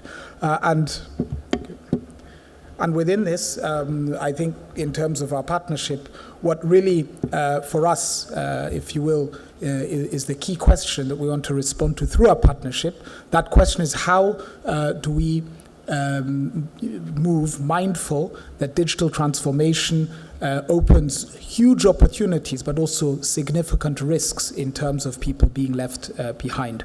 And so through our partnership, we really are looking at ensuring equal access to, but also equal opportunity by all to the promise of digital. And within this, we really want to cast, and I think this was really well articulated in the TESPOC communique, for us to think really intelligently and in a forward-looking way around the risks that come with digital transformation with regards to really digital divides. I think in terms of the what we've done elsewhere, so this is, we are as UNDP in 170 countries, and we work in many of these countries on those critical enablers to make sure that everyone benefits equally from digital transformation. In Bangladesh, to give an example, we worked with the government on the skilling of 150,000 civil servants. In India, we are currently working with the government to ensure that 250,000 villages are basically connected. In Ukraine, even in spite of their political situations, we are working with them and have in the last 18 months been able to connect 200,000 Ukrainians to a public service platform. In the case of Kenya, we have, as PS indicated, five key areas. These are really, if you will, the preconditions required for everyone to benefit equally from digital transformation. One, as was mentioned, was the question of digital skills in the public sector. Without a public sector, right, we have 900,000 civil servants. They are going to be the vector or the engine through which the promise of digital is going to be real. What are we going to do? Specifically, with partners like Microsoft, we're going to look at the questions of artificial intelligence or AI fluency. We're going to be looking at really how to promote, if you will, the mindset or mindset change in terms of the public sector. We're going to look also at the question of financing regarding equipments and digital assets. From there, and this was also mentioned by a number of you, the question of enhancing both digital but also data governance. This question of de-siloization is real, and it's a tough one. But I think the spirit of partnership that I think we have all evidenced here today is at the heart of that. The question of digital governance, or rather enhancing the governance of digital, is also a real and difficult one. How do we ensure fundamentally that the sum is greater than the parts? And I think the role of the private sector in this is key. Continuing the question of EID. EID is, of course, the spinal cord in this that ensures that all have not just access, but that there is trust in the interaction between citizens and state around digital public goods. And here we're working as of today with, I think, approximately 25 countries on mounting this. We have, I think, in our role as a connector in this space, hopefully value to add to Kenya's ongoing journey. And lastly, the question of the promotion of e-government. So we have, in collaboration with many partners, some of whom are in the room, a plethora of instruments, approaches, metrics, really to help land this. Because this, I think, as we see it, and here I'm looking at digitalization more broadly, is really a continuum. It's on a continuum that maybe we could say started in recent times with devolution, right? We're talking about bringing services to people. This is, if you will, the new frontier. How do we bring people close to services? Devolution took us one part of the journey. Now digitalization will take us to Kenya's rightful place. I want to congratulate everyone in this room. This is a partnership to which, as I indicated, UNDP and other parts of the UN are fully committed. We look forward to working this journey and looking forward to the next Connect Summit next year. Thank you all for your time.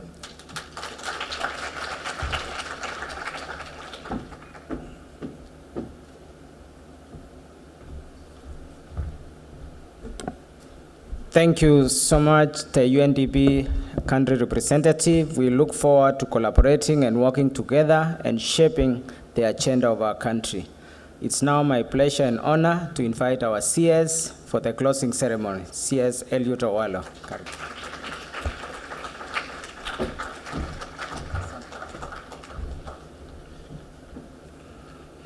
Good afternoon. Are you guys so hungry? Good afternoon. I was listening very keenly to Fiona of TESPOC, and I think the emerging recommendation is that we need to upscale the participation of women within our technological space.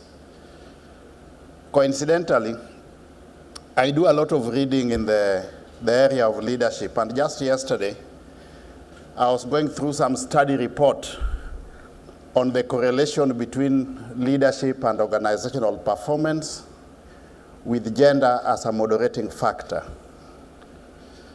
And the study findings in that study report, ladies and gentlemen, espouses that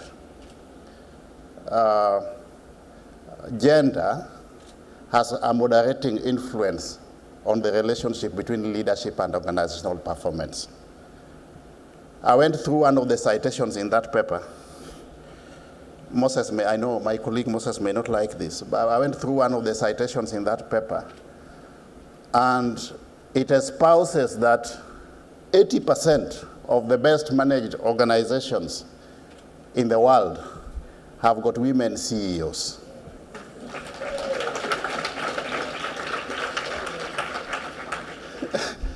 And going further through the emerging propositions, that study argues that because the woman is the CEO, a busy chief executive who works late in the office, the traditional role of the man and woman is also on a reverse. The woman works late, the man, without a choice of course now, has to go home early, sort out the children, wait for Madame to arrive, because from the office she also has to pass through 1-2 places to compare notes with her friends. So the man, having sorted out the children, waits for Madame to arrive at about 11 midnight. Then immediately she walks in. The man asks, "Honey, do you want to bathe with hot water or cold water?" and the man acts accordingly, or responds accordingly. So I was wondering, what a coincidence. And perhaps maybe we need to borrow from the findings of this study in our technological space, that we need to integrate more and more women, at higher echelons within our organizations, to enhance the performance of our organizations within the technological space. That is the direction, and I want to urge the men in this room to take a cue from the findings of this study. Or else you will be living on borrowed time. Okay, but that's for another day. First of all, let me reiterate that I'm actually here standing in for His Excellency the President, who was actually supposed to be the one closing this ceremony. But due to unavoidable circumstances, because he's out of the country, it was not possible for him to be here. But he asked me, first of all, to pass his greetings, best regards, and best wishes to our ICT industry, and reconfirm his commitment towards utilizing ICT to turn around the Kenyan economy. And I believe that we have all seen that as far as ICT is concerned, the President is leading from the front. So some applause to the President, please. We have come, ladies and gentlemen, now to the last moments of what has been, in my view, a very fruitful assembly of minds. We met at the start of this week as thought leaders within the ICT industry and process drivers in the digital industry to review the state of the art, take note of how we have performed, analyze the gaps we have witnessed, the lessons we have learned, and what we need to do best moving forward. We have assessed our status amidst the unfolding realities. We have seen the hopes, the opportunities that are available for us, and at the same time also recognized the challenges or the impediments that we need to address moving forward. These have aptly been captured in the recommendations that were read by Fiona, the CEO of TESPOC. And those recommendations capture the collective thoughts of the team that has participated in this summit, ladies and gentlemen. So I wish to thank everyone for your different roles and contribution towards the success of this momentous event. A big vote of thanks to the organizers led by ICTA, the sponsors, the partners, the exhibitors, and of course, the media for playing an integral augmenting role towards making sure that this process is a success. And of course, all the delegates who have participated in this forum, either physically or virtually. Above all, let me also thank the Almighty God for watching over us and walking us through all the stages of the planning, the organization, and for bringing us to this point where in the next couple of hours or so, we will now be parting and hope to meet again soon in another forum in relation to our dear ICT industry. Over the past 3 days, ladies and gentlemen, we have traversed and explored the digital landscape. We have had very insightful and informative encounters. We have looked into the future of work and life with fresh eyes from a digital perspective. We have seen unlimited possibilities, as the theme of this summit aptly captures. What we are agreed on, ladies and gentlemen, is that the digital economy can do for us amazing things, and not just in the formal working places, but even for those of us who are in the creative and the gig economies. In blockchains, robotics, Internet of Things, artificial intelligence, and in other emerging spaces and systems, the promise is immense. And we have therefore reaffirmed the potential of ICT in creation of jobs and generation of wealth. That, ladies and gentlemen, has been placed at our disposal, and what therefore remains with us is the challenge of facilitating optimal uptake of the opportunities that lie therein. ICT is redefining the whole notion of employment and unemployment at the same time. To be jobless is increasingly coming to mean that you have no access to digital platforms, or skills, or even both. For the new job markets, no matter what your field may be, we are now in the cyberspace, and that is the place that all of us need to migrate to. If you don't, then you are actually living on borrowed time. As the Kenya Kwanza government, we will continue to provide the requisite infrastructure and create an enabling and facilitative environment for the private sector to thrive, specifically the ICT sector to thrive. And we shall intentionally seek to make our country an empowered digital society in line with our vision, ladies and gentlemen, and of course, informed by our mandate as a ministry, which is the very reason for our very existence. And we will work with all of you, as I mentioned on the first day, locally or internationally, to make this happen.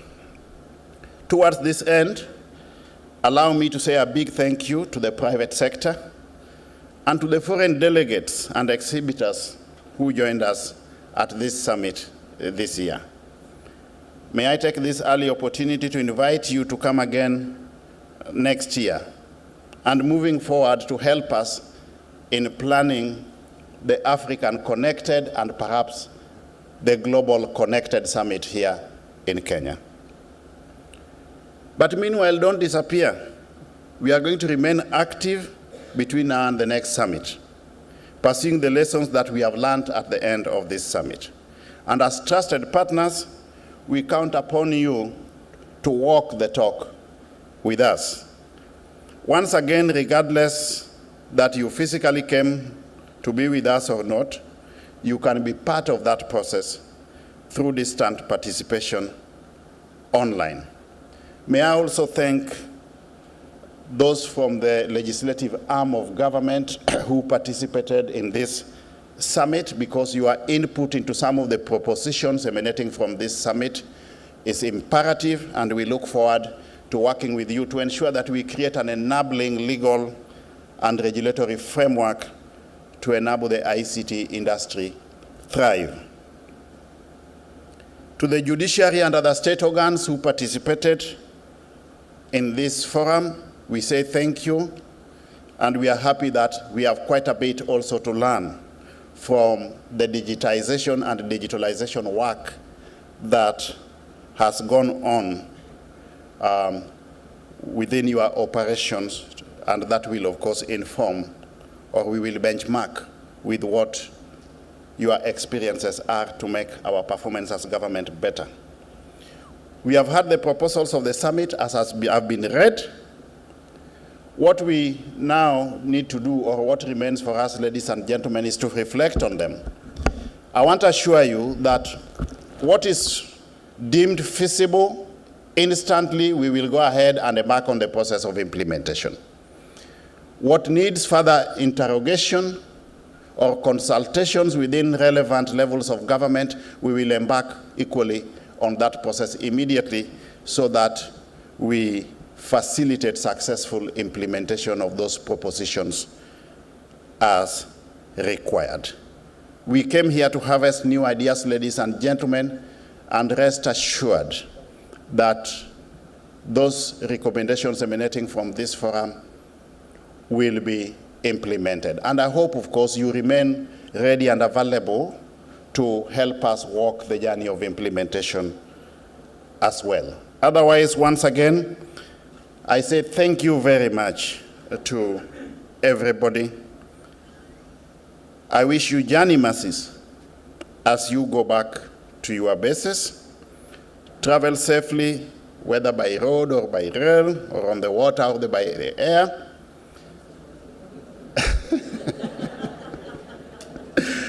And may God abide with you all the way. Have a happy Easter holiday. And to all of you, we owe you a great debt of gratitude. May God bless you. Thank you very much.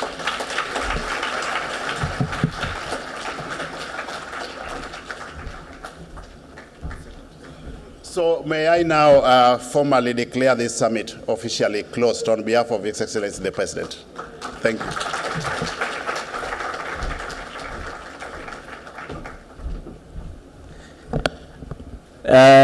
Thank you very much, Waziri.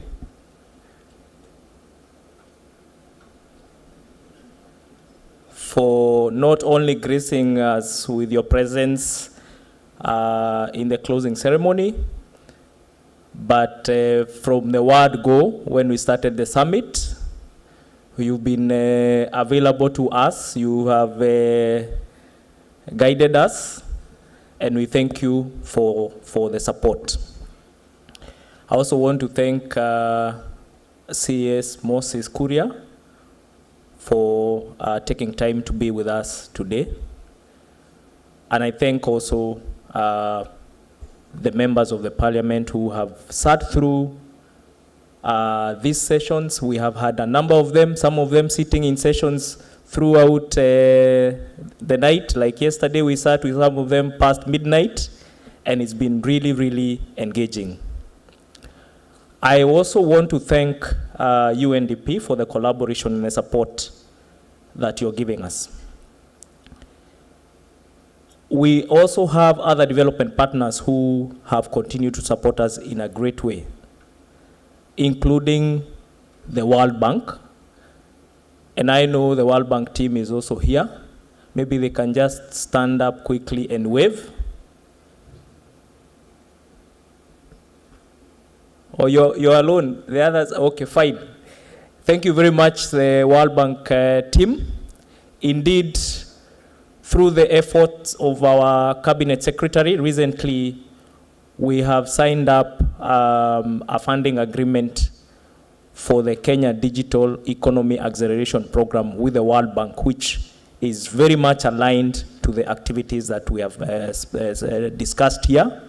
And this will help us kick off implementation of the issues that we have discussed here today. Finally, I want to thank all of us, the delegates, for being patient with us, for your contributions and for your ideas. I also want to thank our partners in the event organization, our MCs for a good job. Let us appreciate Jeff and Victoria for the good work they have done. And finally, I want to thank my team, the ICT Authority team, for working endlessly and tirelessly several months before, and a number of sleepless nights the last couple of days. We thank you very much for your efforts.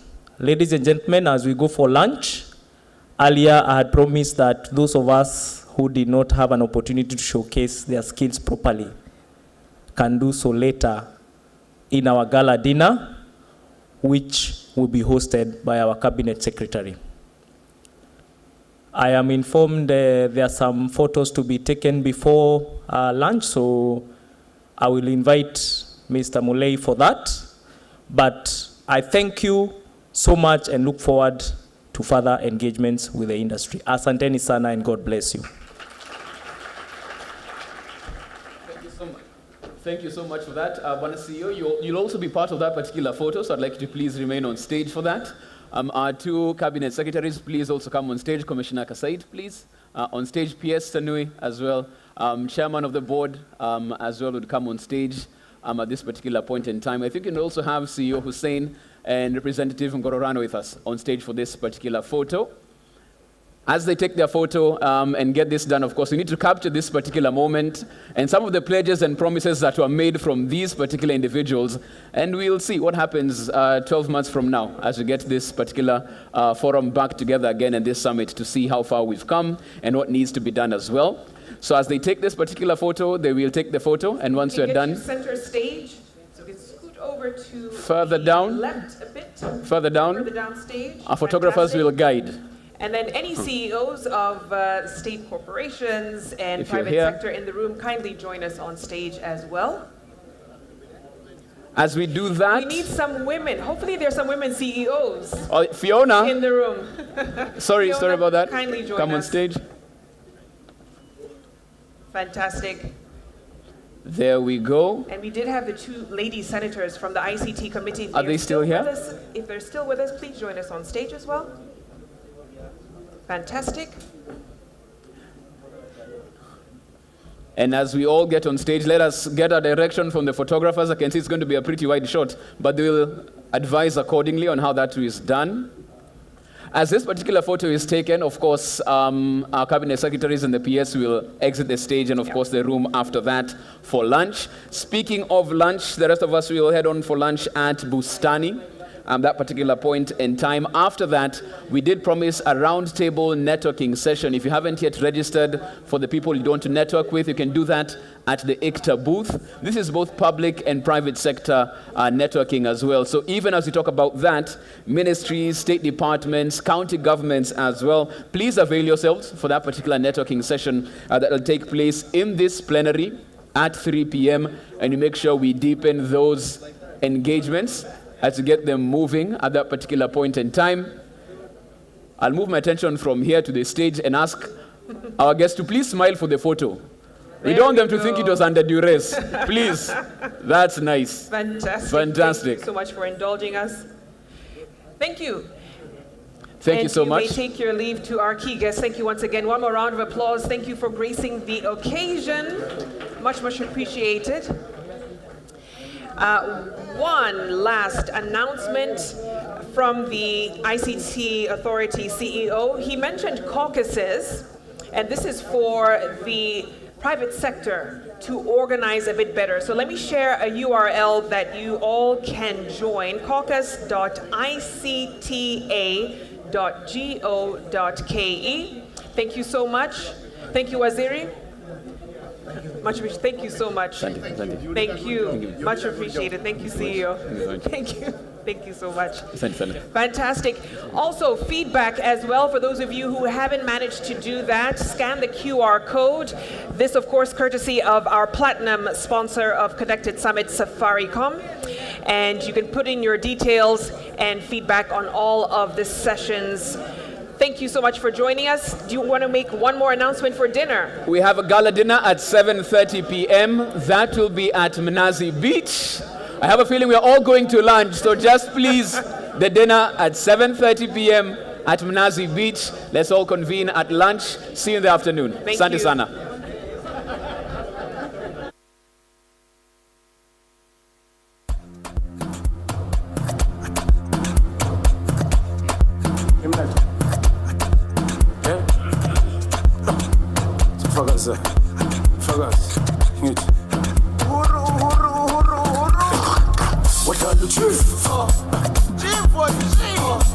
Watch out for